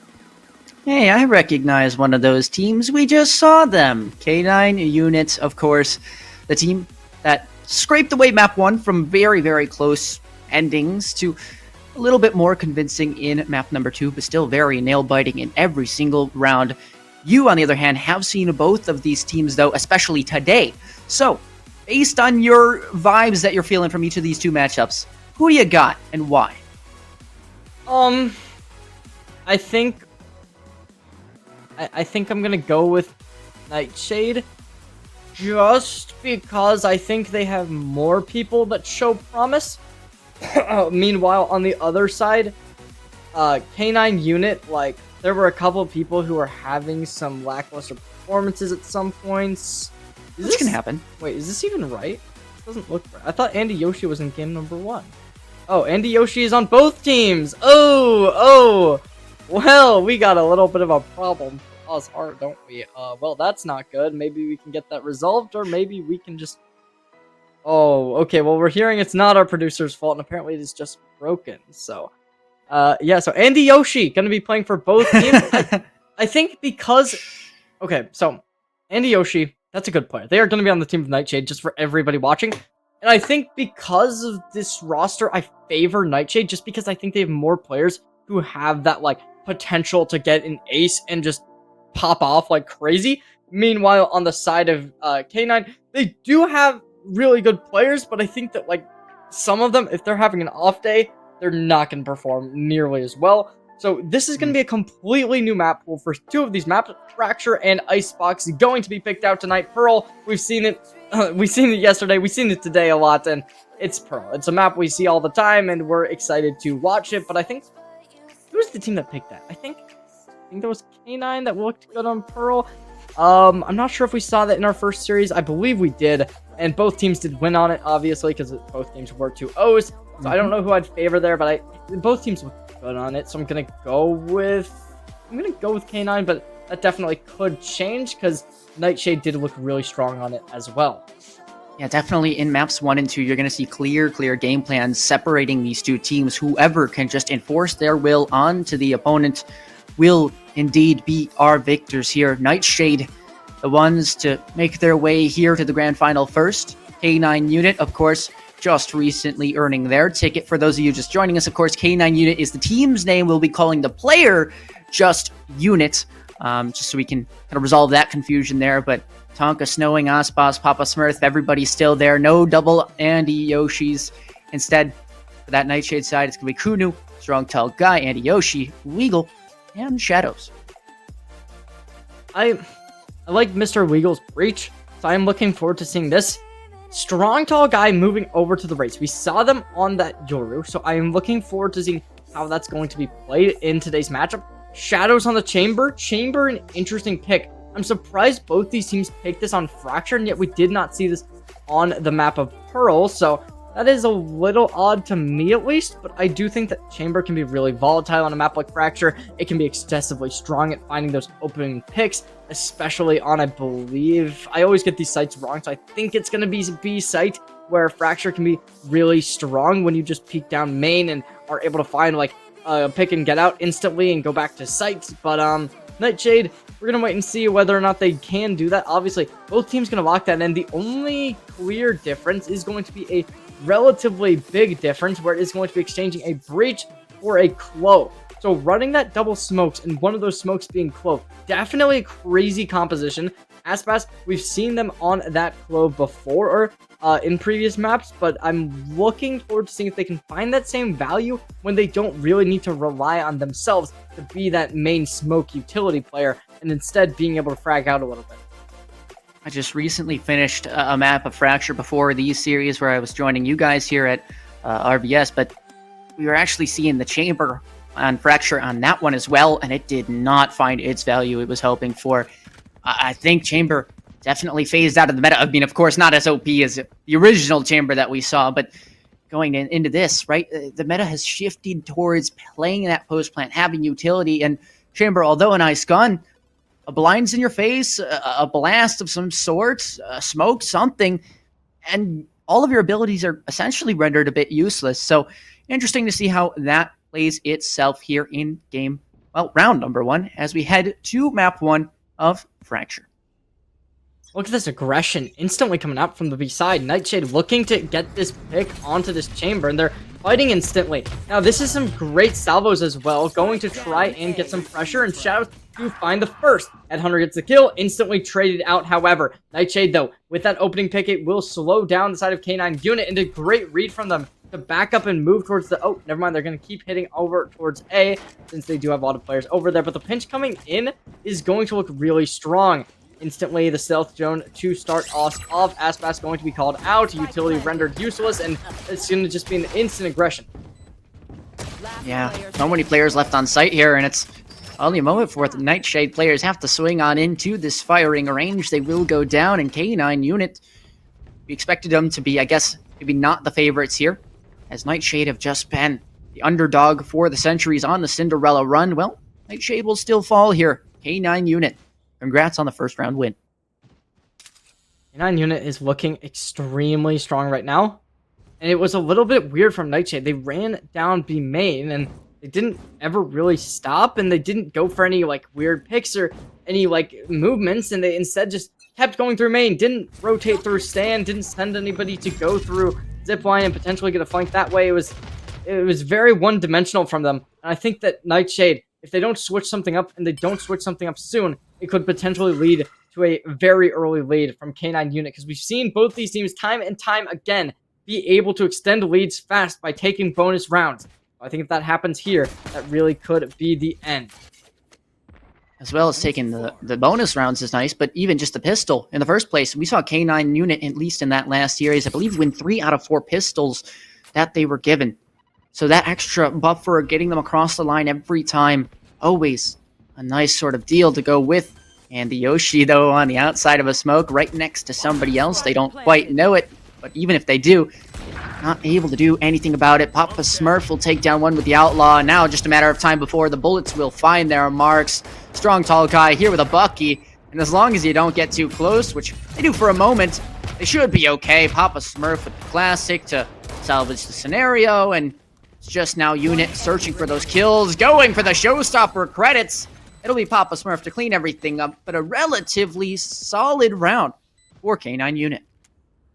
Spray transfer just not there, and that will render 2 weapons from the side of K9 unit's weapon arsenal useless. And now Nightshade, they're on their buy round. They have the money, they have the utility, I believe. So let's see what they can make happen. Snowing already picking up an operator on round number 3. They want to force into this, and honestly, I love that play. Not gonna lie, I think opping on round 3 is the perfect idea. So I'm not totally sure how much I love that as a chamber, but I'm looking forward to seeing what they can make happen, because this magic is definitely going to be strong if they can do a lot with it. So we will have to wait and see. Rendezvous is going to not be here just yet, but they might need to wait to set that up. And Yoshi potentially going to be called out here, and yes, they will. That's going to do it. A 4v4 situation already put on the ropes, and Nightshade, see how they will adapt, and they will find that opening pick. Yeah, I mean, you see the ghost buy for the Brimstone on the attacking side, hoping to just grab an orb some way. They do, but it's with the cost of their death. Not exactly going to be the cleanest to help them out in this round, so Tonka will have to kind of swap over from the Cypher we saw them on last now to the Tejo. And now just kind of hoping for that value, which they will not find. Snowing the operator still in hand over towards A main, and there's a timing that's missed by unit, though. So they will have to rely on Snowing to do all of the heavy lifting. And this may just be a save with the op, even if it is potentially doable. Do you want to risk this force up so hard into the game? And the Headhunter doesn't find his mark along with the off shot. That's going to be K9 unit dropping 1 Nightshade gifted and opening into this game.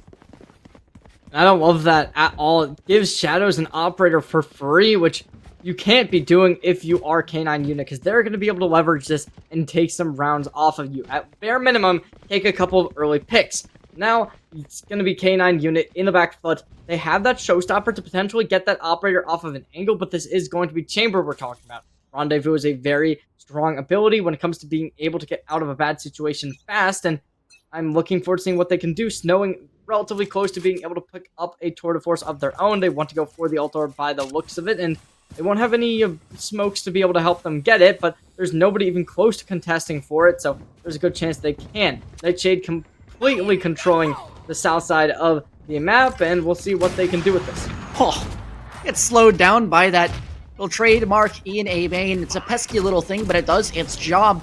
it works out. And K9 unit, yeah, they'll get on site. Yeah, we'll get the bomb down, but is this an easy scenario to win? Absolutely not. And Yoshi crosshairs trained perfectly, and now it's just down to a Chamber who's wrapping in from Narnia. The stick on the defuse can easily come through, and the footsteps have been heard. The noise has been made. Snowing will have no choice but to fall on down. It's QNU going for the defuse. Actually gives it over to their teammate, and Nightshade tied this game up. Nightshade, they did not take the pistol, but we saw this from them earlier where despite not taking pistol rounds, they were able to bounce back relatively well. Shadows keeping the they have the operator, and they're going to have that Tour de Force online. Snowing not at that just yet, despite looking to try and get it. They will be able to pick up a rifle if they so do choose, but it seems like a save will just be inevitable for both, or not both, but all 5 remaining players on this K9 squad. So I like what they could potentially get up to if they get Snowing to alt orbs, which seems to be the play just by the fact that they do have that full shields. Maybe they're just going to try and go for some headhunter shots though, and alright, instantly aggression found. Yeah, 2 early picks. The Rifles just making their mark on history now. Tonka is going to hope to do that with a Sheriff instead, taken on down, and just 1 player left for K9 unit. There's not much more you can do, except hope to maybe farm some orbs, and even then you have your ultimate, so it's just going to be going on down. Eventually, at least, Mr. Weagle will get themselves within 1 point of their ult. And Nightshade take a lead. A responding timeout does make sense.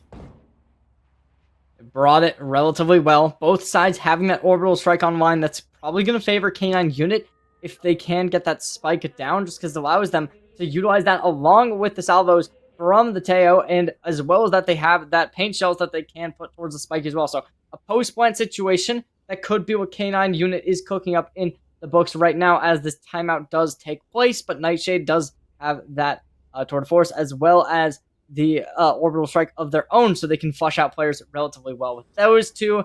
And K9 unit, let's see what they do end up adapting to. I think realistically they have to be a little bit more decisive because they've been kind of defaulting, but not really defaulting with most of these rounds. And Nightshade's been able to capitalize. They aggress down B main, and there isn't really any pushback from the side of K9 unit. Something's got to change, and something's got to change now, Ari, because as of now, Nightshade is certainly going to be able to run away with this game.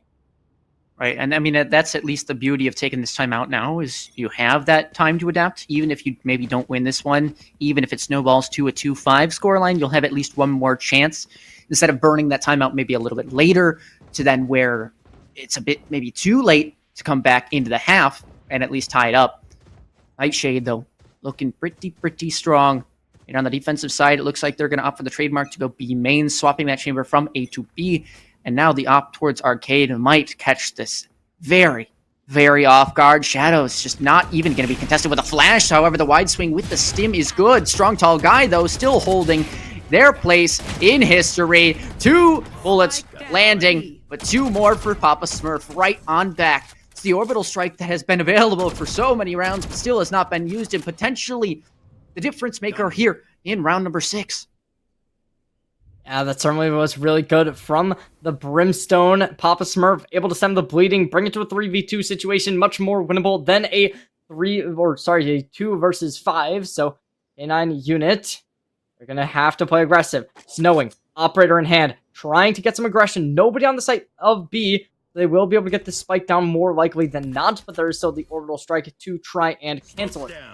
But Nightshade is still just biding their time, waiting. Now, with these close smokes, it's allowing the Brimstone as well to have all of the utility down and get ready. So right now, Nightshade, they could peek out at any moment and start creating a little bit of damage, but they want to wait till the rest of the team is ready. There's going to be the plant assembled, and that's going to do it. Andy finds 1. Andy secures a 2nd. Nightshade gets it to 4-2, and K9 unit will not be able to bring this game back. You saw K9 unit get lost in the sauce. That's what it was. You had the 2v2, at least on that site, and you're in a position where you have the ability to make this work. You know the orbital strike's on the other side, so you need to tap the plant. That's just what it comes down to. And tapping it in a default position where you know the orbital strike's most likely going to come in, maybe not the best idea, because they might just be clicking that left click on that sound cue. So thinking on a fly, deviating from that plan. That's what we like to see with teams that have maybe strats on these rounds.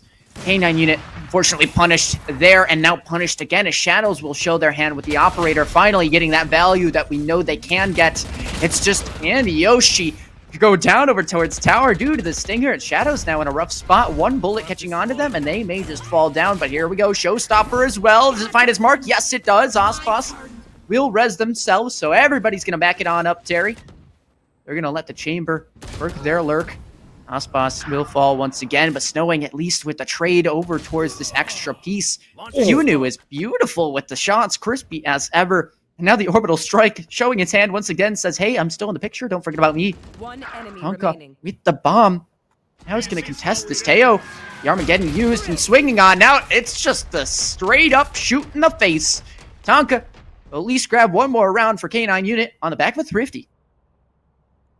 Nightshade, I was a little bit overconfident about them. That's a caster curse. And Shadows, they did put up a good effort. And Snowing was really that volatile member, despite only being able to find one. That lurk in general just caused a little bit of disarray. And now K9 unit has brought themselves back into this game. And they have a lot of ultimates remaining to play this post plant with both the Armageddon and the Orbital Strike being available. I could definitely see them just trying to play off-site after getting the spike down, especially due to the fact that there is only really this chamber playing on site. They do have the operator in hand, but I don't believe they have the rendezvous. Oh, they do have the rendezvous set up to get back into, I believe that's just going to be Link. Yes. Right here. Once again, K9 unit searching for a way into these rounds. At least they had one in the prior, but now no rendezvous. This is an important timing you need to take, and it looks like they will use it, except for the fact that they don't flash on out.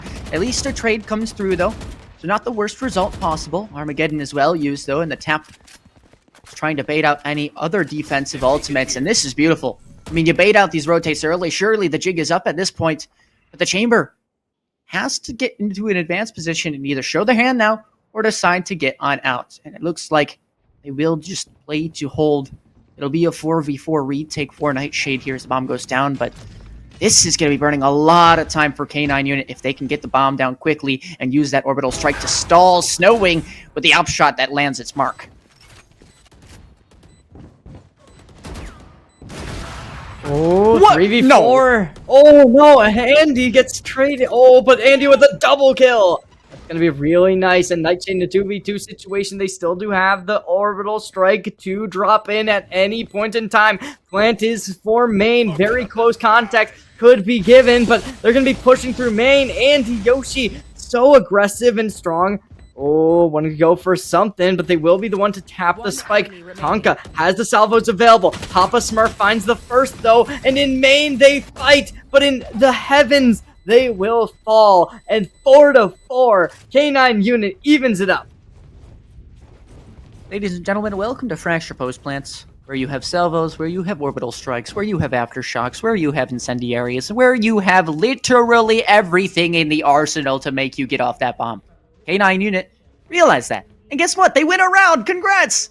They tied this game up. They used their resources to the best of their abilities, and they also realized how quick the rotates came through for Nightshade's defense. Beautiful on-the-fly thinking, and absolutely deserved round. Is the Tour de Force activated and online? Nightshade driving that over towards A main, but the question's going to be, will they start the rotation over there? And the answer is going to be yes. This pivot is going to go exactly into the hands of Shadows. Manipulation on the rotations. Going to find the first. Rendezvous out. And unfortunately for them, there's going to be a little bit of a rotation coming in from the side of K9 unit going over towards Sand. That's 2 angles they have to watch. And now that the trademark gets activated, that's 3 angles that they could be attacking from. Headhunters needed, but Headhunters not found. It's going to be K9 unit finally breaking through the site. And a 4v4 still, though. So at least decent results for both teams here, at least in with everything being given. But Andy Yoshi just somehow finds one. Was that through smoke? Not even sure. Mr. Weagle will claim theirs. There's a fight going on flank, and both players are 1 HP. The shorty might have to just land here, but no, the shot doesn't even come out. It's strong, tall guy to advance within this space. And they're not dead yet available, remember? So still looking to fight on site, but stun done up. Might just go down a bit too early. They will pop the res, but now it's about ring around the rosy. Can you Duke around? The answer, no. Mr. Weagle will be okay with it. and 4 kills for themselves will bring Nightshade back into the lead.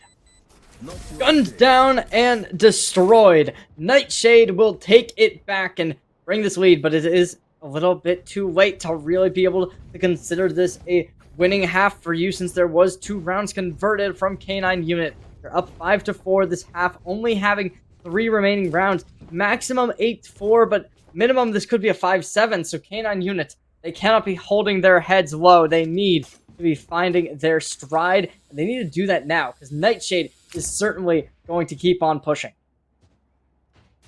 K9 Unit, what do they have in store for us to tie this game up? Because we've seen them at least rebound every single time. The op shot. My gosh, it's the TP comes through, but it's the shot that lands for Osboz. Still good. I mean, this is beautiful accuracy from K9 Unit. Now they just need to combine it with solid game plans that we've seen them do, and then they should be set up for success. But of course, easier said than done. Really damage found out onto Nightshade with a lot of health being limited, and this expansion is going to be too much, and Nightshade, they've been lowered down to 2 remaining players against 3, and the spike going down, leaving them in a 2v3 situation to try and play the retake. Little utility, Bakuno gets picked off, remaining to try and get as many picks they can. Strong tall guy, hit from the back, and that's going to lead Nightshade in the dumps, and now it's all equalized. K9 Unit bringing this half back into equalization, 5-5. 5-5. Sounds like a good deal to me. Nightshade, though, fortunately not exactly going to be happy with that result, as they were up 4-2 at one point. And of course, they'd like to get back into this game, but they are being punished for their retake-heavy strategy on both sides, essentially. You're not seeing the A anchor, and when they do put an A anchor, it gets punished. You're not seeing the B anchor, and when they do, that also gets punished. So they're kind of running out of ideas right now. Could benefit from a timeout, but I understand why they haven't yet. Still at least happy with the results they've gained so far, and maybe they just have a stronger second half that they're just trying to salvage as much as they can here. Oh, but Shadows with a very rough, very scrappy kill. Able to get one with the salvos, though. Definitely a good one, but K9 Unit pushing in. Unit looking to get something with the showstopper. They have control over the defender's spawn, but they will limit that, and they will decide to concede it. Instead, Nightshade pushing back on, right over to Unit's face, and Unit to get a kill. It's going to be Shadows trying to group up. Finds one. Unit a little bit overextended and will be called out for it, but Nightshade in a 1v3 situation, Shadows to do it all, but it seems as if K9 Unit first missing the shot, and now Shadows needing to be able to really capitalize on that. Will they be able to? The answer is going to be no. A wallbang shot leaves K9 Unit in the lead, putting Nightshade in the dust. Last round in the half. I just don't know who is on top of this map. Like, I really don't. We've seen 4 rounds strung together for Nightshade, 4 of the last 5 for K9 Unit. And this is the last round of the half where now you're seeing a force-up buy for Nightshade, just the orbital strike. I mean, what's going so differently in these rounds? I think it's just K9 Unit stepping up to the plate. Nightshade doesn't look like they're really changing anything throughout these rounds, and that's both good and bad, right? They're not fixing the bad things, but they're also not changing up the things they're doing right. Now they just need to figure out which pieces to adjust, and they should be a bit better off, but right now, still a tough result in these past few. Nightshade not gonna let this door close. That gives the information to K9 Unit that they are close. Finally, door will shut, and now K9 Unit getting a little bit more room to make some kind of plays. They're no longer being trapped, and Nightshade will be capitalized upon. They're giving over the space, and K9 Unit will accept that with handheld grace. And Opshot finding its mark over towards the B side, and with that contact being made over towards A, the 1-for-1 trade, you're going to say, yeah, I'd most likely like the freer B site as opposed to the site that's most likely stacked with a bunch of players and their ultimates. Of course, here, this is going to need to be planted for those longer areas as the orbital strike's available. There's going to be plant denial and everything here. The orbital strike will be used here. Plants will actually be caught out. Ospas will drop the bomb, should pick it up as they get rezzed, but no, they don't even do that. Instead, they will just opt to land the bullets. Showstopper not doing 150 damage, nor even 100 total. So Ospas will continue to live in this round. Snowing the operator, not great from close range. And now just 1 HP left. Ospas has to land the shots. The orbital strike, it's for far away, it's for risks. Both players not holding out their rifles, and there it is. There's the force off the bomb. Strong Tall Guy is going to need to muscle through this and will at least grab their first. But now 1 HP on the one player remaining. Lineup from all the way back in Narnia. Looks away, but still lands the kill.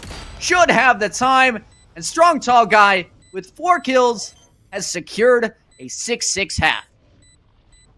That's gonna do it. Nightshade have been able to bring themselves back, isolating 2 picks and taking a 6-6 half. Now, after that, it really is going to be difficult for K9 Unit to take a lead once more, but it's an attack-sided map. Everyone knows it, everyone's seen it, so will Nightshade be able to capitalize? That's the question, and I'm not sure whether or not they're gonna be able to win, but we'll have to wait and see, because this first map does mean a lot momentum-wise. Momentum, very important for sure. Pistol rounds as well. And K9 Unit, every single time they win these pistol rounds, it feels like the half goes pretty even for them. But if Nightshade manages to sneak one away, will this trend in a completely different direction, right? K9 Unit, they always like this buffer, and that's usually what pushes them over the line. But if they don't get it, will we see OT, or will we just see Nightshade be able to end this in regulation? Both very possible. Question. Right now, at least, it is seeming like the answer may just be that there's gonna be Nightshade taking this lead, and oh no, K9 Unit finds the first, trades back and forth, and Nightshade will come out as the loser of the engagement. K9 Unit, though, able to isolate the picks from Sand, and that's a second headshot to the face, and now Nightshade back in the lead. With one player sitting over in the smoke, Aspas really having to have that intuition, and that certainly isn't Andy Yoshi with it, because they will be the one to fall. It's a 2v2 now, with Aspas getting the last pick to really equalize the round, but Aspas will fall, trying to rotate, and now it's going to leave Nightshade in a 1v2 situation, and K9 Unit to do it all with Snowing being the last remaining player.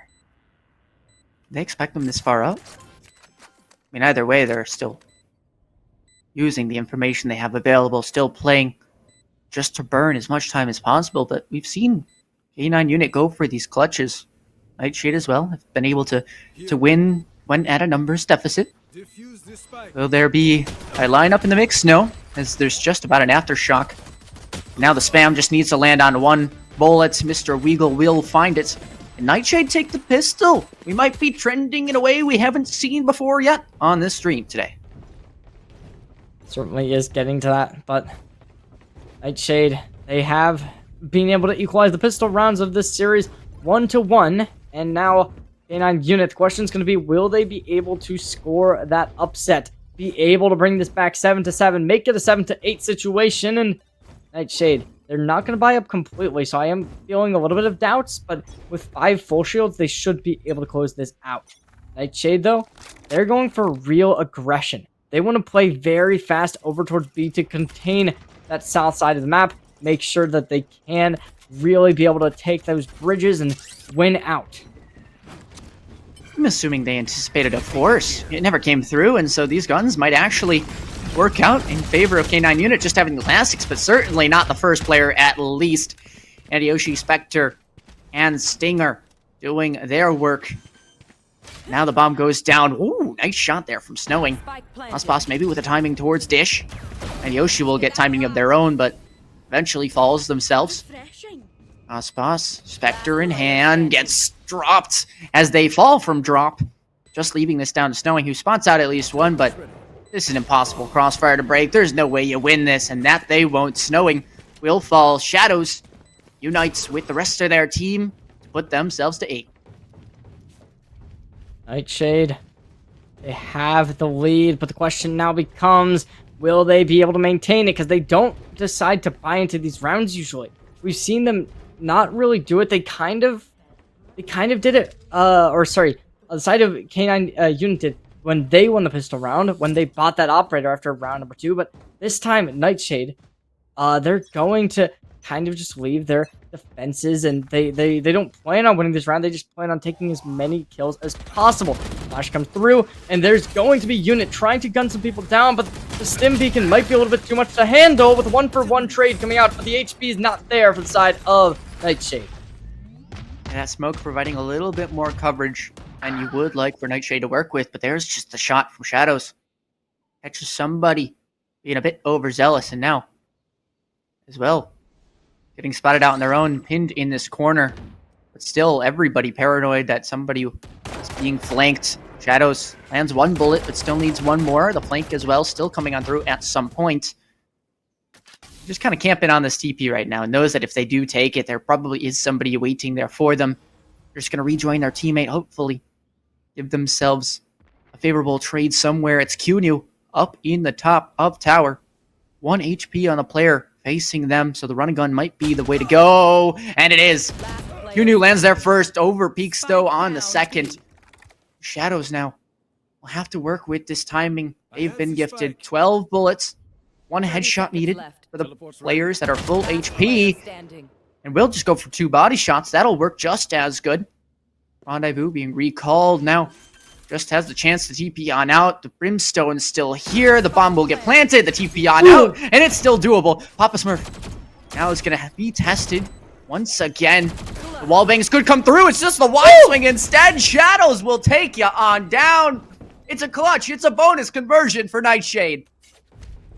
I was left in the dark there. I was not totally sure what was happening by Nightshade because of the fact that Shadows was just sticking the plant, and they had complete confidence in themselves because they had that rendezvous available. And as soon as it went down, rendezvous gets activated. The Brimstone's left speechless. They know where they are, but they just can't make it happen. At this point, though, K9 unit, they are down. They need to change it up. Nightshade, 1 off of that 10th round, bringing them to double digits. An Outlaw being bought for Shadow. That's going to lead this to be very difficult to take because the fact that nobody here has full shields. Wallbang's going to try and come through, not connecting, and that is going to be the first kill. Shadow secures it. K9 unit, trying to play aggressively, but as of now, they're stuck in a corner. The smoke is going to just kind of leave them with not much they can do, and the rotation will be pulled. Nightshade looking to go over towards that B site.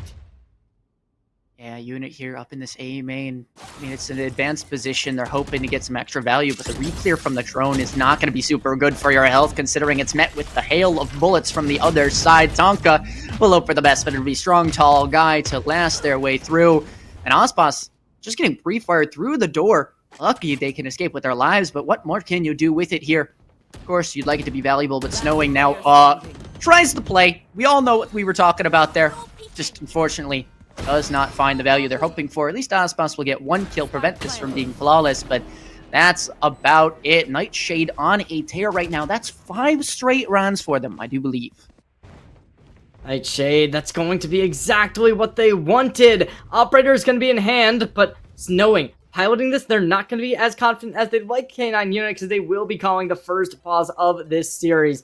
Which honestly, you need to get this out now because let's be honest, if you lose map number 1, you are going to be down and out for the rest of this series because you're having so many opportunities. Nightshade having 2 remaining times where they can be able to close it out and be able to bring this to a 2-0 series. And at this point, they only need 3 more rounds until they can bring this to a 1-0, which is absurd how good they're playing right now. K9 unit, what have you got left in the tank? You've got a Clobolt. You've got to have some strats somewhere. But right now, it's looking a bit rough. I mean, you tried your best. You couldn't quite land the shots. The timings haven't been going your way, but surely there is a way that you can control this aggression coming out. Well, I guess K9 unit, I mean, they are the ones aggressing earlier into these rounds, so maybe is it time to just default slow it down, set up a trap play? You have the Teo, but no breach. And maybe that's the difference in between these 2 teams. Let's see. There is going to be a lot of ults coming out from Nightshade. They do have that Tour de Force online. They won't be activating it this round. Instead, Operator will be pulled out. Now, that's ops for both sides. So Snowing versus Shadows. Who's going to be the one to make the impact? And you were talking about how earlier today you saw a Chamber who didn't get as much value on this map. But Shadow is going to be a different breed. But they might be taken down. No, they will not. Barely being able to stay alive. There's good utility coming out from the Tejo on the other side. The Salvo's almost able to shut them down after the rendezvous. But right now, Nightshade, they still will be up in that player deficit. Snowing, this is the place to get one if I've ever seen one. The only problem, though, is that drone may spot them out. Bit too early. How much range does it have? It does get broken, so here's the flick now going to be needed. And instead, it's both players missing their mark, except for Osbos, who manages to grab 2, revives himself once more into this round. If any way to go into it is doable, it will be them. Shadows with one more on the operator, QNU as well, and that's post-plant ultimates available for the attackers if they can get their Brim to safety, which it looks like they have tucked away at Arcade, but still spamming. Still giving themselves a way, maybe out of this round, but instead it's just Shadows 1, 2, 3, and 4. They just taking them all down. And Nightshade rewarded once again. Nightshade, they've taken another round. The Shadow on 24 elimination. Just being the absolute force to be reckoned with right now. And K9 unit, they have not been able to find a solution to shut them down. It's been time after time throwing themselves at a brick wall, and at this point you need to be able to attempt something new because they've been trying new ideas, but at this point it really has just been Nightshade completely overwhelming and dominating K9 unit. And I mean, right now K9 unit, they do have some ultimates up. They could potentially go for an aggressive play. It seems like that might be the case with spy drone coming out, though it will be a little bit difficult. Just narrowly whizzing by the ear there. Very close. That space at least gained, right? And this is something that K9 unit had struggled to do, which is grab the space and then hold on to it. You're going to see them actually give it up here. So we'll see how that plays into the rest of this round, but looks like Nightshade, they have their plan. It's just to go flood through door, and this actually is an isolated fight for a unit to take care of. The Sheriff at least doing its job for the moment. And Yoshi, of course, though, being strong, still abandoned on site, though, as the rifle superior to those Sheriffs. And now you have this 4v3 where the post plant again is going to be very, very doable for them to work with the first tap just to bait out the orbital strike, force maybe the open plants not to go their way. Shadows with the op tags down Aspas once again through that A main spot. Spike planted. And now orbital strike available for the team of the attackers. They have the stall ability. Now it's about landing the shots. Snowing will do their best. It'll be early orbital strike to maybe bait out some cooldowns, some things to go the other way. Armageddon, everything's just being used. They need to force a kill here, and they will get it. At Shadows, will find one, drop one. Stowing in a 1v2. Has to break the crossfire. He's going to be tested, but it's QNU to land the shots at the end of the day. 7 straight for Nightshade, and K9 unit have not yet responded this half. K9 unit just continuously faltering under pressure, and Nightshade, especially with that last ult, there was still time, but unfortunately Papa Smurf went in the direction of the opposition, and it allowed Shadows to be able to pick them off relatively easily, and that just led the K9 unit to be in a 1v3 situation, maybe even a 1v4 situation where Snowing had to do it all. Nightshade, they are the team to win here, and at a 13-6 position without losing a single round on their attacking half. It definitely seems like they will be able to do more, but Aspas shutting down the first player. That's the duelist as well, the player who's their main objective is to shut down these sites. So for this to be the case, it really is just so dominant for the side of K9 unit, isolating picks, and let's see if they can do more of that. Papa Smurf at least spotting out a shoulder there, and as well as, duelists being a key piece of these games. You have to imagine on a map like Fracture, the controllers might be a bit more important, and luckily for one side they've got 2, but maybe even not needed. Okay, yes indeed they were. Aspas though going down as well, and now just down to Mr. Weagle here. Over towards Arcade, spotted on now. Spamfire is good, they'll have to escape the paint shell, escape the Roomba, but they will get out. They'll have to deal with this op, the tour de force, as well as the player in tower choosing this timing to go peek them. Mr. Weagle, do you have it in you to somehow escape with victory? The answer, no. Unfortunate, but you have to give him one at some point. It certainly is looking really dominant. 12 rounds, but finally halting the aggression. K9 unit able to slow them down in their tracks, knowing the catalyst to make that happen. Nightshade, they have at least a little bit more to go, though, because they do have this operator still online. This will be the last round that we will see Shadows able to buy one. Obviously, strong, tall guy. If they survive, even if they lose, they will be able to buy an op for Shadows. But realistically, the money doesn't matter for Nightshade for at least, 3 more rounds. As of now, there is going to be that Rolling Thunder activated as well. That can get a lot of value. I think actually tagged once by those salvos. He's going to get tripped down a little bit more. Could be some consequential damage in the rest of the round.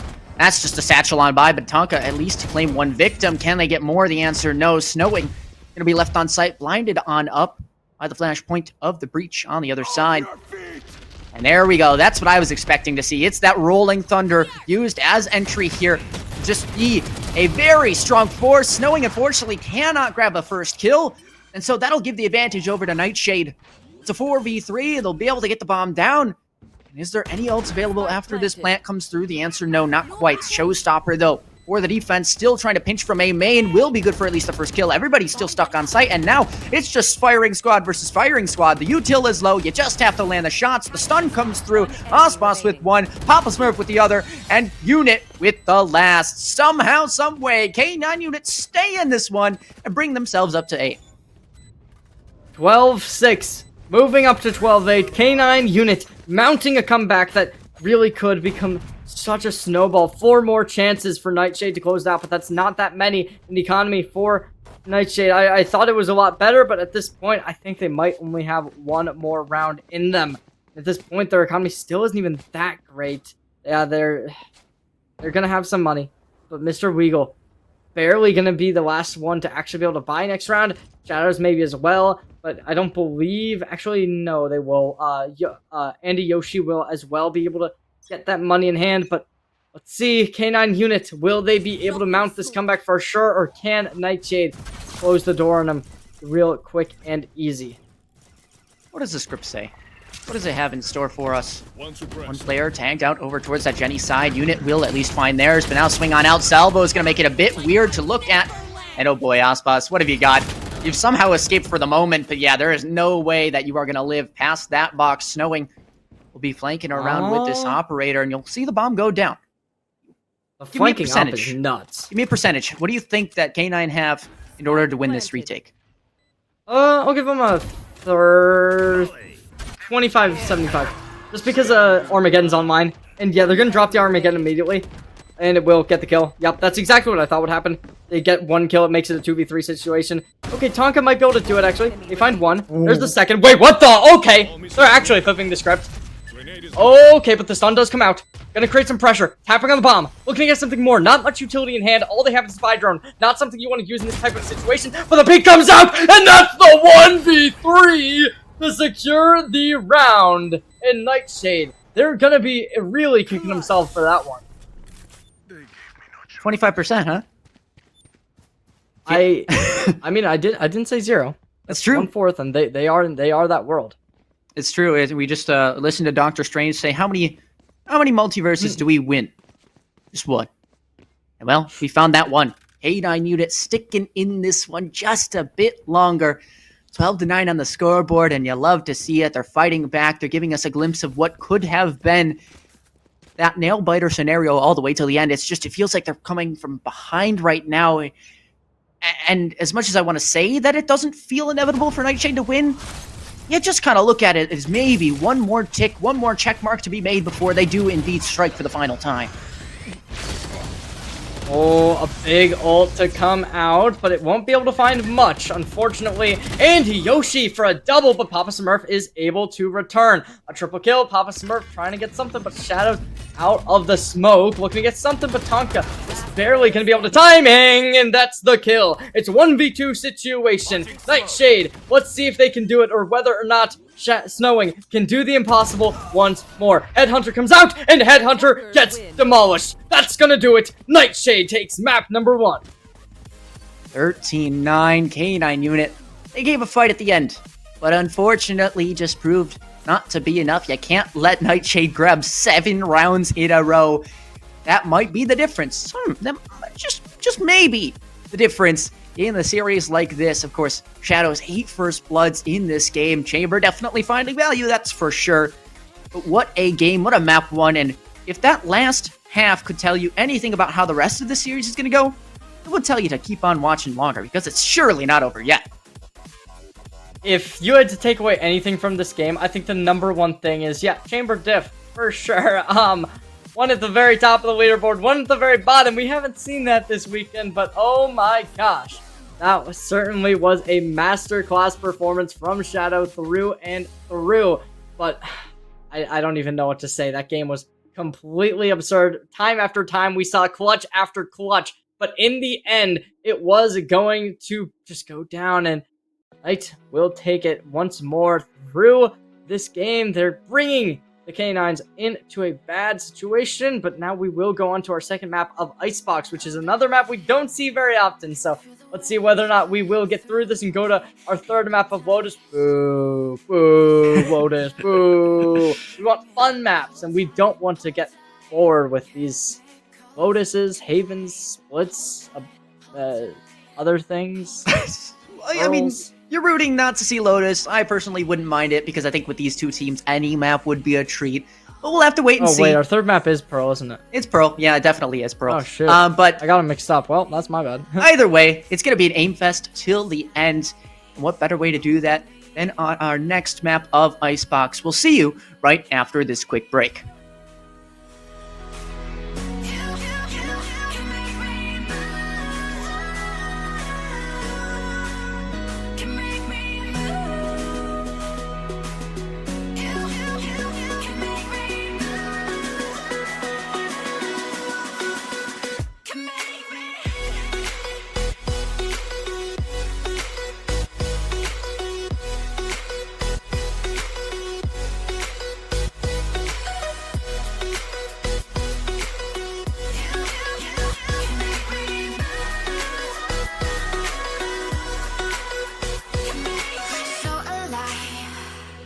Make it last forever. Stop in time.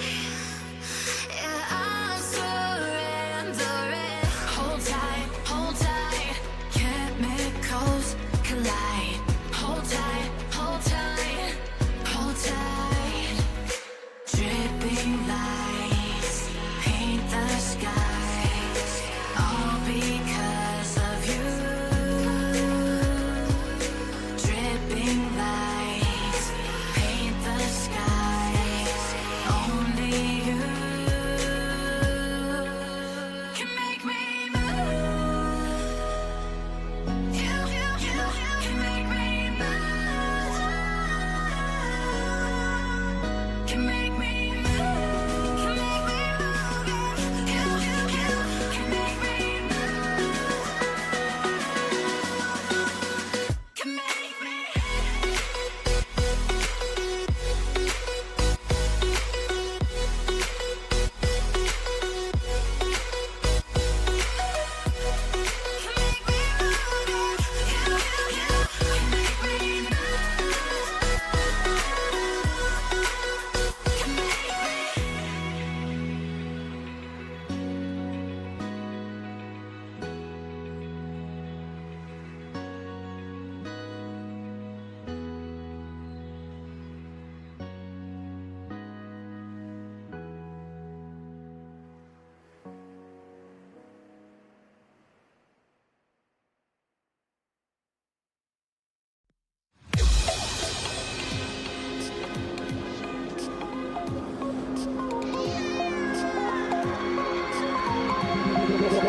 Got me like a Hellcat.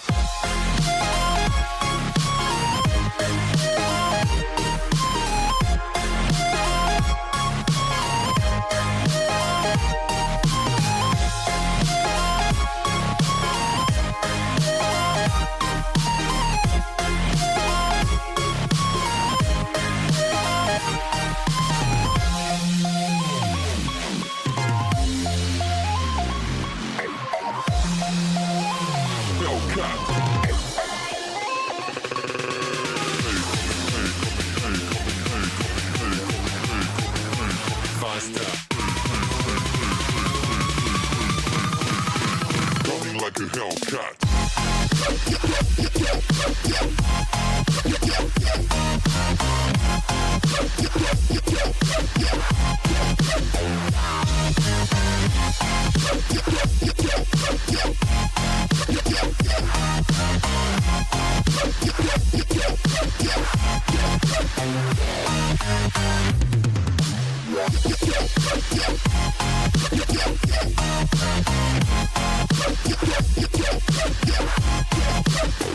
Like a Hellcat.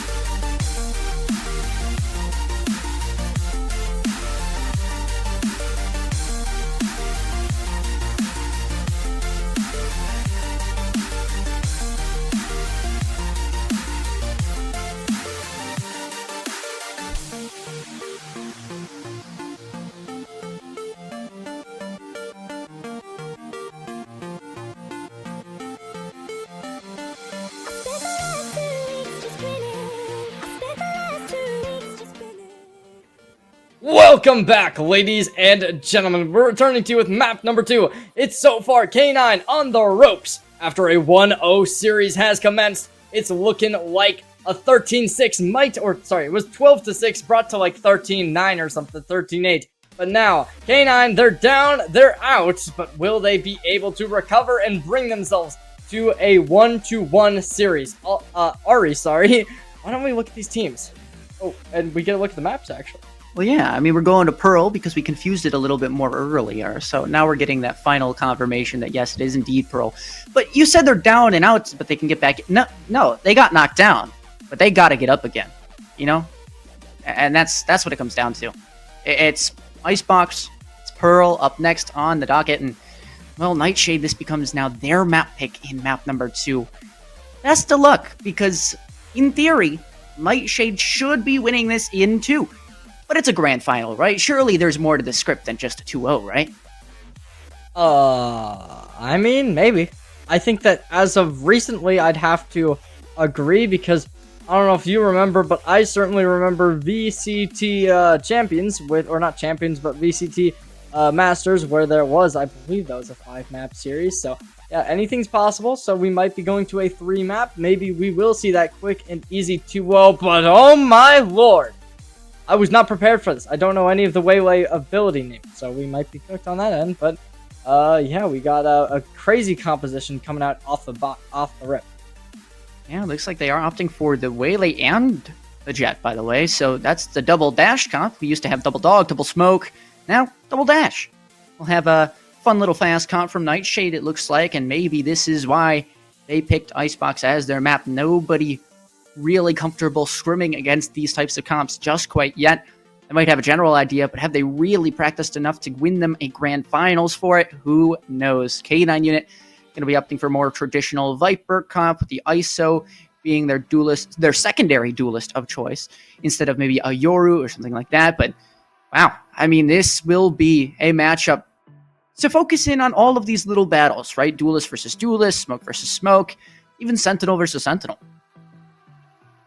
I'm not sure how I feel about the Waylay Jet, because both of them kind of do the same thing, which in some situations you might think, okay, that means that they can like double down or something, but I don't love the fact that like they both are just characters where it's like they have the same, like you go up and then you go forward. Because it means that like if you're a K9 unit, you're gonna be expecting that kind of aggression from like different vertical heights. So I don't love it from just a perspective of like how is this going to work out in actual like gameplay instead of just in theory, where in theory it probably is going to be pretty good because you can utilize it at this speed to overwhelm your opponents. But actually maybe I do like it because also Tonka is going to be playing the Killjoy, so it gives you that ability to get over the alarm bot and kind of just make their utility a mess and they don't know when to pop it. So maybe it'll be good, but I'm not a huge believer off the rip. I mean, just think about it this way, right? An op we saw was very prevalent in maps like Ascent earlier, should be in a map like Icebox now, and Nightshade, they're able to use 2 oppers now on something like Pipes, debatably possibly their weaker site, depending on how they want to play this, and honestly, I'm fine with it. I'm chill with it. Hopefully, of course, they can utilize it the correct way. Otherwise, yes, I'm of course going to doubt them if they don't use it correctly. But hey, that's the fun of the game. We can see what they're cooking up. And right now, it is just a default for the attack right now for the moment. Just a walk up towards 2, which, by the way, this is a very weird KJ setup off the rip. I mean, dashed on down. Yeah, you're going to be taken down quickly. Mr. Weagle will fall early, but strong, tall guy paying off. The refract not going to be used, though. They will get punished for their overzealousness. 3v3. The name of this game. Planted. As that bomb goes down, you'll still have the lurk from QNU. Going to be heard as well. This timing should be found, but there has to be the awareness. Spots out. At least this player lurking around in the shadows. It's not going to be the easiest of rounds to win. However, shadows will fall down. And now you leave it down to just this KJ. Wrap around towards the bomb. Knows the player is off the bomb. And will have to land at least these ghost shots. Enemy remaining. It's the headshot onto Papa Smurf. One more to go. The wide swing. It wasn't actually a wide swing. It was a fake wide swing. I mean, these are perfect timings on these jiggles. Surely now they'll swing, and yes, they will. QNU says Nightshade, they're not done with just one map. They want two. That's going to be 2 pistol rounds in a row for them. K9 unit. They took the first one of our series, but after that they have faltered and fallen. Now, I was a little bit confused on the Waylay Jet, but I think Waylay in general, it's a very good pick, and I think that against this comp, and especially how it worked at the start, it is going to be able to overwhelm them very easily by the looks of it, especially when the side of K9 unit are on those eco rounds. And I think that is also really good due to the fact that we saw a unit as a very much op crutch. They loved the operator. And so I believe that when you can play so fast-paced and really control the tempo like that, it could cause a lot of problems for unit to be able to make anything. And Strong Tall Guy going to be slowed down at least a little bit there. Oh, they're going for the close range, and okay, a great recall to get them out of harm's way. Yeah, you saw them use those light speed dashes. Unfortunately, just couldn't find the kill for it. So instead, just that pressure applied, just the backside pressure being their only reward. The Mollies are here. Everybody from the defense is here. But now what is the plan of attack? Do they want to pivot out? Do they want to just goad this defense into peeking into them? And, well, they're on the losing side of that. So are you sure that's the result you want? Either way, Ozpos is going to need to land this wallbang and does do so. Mr. Weagle, down to just 5 HP, taken down by the snake bite. You love to see it. It's a thrifty round for K9 unit. That's going to be our first round that did not go the favor of the team that won pistol round of the night. So let's see whether or not these kind of upsets can continue.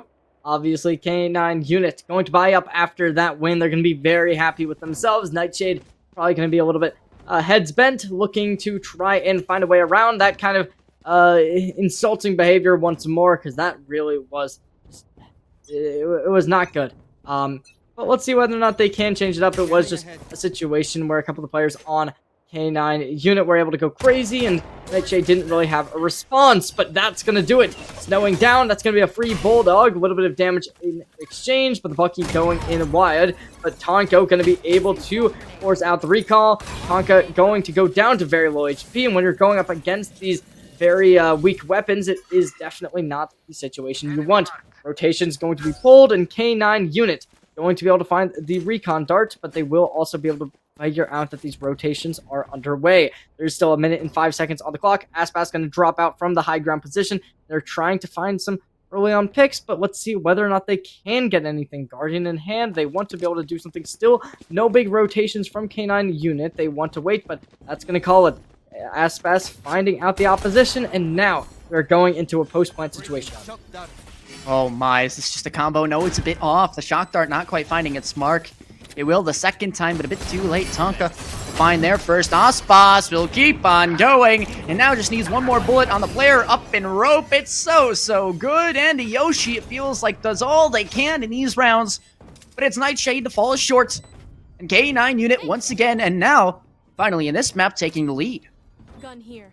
Not the end of the world whatsoever for K9 unit. They are going to be left with 2 weapons remaining after that. However, Nightshade did slightly buy into the round, so it is unfortunate. When they went into that 5v4 post-plant situation, you would think that the lighter weapons that are better suited for close range would be able to thrive, since the A site is very close quarters. But unfortunately, that is not going to be the case. Another tech pause. This is our 3rd of the night, I believe, which is not great, but yeah, certainly is going to just give these teams time to figure out what they want, figure out how they are going to adapt themselves into round number 4, but we're just going to have to wait and see what the plan is going to be. I think for a second there, by the way, I saw an operator for just like a split second as we transitioned over, so maybe something to look into here. Either way, the Waylay, let's talk about it, right? Value. Is it there? Are we seeing the most that it could be used to? Or should a different character be replacing them to make this comp better? What do you think? What have you seen so far?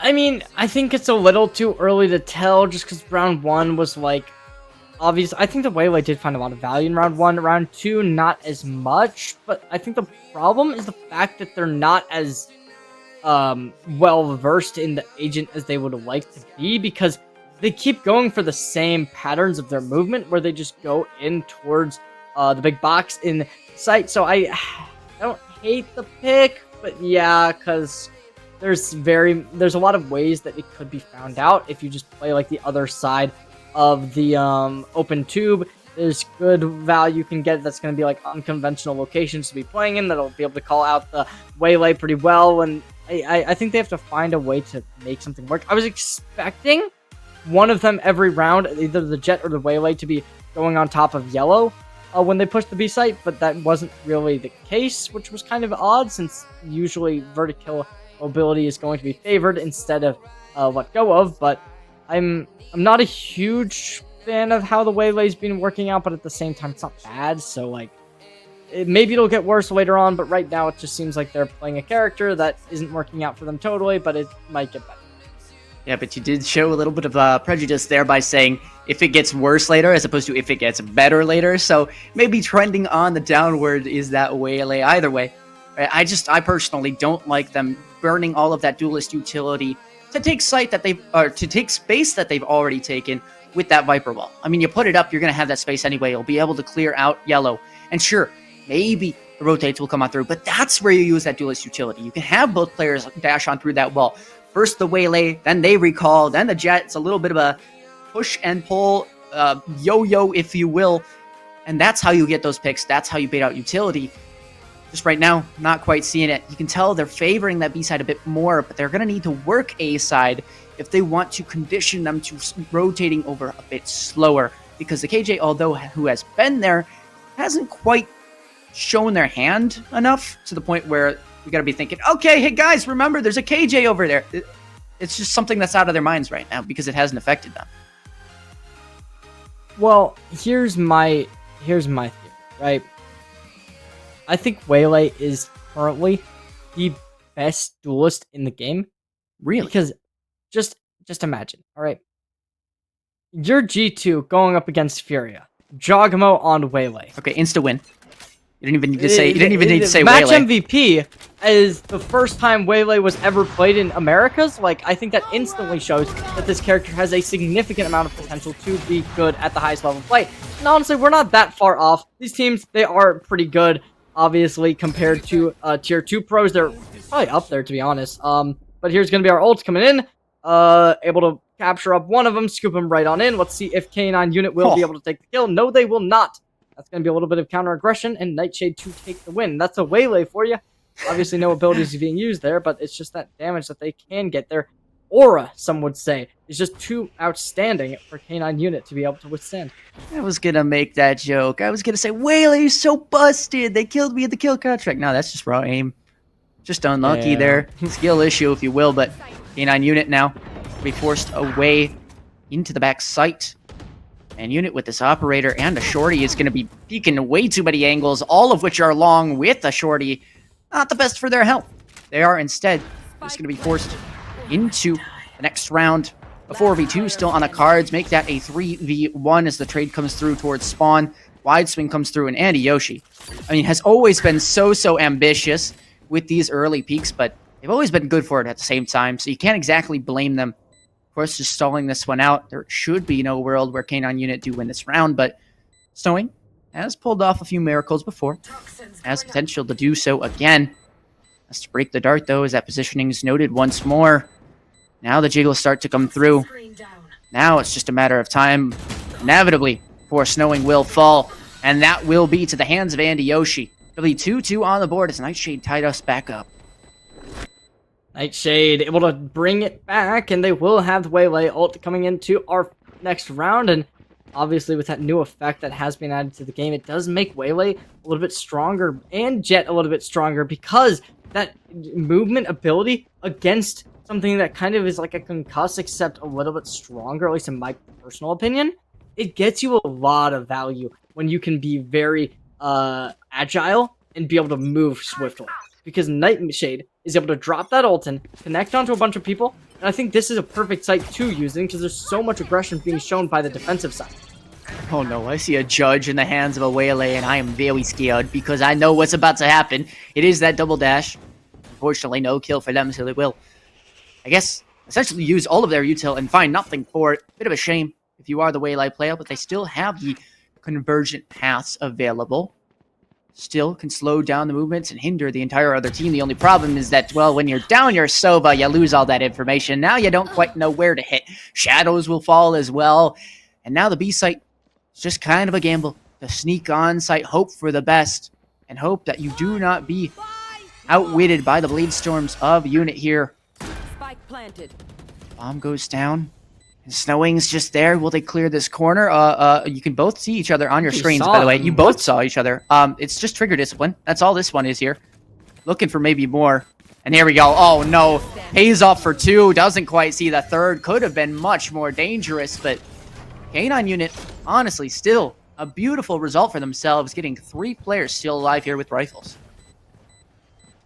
Yeah, it certainly wasn't the worst round in the world for the side of Nightshade, since they were able to take down 2 weapons, but K9 Unit were able to close it out and expended the Waylay ult as well in a relatively desperate situation. It was Nightshade with a misplay, and the ult didn't really find too much, unfortunately, so a bit of a falter there, and let's see if they will drop any more blunders within this next round, or maybe they will be able to equalize this at 3-3. Now, this map, I'd say it's attack-sided. Very attack-sided, personally.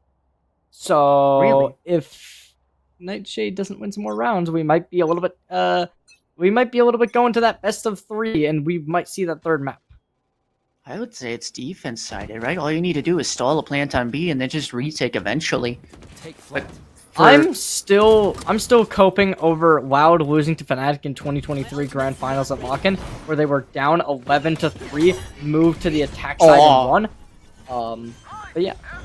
That was a bit ambitious there. And then the problem with these duelists dashing in and dashing out is that they don't keep the space that they've just claimed. Nobody's there to trade them. Shadow's at least picking up one with a rifle. Will at least expand into backside eventually after all that utility is used by the duelists. But now comes the impactful ones. There will be a lockdown most likely used in this picture. And this is going to force everybody off to backside. There are some lineups from the Killjoy that might be known. They may also decide not to use them.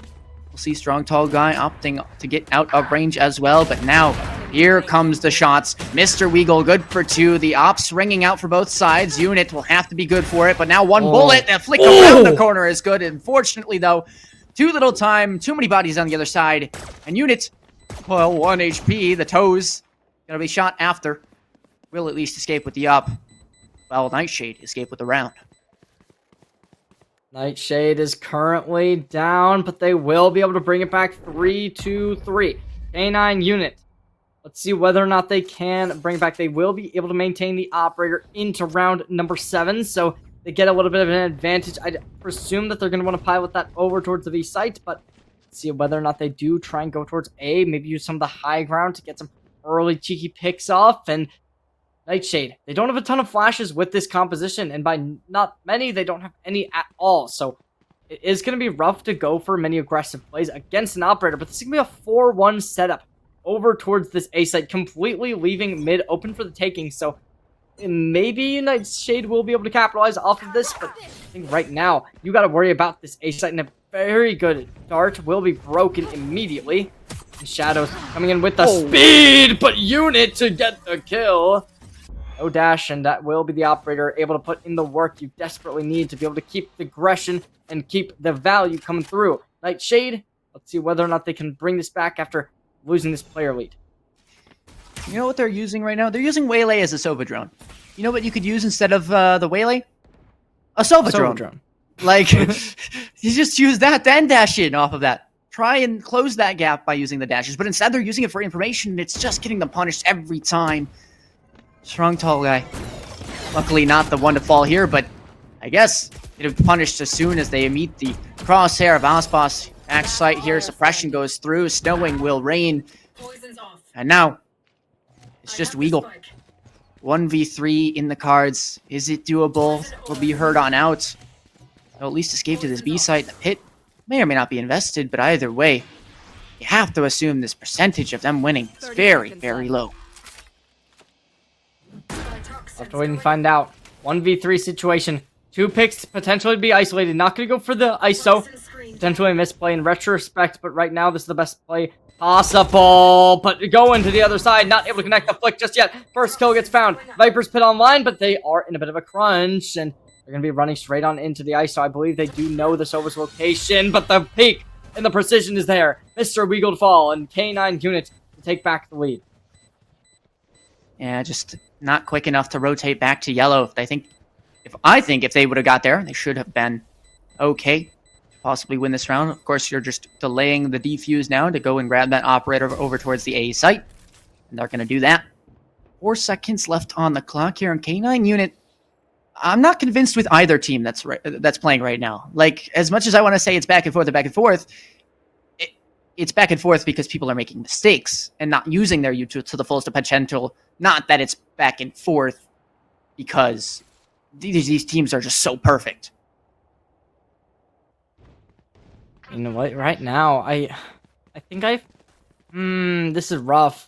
Because right now, Nightshade, they don't have a lot of money, but the Bucky isn't a terrible weapon for a strong, tall guy, just because Waylay with a Bucky can be so volatile. And alright, hopping mid, trying to get the fake, but right now, it's going to be Shadows to shut it down, but Aspas to get the trade-off, and that's going to equalize this to the 4v4 position, and Aspas able to insert themselves so high up into mid, they will get K9 unit to get another kill, though, with Tonko getting to a little bit of a low HP. It's not going to matter too much, since they are in a good position to start really flooding out this site with the utility, and right now, K9 unit, let's see what they can do. Activating the dashes, looking to go in aggressively. Will they be able to find anything? The wallbang is so good, and that's going to do it. You can't even land one bullet on Papa Smurf. They just got the movement. Got you taken down. Nightshade, it feels like this round would be worthy of a timeout. It would not be wasted if you used it here. I'm kind of speaking it into existence because I do think they need one. You'll have the Hunter's Fury in one, the pit, the lockdown, everything at your disposal.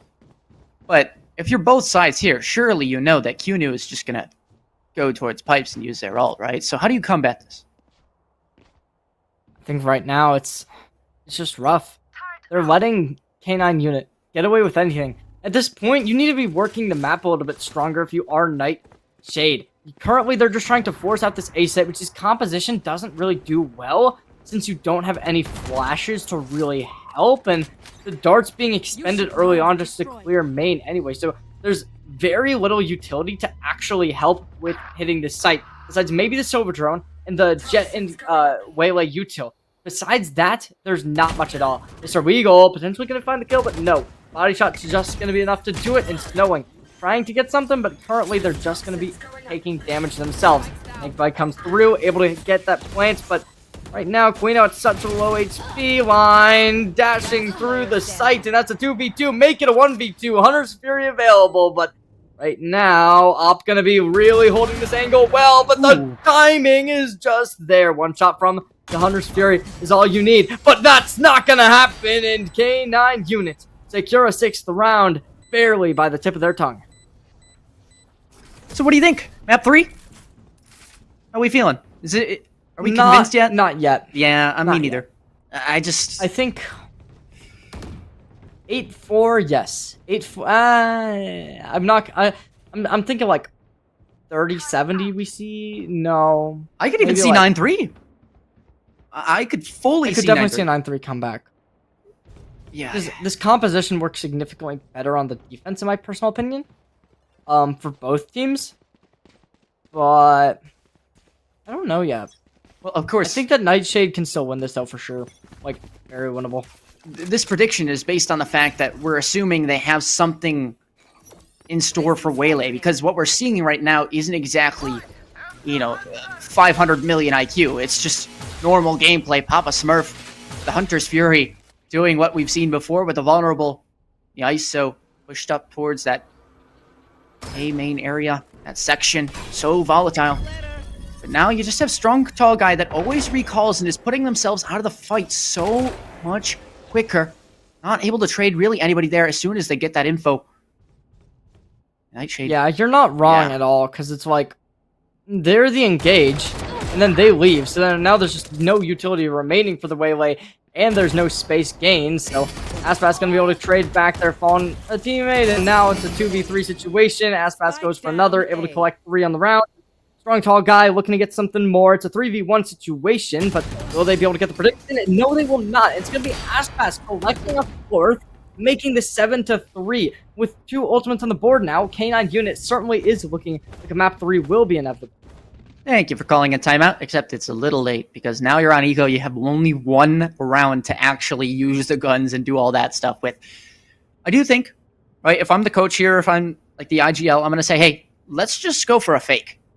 Every time we show presence, they walk up the other side. And we end up winning that fight always. We always win these lurk battles. But we just can't execute on site properly. So win the lurk battle, just get onto site, and then take site for free. Then you have somebody inserted in every single corner, which makes K9 unit have to burn that utility in order to kind of clear that out and get that clean retake going.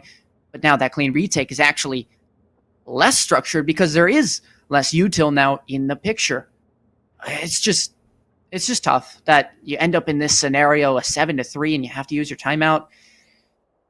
This doesn't look like their strong half. I'm definitely agreeing with you there. It's not looking great, but at the same time, I think this still could be very winnable. I don't know. I think you need to make it a... I want to say you need to make it a 7-5, but I don't think a 7-5 is possible with the way that Nightshade is looking. So we're going to go with 8-4 just to give them a little bit of confidence. K9 unit, they do have an operator still in store, which definitely is going to be really going to put a thorn in the side of Nightshade due to the fact that they don't have that long range versatility to be able to shut this down. But shot goes a little bit too wide, and aggression will be instantly called out. That's the power of the shorty there for you, and shield gets broken and shield gets destroyed. Fortunately, yeah, Snowing spawning into the... Or Mr. Weagle spawning into the crosshair of Snowing. Not exactly going to be good for your health. Unu, now the only one left, Guardian. No lockdown, no real info on anybody. We'll just fall to the Outlaw in mid. This town ain't big enough for the 2 of us, and it'll be just K9 unit remaining when the dust settles. 8-3, gonna be our scoreline. 1 more round remaining in the half before Nightshade will get their chance to open up the defensive side playbook and potentially get something down to deal with K9's kind of overall just better plays, not gonna lie. I mean, K9 unit, they're looking good, and especially unit on the operator. That might fall off once they move to the attacking side, but Icebox is a pretty good opping map on both sides, not gonna lie, so I don't hate the idea of just continuing to play with that. So realistically, Nightshade, they got a lot they gotta do. Units and both of Shadows will be both going for this Blade Storm, and we'll see what they can cook up with it. But Tonka, behind the box, trying to get something Snowing a little bit farther back in sight, but to be the first one to make contact. Despite that, instantly shut down, refreshing the knives, and that's going to be strong tall guy, finally going to put some value on the table, but not enough. Lockdown gets activated, Spike goes down, and currently the flanking operator could potentially put a little bit of damage onto the side of Nightshade, but nothing gets called out. But that's the Viper. The smoke. 1 enemy remaining. That's a Viper too. That's the key kill. The whole team to crumble. Oh my! It's a chance. It's a leg spotted, but K9 unit. I guess you could say they're 1 leg away from winning this game if that's the result that it will have. Just an absolute onslaught from K9 unit, stringing together 6 straight rounds. And we said we could see a 9-3, but maybe, just maybe, it'll even be 13-3. Reminder, ladies and gentlemen, watching at home, this was the map pick of Nightshade, so the fact they are losing this badly is extremely questionable. Suspicious. Hopefully they can make this competitive once more and potentially have some strat books cooked for the defensive side that didn't really apply to their attacking half, but right now it seems like they're just a little lost. I mean, oh my gosh. They're 1-2 or they're 2-1-2ing, so I don't really know if that's a strat that's going to work too well, but we'll have to just wait and see. Look at the 2 on B though. It's Waylay and Jet. They're just going to run on up the space and hope for the best. The refract comes on out, but again, remember, you take that refract, you can't get yourself into this fight. It doesn't matter though, as Shadows at least will save your behind. Snowing love. Orange here will land at least a nice right click, but now 1 HP remaining, and that will be all she wrote for your life. And Yoshi, at least to bounce back on the defensive half for Nightshade. And, yeah, I mean, this is a nice little angle they found in, but how much value will you turn it into? At least 1 kill for the moment. Kitchen player now is going to have to take you down. It's Weagle to leave just 1 player for K9 unit. It's the namesake unit left alive here in a 1v3. Still very doable, as it just takes a few tip-taps to get them back into this round. That's the first, of course, making this a 1v2 unit. If they can do anything, it'll have to be this round. The headshot needs to be found, but no, both players 1 HP. And it's the flick from Unit to give K9 units another round. Yeah, I'm not gonna lie to you. Ari, I don't like how this defensive side. I was gonna say this earlier. This defensive side does not look like Nightshade has any real plans on it. If you're buying your Sova a Sheriff, that's very concerning. It doesn't make a lot of sense why the player who basically carries this team in terms of utility is not buying anything on the pistol round. But Nightshade, let's see whether or not they can take the eco round and potentially do something. I'm not totally sure if we got to see what their economy is looking like, but I'd have to imagine they bought into this. Yeah, there's the stinger. Yeah, I mean, Andy Yoshi has been one of these players that has just always been good for their 1, but now Mr. Regal is going to have to convert here, and they will not. Instead, it's the Ghostfire unit, still good for it as well. 2 HP and a Dream, still making it work. Shadows, at least for the Guardian, and 100 HP. That will go 1 down to the Outlaw. Unit will also fall, so now the player in Raptors, time to show their hand. We pop a Smurf up top. Their head, I believe, spotted along with the gunfire, but now you're looking at 2 different angles, and it's only going to be a matter of time. The Waylay coming in from Narnia here, just not enough with the Bucky and the dash. And this Waylay, as much as I wanted to believe in the strats that they've cooked up, I have to say I haven't seen them find any value. I'm not gonna lie to you, Ari. I think we're going to map 3. Yeah, this is certainly rough. Nightshade has not been able to put up the performance that they would like to, and the caliber of it has been rough. They're down to this excessively light buy, and at this point, it is just looking like it is GG go next. We will be seeing Pearl come out, and both these teams are experienced on that 3rd map, so I don't know who's going to be able to come out on top based off this game, though I'd have to imagine that K9 unit is the team to beat, and yep, there's that first blood. Nightshade, what do you got left in the tank, Mr. Weagle? Obviously, we know you got some fuel, but that's just for the poison gas. What about the bullets? Will they land? They do for Unit, that's for sure. Tonka's just going to use their outlaw shots and just bum rush the site. Hey, look, they're fighting for backside B as they try and get the bomb down. It's almost like that's a winning strategy. K9 unit now bring themselves just within 1. Match point. K9 unit, after 13-6, completely devastated by loss. Sorry, not 13-6, it was like 13-8, but now K9 unit, they have brought themselves up to match point. Nightshade down and out. They're about to rest in an eternal slumber until that 3rd and final map has arrived to us, because I mean, comebacks are possible in Valorant, but a 12-3 might just be too much to handle, especially when the money does not look good either way. Well, they're doing what I thought they would, at least in the beginning of this game, which is setting both of these players up towards pipes. The only problem is that they just go down early, not supporting anything because there's no flashes to deal with. Instead, it's just going to be a run on down. And Yoshi, testing the guild contract, will fall as well. Ospa still good for it. Now it's Shadows.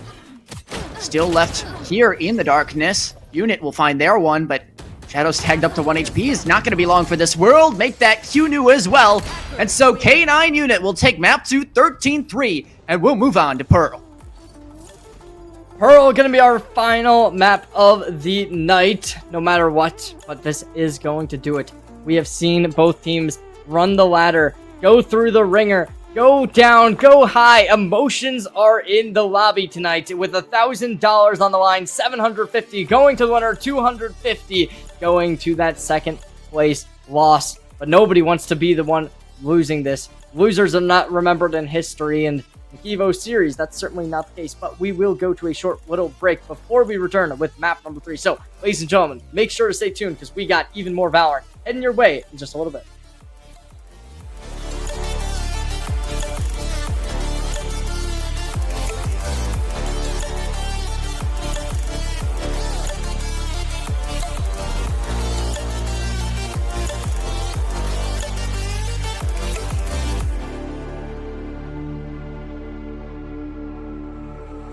Stranded in the open, dried out tears of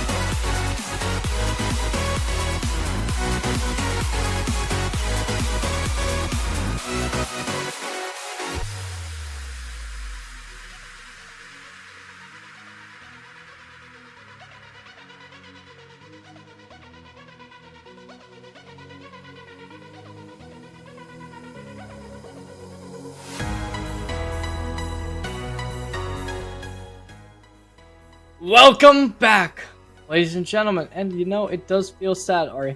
This is the final time we will be saying that to our audience for the next 3 months, 4 months until next June. But you know, ladies and gentlemen, make sure that you go and stay tuned for this game because this is going to be it. Final series, 1-1, both teams on the ropes, ready to rumble. Now, we're going on to Pearl as our third and final map. I want you to give me the breakdown. What are we seeing today?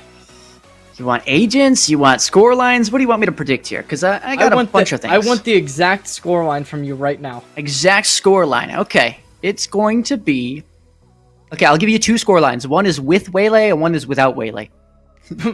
Okay. If we see a Waylay in the game, it's going to be 13-3 again for K9.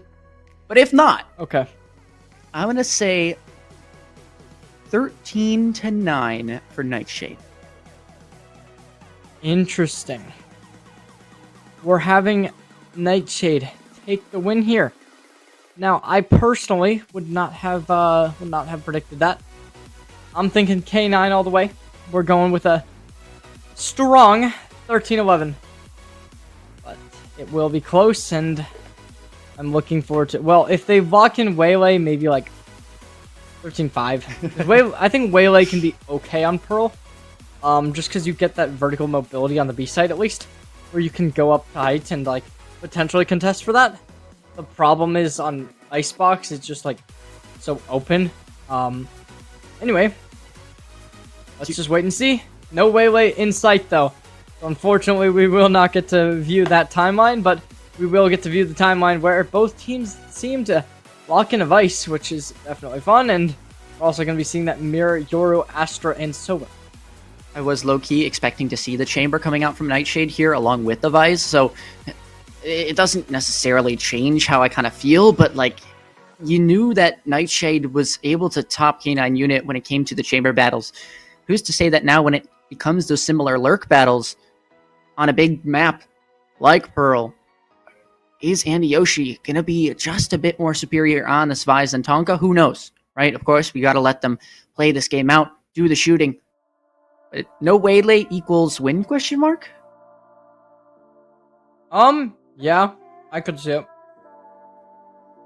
It just looks so uncomfortable for Strong Tall Guy. I mean, they don't have any flashes in the prior map, and now they come in with the Yoru with the get out of jail free card that's actually one that can still give them space or pressure, because the ability to fake that teleportation.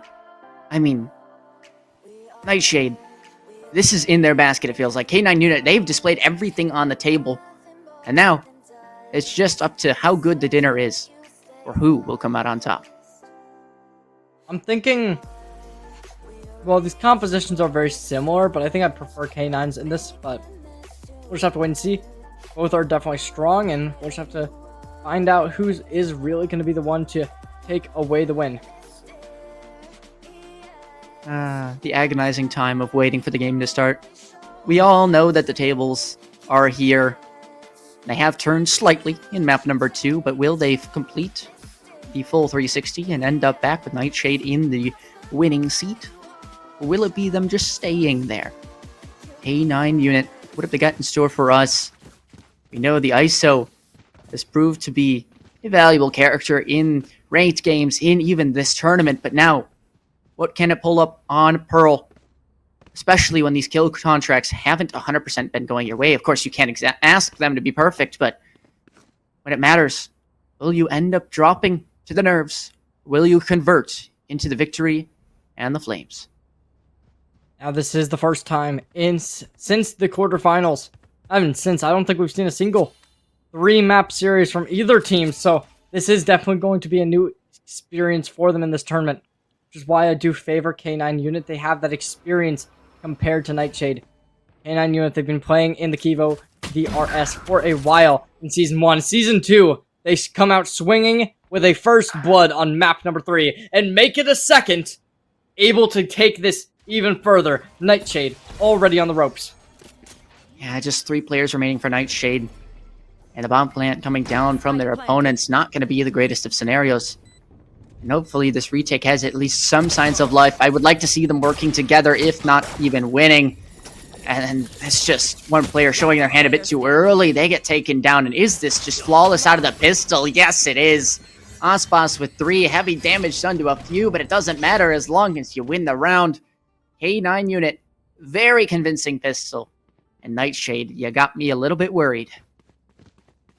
Aspas has been playing multiple different roles throughout this game. We've seen them on the Clove. We're seeing them on the ISO. And we've just gotten confirmation from our producer. This is the first time in the entirety of the Season 2 first Kivo VRS League where we will be seeing a best of 3 go the distance at a 3-map series.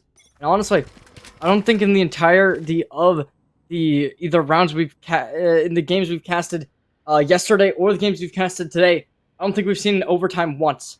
So if that comes out tonight, that certainly would be interesting. But right now, K9 Unit, they're going aggressive, but they're going to be hit with even more by the side of Nightshade. Mid walk down here, a bit perplexing for me. I mean, obviously it's going to find its value or it's not, right? And you're just going to have to go with this inserted player and hope for the best. But the B anchors, right? They're kind of just stuck in no man's land right now. They're just waiting for mid players to do something. Hello, Shadows. I mean, what was that? That was crisp with a capital P. Like, that was beautiful. Unfortunately, Strong Tall Guy will not find the same beauty as they will end up going down to Papa Smurf and Yoshi now. Unfortunately, just a classic. Not even the Sen Classic, just the DFM. Will it be as good? The answer, no. Just down to Mr. Weagle, and remember, this is an eco round, but you hope to do as much damage as possible. Weagle, looks like they're most likely just going to go down to bomb here, not exactly trying to look out and make a play here, but it looks like actually they are. And maybe they shouldn't have, as Ospas will take them down with a rifle and grab another L-Torbs for themselves. No target. K9 Unit, they're starting off strong.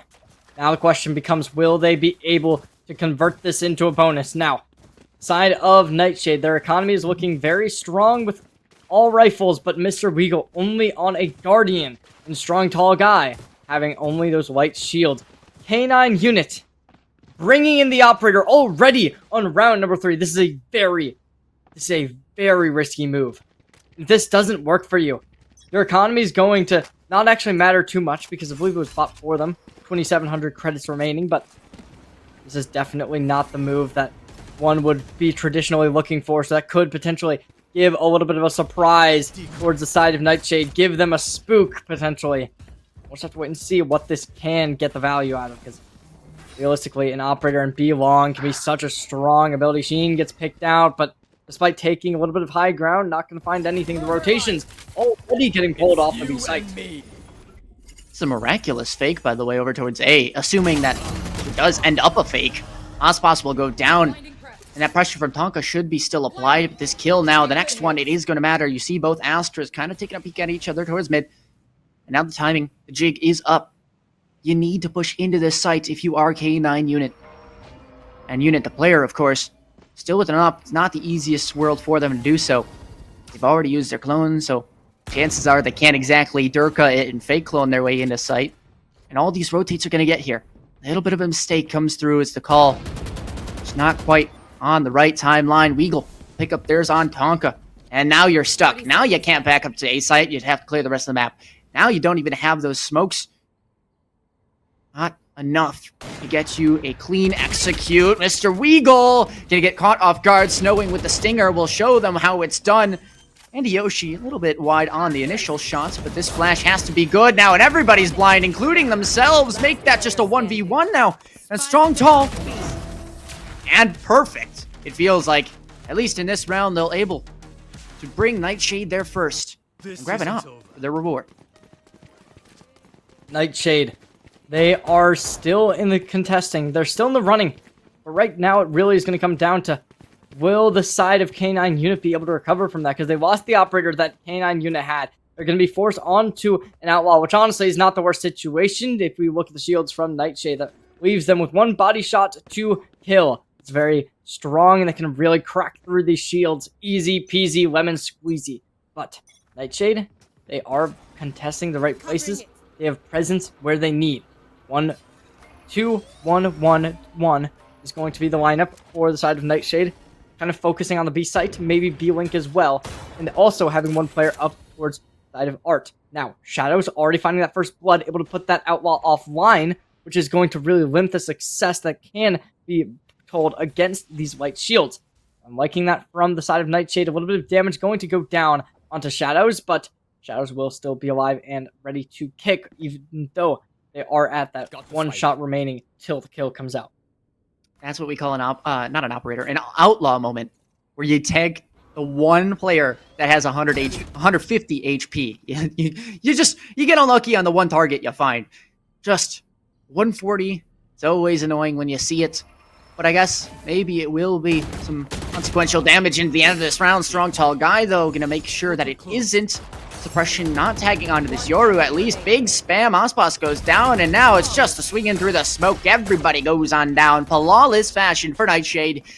And we may just see those signs of life that propelled him to a map 1 victory. It's already looking strong, equalizing this Nightshade. You may have been right about them being the team to win if they don't lock in that waylay, but right now, without that waylay, they have already equalized it. They've already taken the advantage economically, so all that's really left is to be able to shut the door and take this half.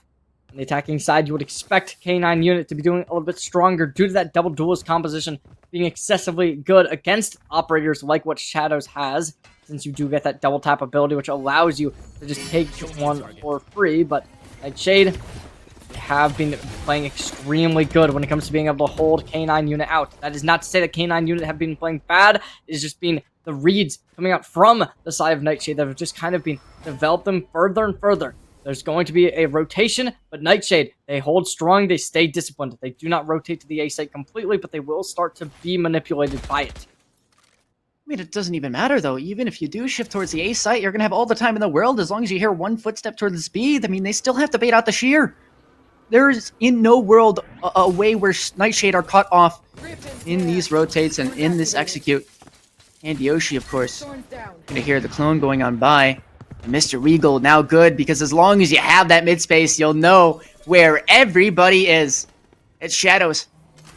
Now to play this little dancey game towards B, but are they aware that one player is all the way out on site? And Yoshi, no way do you go for this, but they still find it paying off. Hunter's Fury only gonna land one tag. And now potentially a punish for not doing so with a second. It's Tonka. Oh, at least the Guardian looking crispy clean. Baits out another swing and hold up a 2v2 comes in. Tonka's going to have to find one more. It is a trade, but now it's Papa Smurf with just a sheriff. Going to have to run to a rifle quickly if they want that upgrade. And they should have time to do so. The question is, where do they extend? Do they go CT? Do they go straight? Are they expecting of anything where they're going? The answer, not at all. Papa Smurf. Well, are we there yet to 13? Not quite, because they'll be taken down. Gonna do it. Nightshade to secure 3 in a row there. Operator in hand now to go into most likely Shadow's hands. A good player to be able to run that op down B long. Maybe run it towards mid. We saw that a little bit yesterday, but Operator going to be bought for Shadows along with a shorty going to be in hand. So that gives them a clear decision of maybe go to B, maybe go mid. Right now, we'll have to just wait and see. They do have that Blade Storm as well, if they so do choose, once they get into a situation, maybe a post plant where they don't have any rifles nearby. But Nightshade, they have 3 ultimates on the board, and one of them being the Steel Garden. This is the perfect round to drop such as an ultimate as that. It eliminates your opponent's economy. They are all buying full shield with a rifle, so that would be a perfect example of something that would help you out completely here. Recon Bolt going to attach. Shadows taking off the angle. And now Nightshade needing to play the retake, but Shadows manipulates the shots, and now they will be able to completely call it out. mean, that's two very aggressive ults being used, and strong, tall guy gonna get pinged out. Will end up with a 1-for-1 trade, but the shorty on the other side of this wall, hold up, they jump spot, and they peek with the op. Not exactly the best scenario for them, but right clicks all around, leading for just a round win for K9 Unit. They tried to speed up the defenses, but they didn't wait for the Cosmic Divide to run out, and that might have just been their downfall. Nightshade, when they get too antsy with it, they lose the bank, the credits, and the operator. 3-3, Nightshade. Unfortunately, they dropped in the Steel Garden for very little benefit. But Tonka able to put theirs online as well and got so much out of it. Unfortunately, though, Nightshade, they are still going to be in a pretty equal position. They thought they were out of it after they took the map, or they took the round win, bringing themselves to 3-2, but K9 Unit are showing their persistence. They want to be able to keep this round win, because as we know, that first place prize, it's coveted, it's wanted, and K9 Unit are not going to roll in their graves so easily.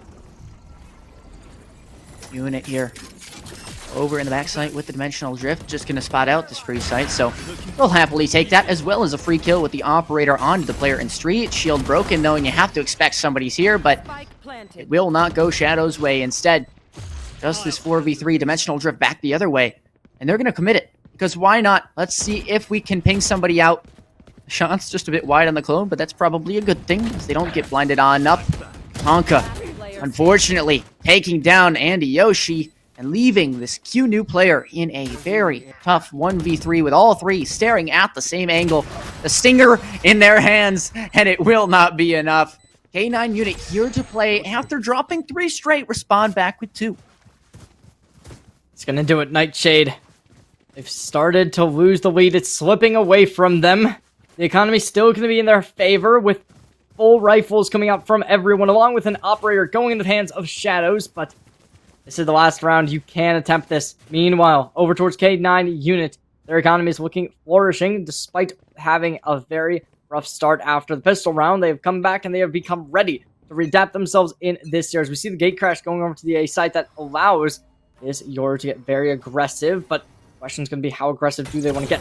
There's going to be the Owl Drone picked out immediately. That gives a little bit of an advantage over towards the Euro, who most players would assume that Strong Tall Guy would not be located this high up, but they catch out the operator, and they will shut it down. Hunter's Fury, shot expended to just whiff and miss. With the gate crash utilized, it allows Nightshade to get out of position and just win this trade with a 1-0 lead.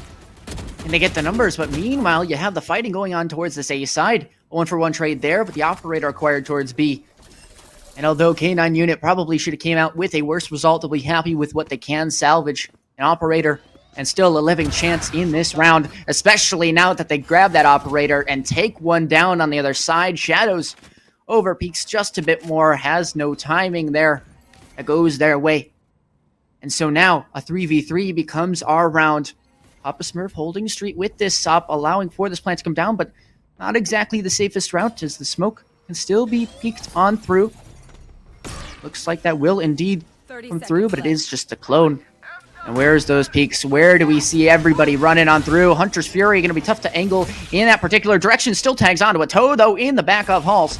Papa Smurf, what have you got for us? 5 HP and a dream, it appears, and make that 0. Now just one player remaining. Even they're spotted out. The spray transfer, it's not good enough. And so Snowing, they'll try their best, but it'll be Mr. Weagle, their counterpart, to take them down. We've seen a lot of close halves this series. A 6-6 to start us off, an 8-4, and now it's looking like this one's going to be very to the wire as well. 4-4 is going to be our scoreline, with not a lot of ults to really tempt these sides to change, but now Nightshade forced to call a timeout. The economy going to be slipping away from them as well as the rounds, and despite winning, they're still in a rough spot. Now, K9 Unit, they will also get the opportunity to utilize this timeout.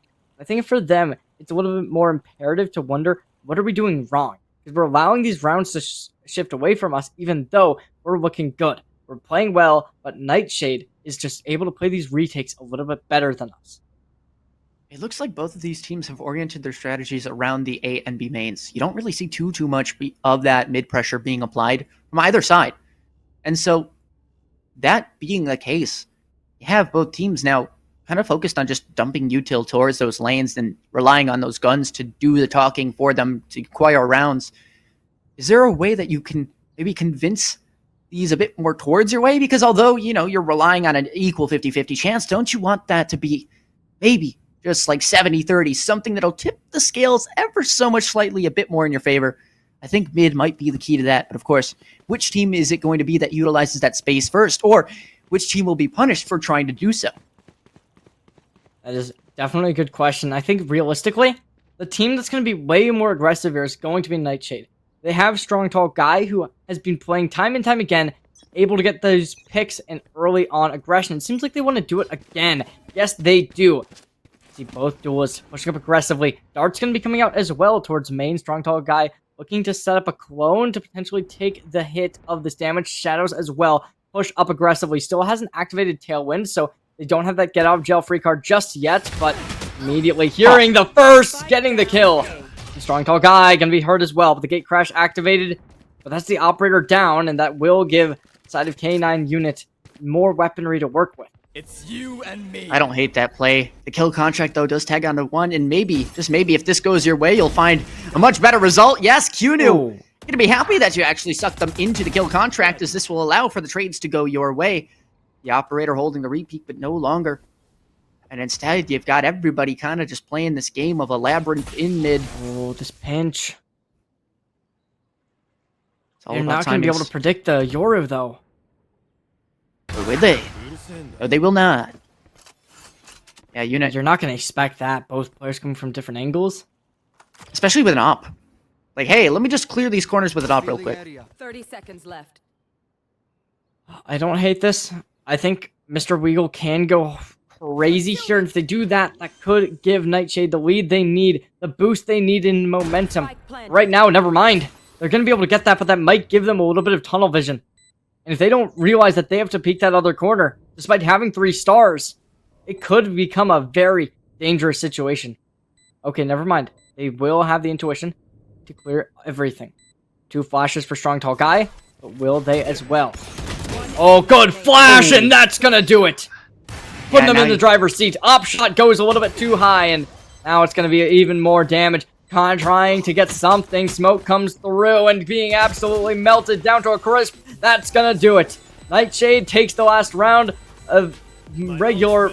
not regular, I don't know. Not even the last round, but it's going to be a lead given to Nightshade. 5-4, and they will be able to maintain 2 guns going to the next round. Nightshade take the last round to be played, aka that one. So, hey, we'll give them that. We'll actually respond once again. And it's always down to the wire with these 2 teams. You never feel completely convinced that somebody just has those ways in unless it's just won by those first kills in the longs, just the full pushes, and somebody makes a big mistake. K9 unit, they're going to be on the weaker weaponry here. 2 orbs off of Astra, but 1 for Haru. So we could see them just alt farm here. We could see them make a play off of it. I'm curious. I think they should go for the alt farm here and try and secure the 6-6 half, but it depends on how comfortable they feel going into this next half. Alright, pushing through. K9 unit. Gonna have Strong Tall Guy as the main defender of this site. Instantly, though, getting hit by the well. Gonna be seen by the Yoru as well. Wallbang starting to come out, but it kills Zine, and now not able to get the Cosmic drift off. Now it's going to lead to even more kills coming through. It's a little bit of a scrappy fight, but Shadows to be the one to stop it. That goes through. A little bit of over-aggression from the Yoru on the side of K9 unit, but they will be able to trade it back. With Shadows gone, it leaves that operator to be found, and Nightshade, we need to get something here. Drone is going to be activated. Papa Smurf to be able to break it. I'm not sure if it called out that Vice, but the triple kill, and they want more. They're going to be able to find the first, but Tonka at 7 HP. All you need to do, spray through, peeking out, and they secure the kill. Thrifty round from K9 unit to even it back up 5-5. Oh, they just needed 1 bullet. That's gotta hurt. 7 HP on the other side. And it's just not enough. Or I guess it is enough, depending on how you look at it for K9 unit. They managed to grab 1 more round for themselves. Tonka being the hero this time. Man, the ops, the outlaws, everything we expect to happen properly, it gets thrown out the window. Whether that's one team's fault in terms of lack of control or the other one's success in terms of finding themselves some opportunity. Either way, Nightshade gonna want that one back for sure, as the Thrifty not gonna be super helpful for their chances in making a few more rounds happen. And really aggressive here. Huh. First kill found. Steel Garden taken offline. Still gonna have that Cosmic Divide in hand if they do so choose to be sight. Pretty good sight to activate it on. Gonna take operators off of sight lines, so it is definitely a decent idea to drop it. But strong, tall guy playing in back sight. So the 1-for-1 will come out. There's gonna be Steel Garden activated, which for Nightshade, who's on a little bit of a lower buy, that certainly is going to be favorable. And now A9 unit. 2v4 situation, no weapons in hand except for Papa Smurf, who will have theirs back online, and strong tall guy activating that gate crash, and A9 unit. They want to re-engage. Let's see what they can find. With Snowing taken versus engagement, they have 1 star remaining in their arsenal. Not going to drop any ults. Instead, they will just take some shots, and the strong fall guy will be that target for the shots, and they will be the first to be dismembered. Guys, let's chill here. They still have to plant the bomb. Why are we all peeking while we're stunned? Either way, they still end up with a Thrifty win, but geez, could you make it a little bit less nerve-wracking for us, please? Nightshade. Oh my gosh, we've seen so many Thrifties. Yeah, at least I get 6 here. I mean, this is a 6-6 half. I'm going to call it now. I don't see this going 7-5 as much as I want to say, oh, like, they could do this. Like, it just feels right for the script. It just feels right for the script. I mean, I guess, but at the same time, like, the economy is way in the favor of Nightshade right now. 3 like, ults. the side of K9 unit, they don't even have a... Oh, they do have 1 Vandal on their bottom frag player. So no offense to Unit, but Unit did really much, just like... They did God's work in previous maps, but this time it seems like they're a little bit lackluster when it comes to being able to really get their operator online, because that was how they were able to thrive, being able to hit some really good op shots. This time it's no longer going to be the case. Shadow is able to back out, and they're going to put some pressure on them, but right now it's going to be a lot of ults that K9 unit can extend, and exhausting out most of them. They do still have 2, which this one's going to be a good one, dropping in that, but they will barely be able to make their way out. They just didn't trigger the shear wall. That's the big mistake. They didn't quite get past it now, but now they will, of course, to spray into this back hall. And maybe I cursed it, maybe I didn't. Either way, it's just left down to Unit, and they won't be able to do much more. Nightshade does take it 7-5 in the poem. I guess we'll end there. No complete cinema in terms of predictableness, but I guess I'll still take that my original prediction is still on the line. Nightshade. They were able to make the upset earlier today, facing off against that number 1 seed as the number 4. They came out and they were on top. But K9 unit, they're the number 2. They were that second in command to run this tournament, but Nightshade seems to be able to do the exact same thing against them. This one's going to be a lot closer with it being 1-1 already, but at a 7-5 half. The pistol round's going to matter a lot for both these teams. The side of K9 units, you take this, you equalize the map. For Nightshade, you take this, you're 1 round away from double digits. K9 units really trying to double down, or not K9 units, sorry, Nightshade, I believe. Never mind, that is going to be K9 units, going to be really doubling down on that B execute, and they're gambling this completely with the A site only having the Vice remaining. Tonka gonna find some enemies, and they will just back off immediately, conceding all the space possible, and they will just go back to Secret. And you're going to see the 3-2-1 coming in for those players all the way through B main. They will all make it by, but here comes the execute. The Vice just gonna disappear from there, not wanting any of the smoke just quite yet. They'll let those other avenues be explored, but as this Vice searches their way through the avenues, they'll start to realize these flanks are coming on in. Ospas already made themselves known with that shield being used, and Yoshi will pick up their one towards Art, make that potentially one more. Yes, one for both of those players mentioned, and now it's just down to Tonka, who was the first one here, and now the last. Will have to land the shots with the Sheriff. Surprising that there was no double swing there. Gives them a way into this round, Tonka. No way do you do this. Ain't no way. Doesn't tag the player in the corner, and that might have been their downfall. It's Shadows with 3 on the round, and Nightshade up to 8. That's gonna do it. Nightshade takes the pistol round. Unfortunately, K9 unit, despite taking the first one, they were not able to replicate that success. They've gone down. Now they are really in the thick of it with 8 rounds for Nightshade. They're about to make it to 9 unless they can be thrifted. We saw it earlier today, but will we see it again? That's the question in K9 unit. They got to find something, and it seems like they're a little bit desperate to do so. with 3 sheriffs being bought. This could potentially be good for them, but they do seem to be selling all of them. 8-5 score. You'd love to make this 9. Just to have this buffer, to have your advantage in these rounds. So immaculate, so useful here. But it looks like that contact towards mid is actually just going to be a little bit of a scare off. Just an ego check for those Nightshade players to make sure they have to re-clear the space. Tonka's not going to shoot this drone, instead just going to let it go by. Maybe choose a timing to go for it after it. Nope, just re-clears as well with the Arc Rose. So you have these teams now kind of setting themselves up for just what you'd expect them to, which is bigger guns, go bigger long area, and go boom. K9. Oh, I'm dying. Okay. K9. They're going to be going for a little bit of plays towards A, but it's going to be misread. Nightshade taking this B site in kind. Yeah, K9 unit. It just goes down there as well with their unit player falling on the site. Papa Smurf gonna show up to the party, but maybe a bit too late, as everybody will be here with their guardians, crosshairs trained. Papa Smurf, now what can you do? You're in heaven. You may just be sent down below, as you're not going to be able to find the value you would like. It's 9-5 for Nightshade, flawless fashion on the anti-ego.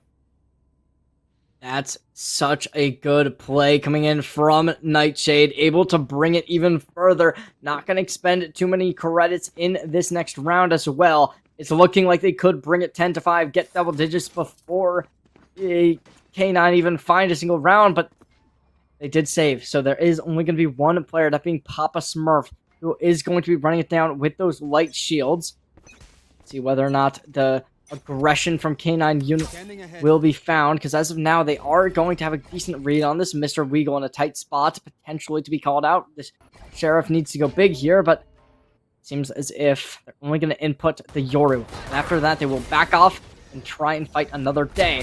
There's going to be the first going out. Khufu finds one, and that's going to lead it to a second, but there's a little bit of pushback, but not enough, with Andy Yoshi taking the trade again, and Nightshade will secure a 4 versus 2 position. Ari, this might be GG's. Might be GG, but maybe not.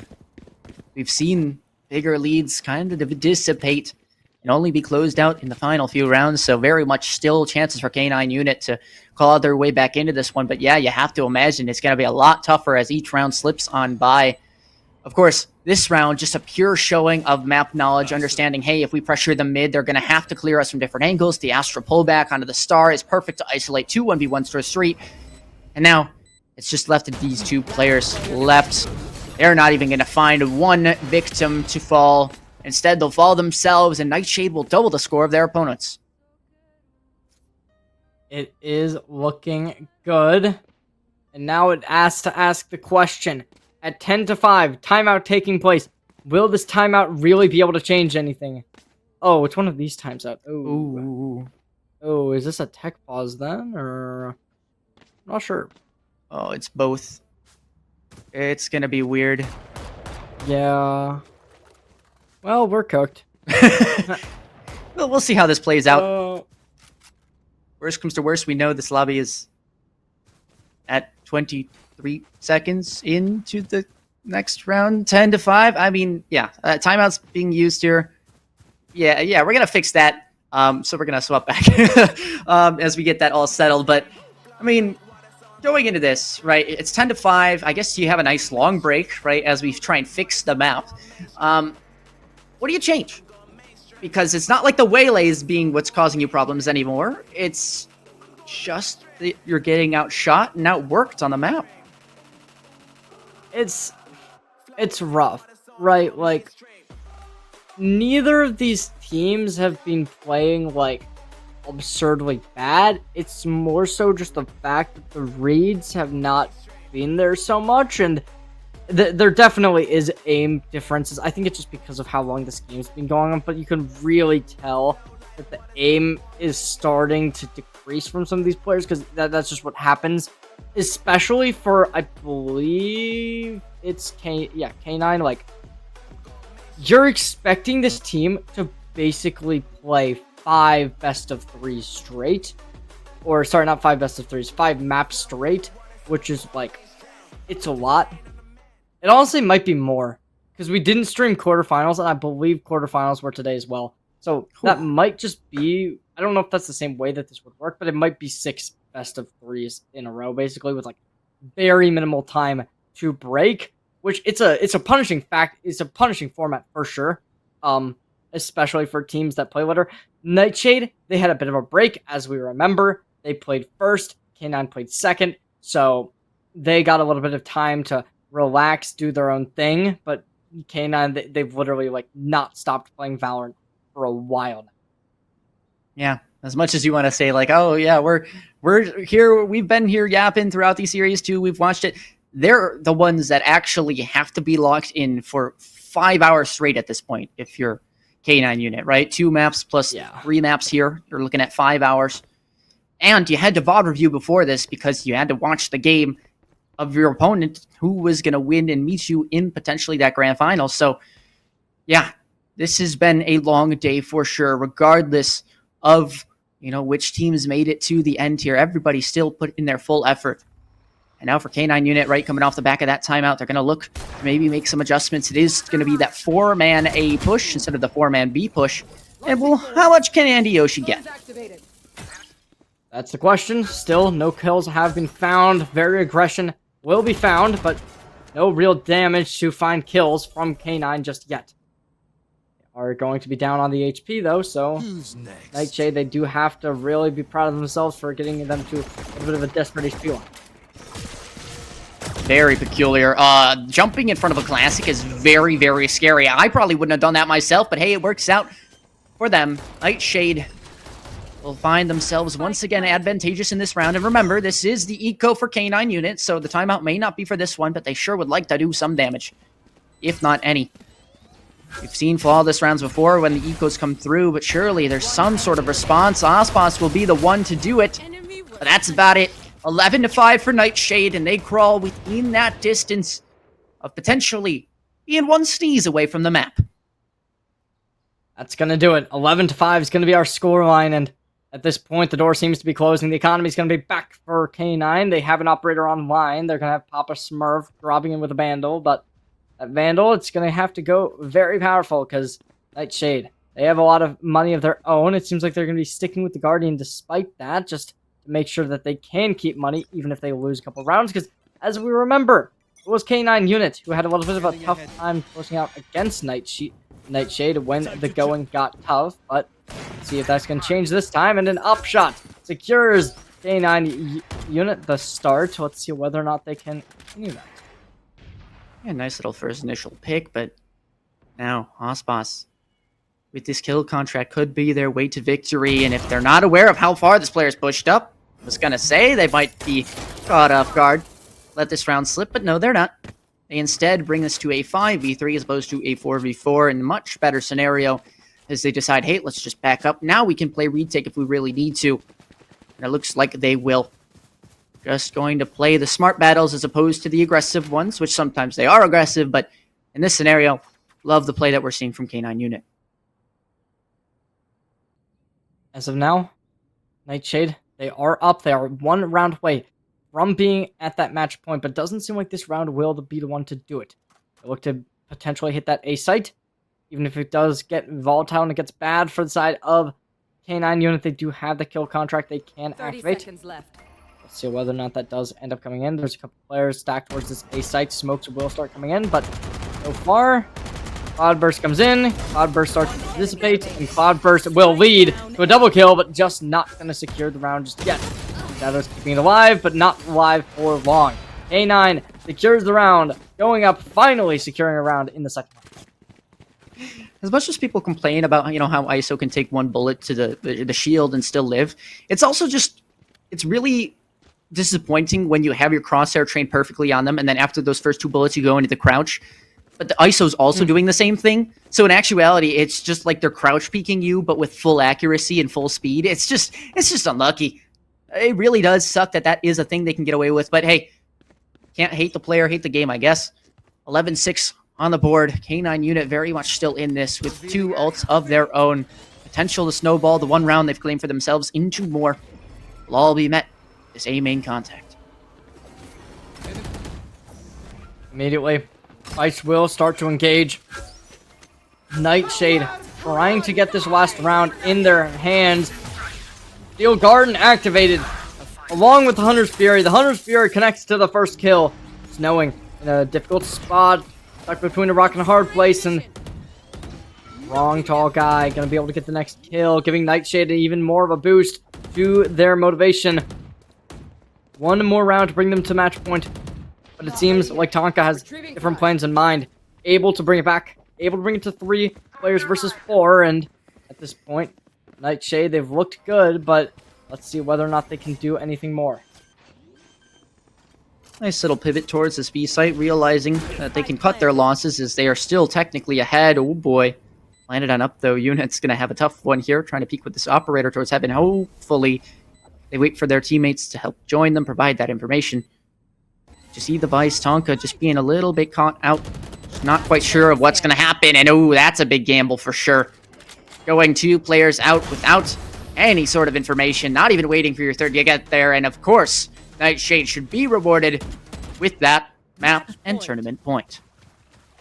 That's 12 rounds, doubling what K9 unit has been able to pick up so far. Nightshade, they are looking phenomenal. And now, even if the Steel Garden comes out from Tonka, Shadows can just kind of pull out the Blade Storm and have another weapon that won't be really able to be taken offline by K9 unit. So honestly, I think this is the round. This is the round that Nightshade can win it out. But it's all going to come down to this because there's a huge gamble on the side of K9 unit once more, where they play extremely aggressive towards the A site. Now it's coming down to who's the team to really pull ahead here. Who's next? Very, very nerve-wracking, as this could be the one round that separates these two teams from champion. The secondary consolation prize. Strong, tall guy.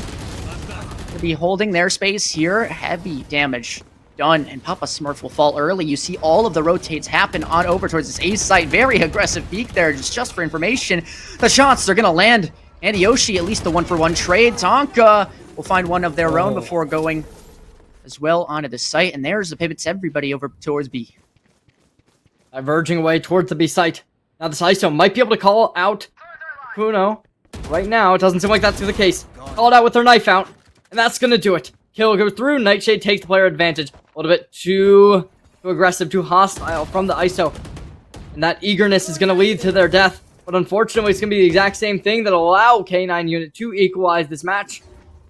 There might be a little bit of indecisiveness coming in from the side of Nightshade. Can't figure out a site they want to hit. Looking to one it. One player B, one player A. Now Nightshade. They need to find this kill before no one can do much. And at 27 HP, this was the right call from them. Over towards K9 unit side, though, they are having that little bit of indecisiveness coming out from the Vice, but they're instantly going to start rotating in. Mr. Weagle starts the plant, but oh, that might do it. We're going longer and longer. 5 seconds remaining. No time. Needing to get the spike, but there's just no time. That's going to do it, and there's going to be another round converted over to K9 unit. Well, we continue onwards. Just barely K9 unit escape an extra chance at victory. Again, 5 more needed before they can even get to that OT that they certainly would like to see. And Yoshi using that Steel Garden forces off the rotates from everybody on that A site all the way towards B. And Nightshade, they unfortunately just pick and choose the wrong battles. You could see them getting a bit antsy towards the execute there.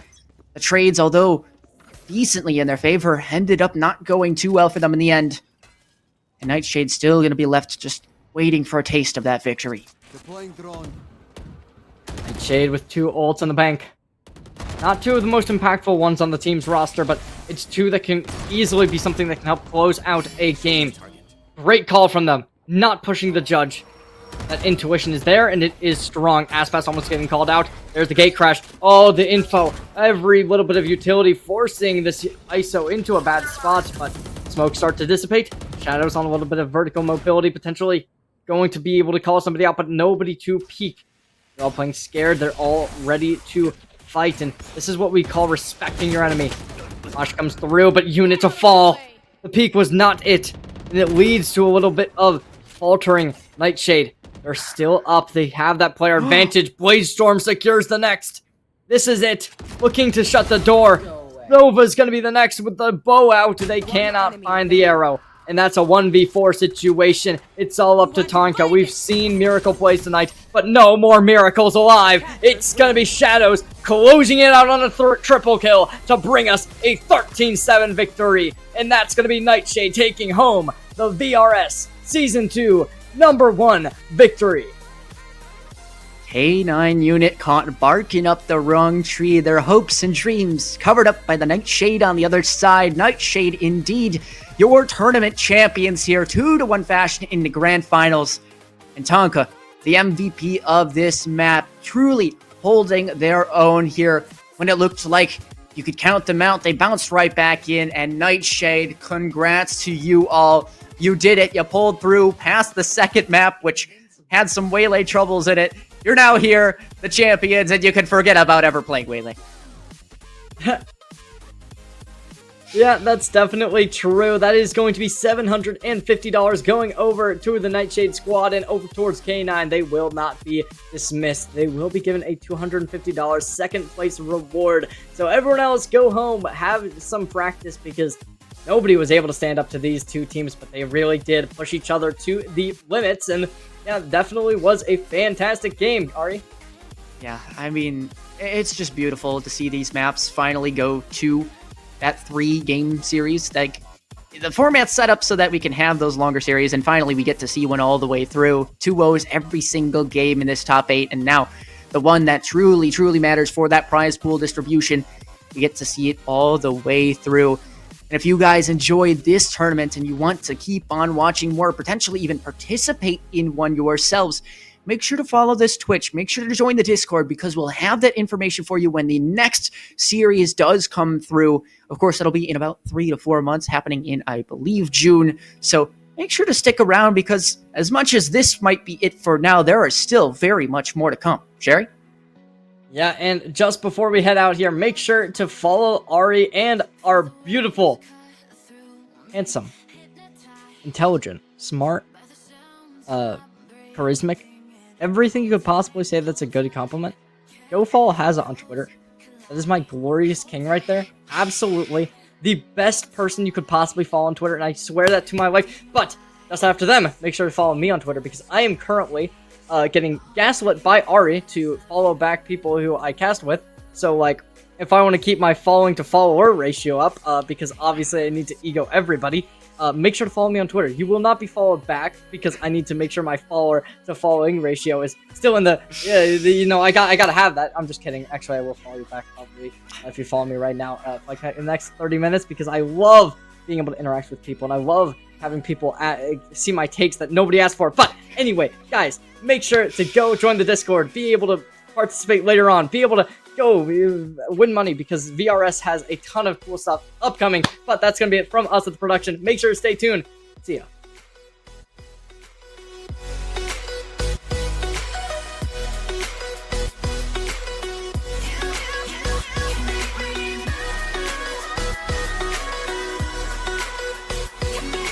So alive, make it last forever. Stop in time. Yeah, I'm surrendering. Hold tight, chemicals collide. Hold tight, hold tight. Dripping lights paint the skies, all because of you. Dripping lights paint the skies, only you can make me move. You can make me move. Can make me move. Can make me move. You can make me move. Can make me.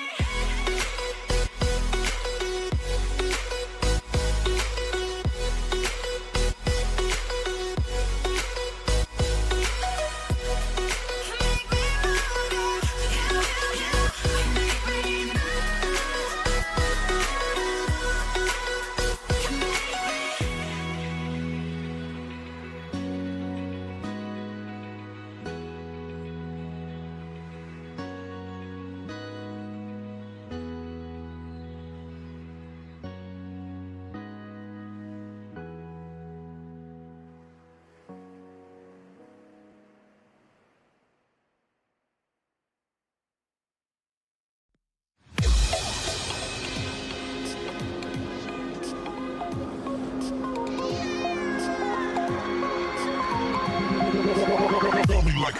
Hellcat.